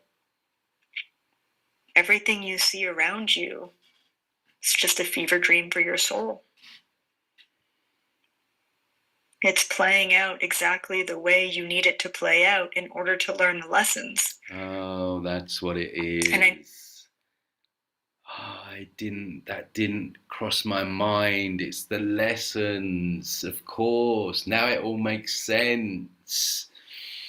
All my suffering is here for me to learn lessons, even though I had my memory wiped. So I can't remember what I'm here to learn. Can't remember my other 1,000 incarnations where I've learned other lessons. Because Earth is a school, isn't it? I need to remind you right now that you don't always have to be learning lessons. You don't always have to be clearing karma. But there's a hell of a lot of time you will be doing that, according to these people. You don't always have to be suffering just because you're used to suffering. Yeah, but it's the nature of this realm. That's the point you're not addressing. It's built for suffering. The constant having to pay for a roof over our head, scarcity, the struggles, the government on our backs. You know, you can't just like push that away like it's nothing. You can enjoy. You can relax. The more enjoyment you find in the little things, the more gratitude you have for the simplest expressions. She's just repeating herself now. The more enjoyment you bring, the more abundance you attract. Whatever you focus on right now is being amplified. New Age deception. Whatever you focus on is being amplified. So, she's not said it, but what does that make people think? Well, if I look at the negative, I'm going to draw more of it in. If I look at the negative, I'm going to amplify it. Which is, like I say, a deception, because if you ignore the negative, if you ignore things that need attention, they generally get worse. And again, who does it benefit? Who does it benefit if you take on the belief system that whatever you focus on amplifies?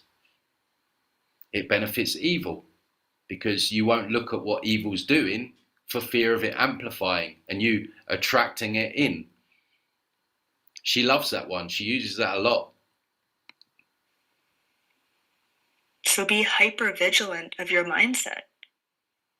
Just think love and light. Be hyper aware of your heart space. Bring discernment to the people in your life that lift you up.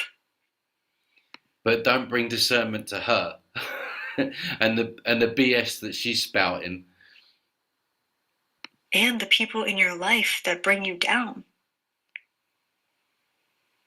Because every time you choose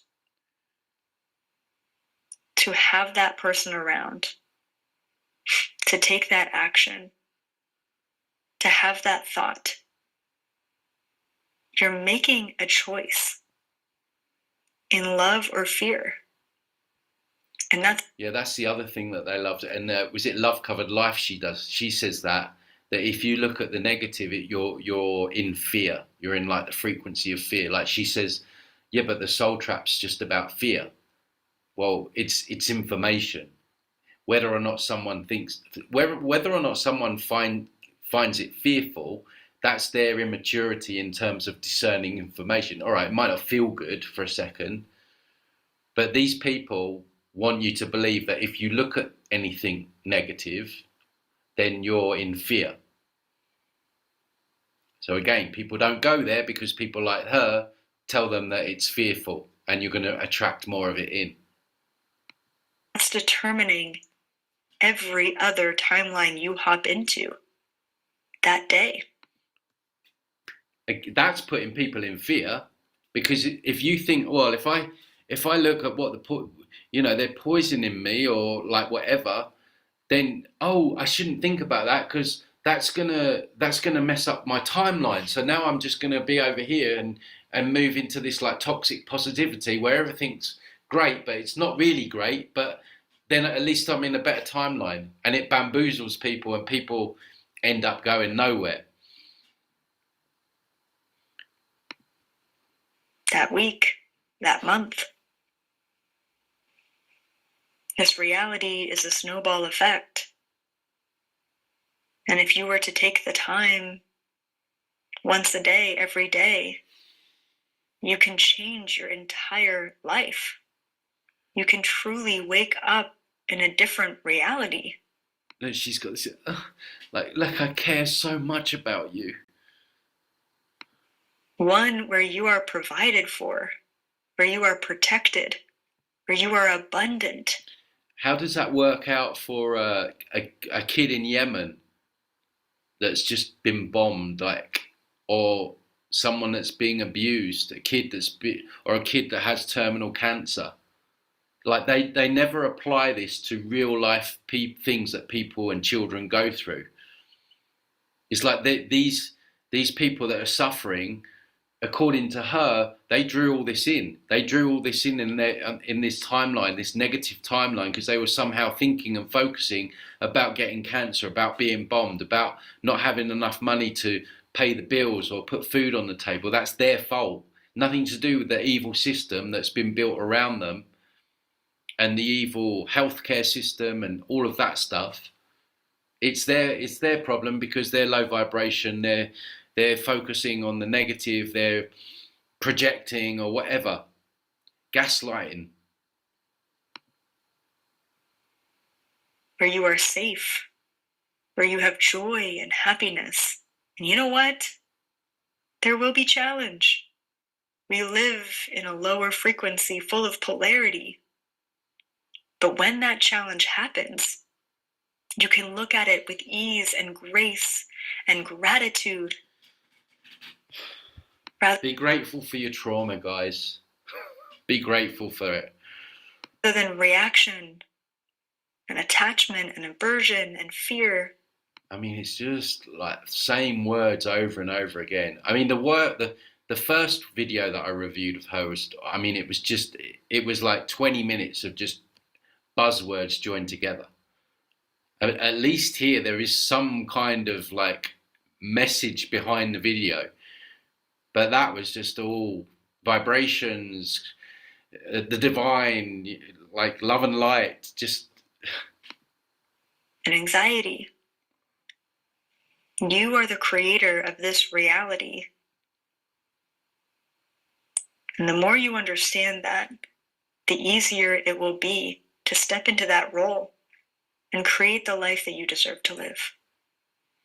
It's funny, you know, how many thousands of years have humans been here, and all we've had is war and suffering, and you know, we're supposed to just believe that we create our own reality. Like something's off with that. Something is definitely off with that, because I'm pretty sure billions of us with our creative abilities didn't decide to create this. Something else did. So grateful. I'm so grateful for each and every one of you for holding space for this, because I get so much out of it too. And can't just be watching, it's got to be holding space, hasn't it? Despite the tears, I learn something new every single time, and I just feel so fake, so enlightened, and you guys are holding space for me just as much as I'm holding space for you. We are in this together, and oh, that sounds so cultish, doesn't it? I'm holding space for you, you're holding space for me, we're in this together. That's just like screams cult to me. And she has got a cult. It's got a huge cult. what a fucking incredible time to be alive right here, right now. Oh yeah, the wonderful. Precipice of the greatest awakening Yeah, be grateful, guys. humanity has ever seen. And we are on the verge of it, and we are in the know. So do something with it. Ah, dear, oh dear. Well, what can you say about that? Just the same old stuff. Telling people that, you know, don't go into these like savior programs, but wait around for this frequency, you know, Galactic Federation and Jesus coming back, and just don't look at anything negative. You're going to draw it in. Just the same old nonsense. So anyway, guys, I'll leave it there. Let me know what you think. Have a great weekend or week whenever you watch this. I'll see you on the next video soon. Take care.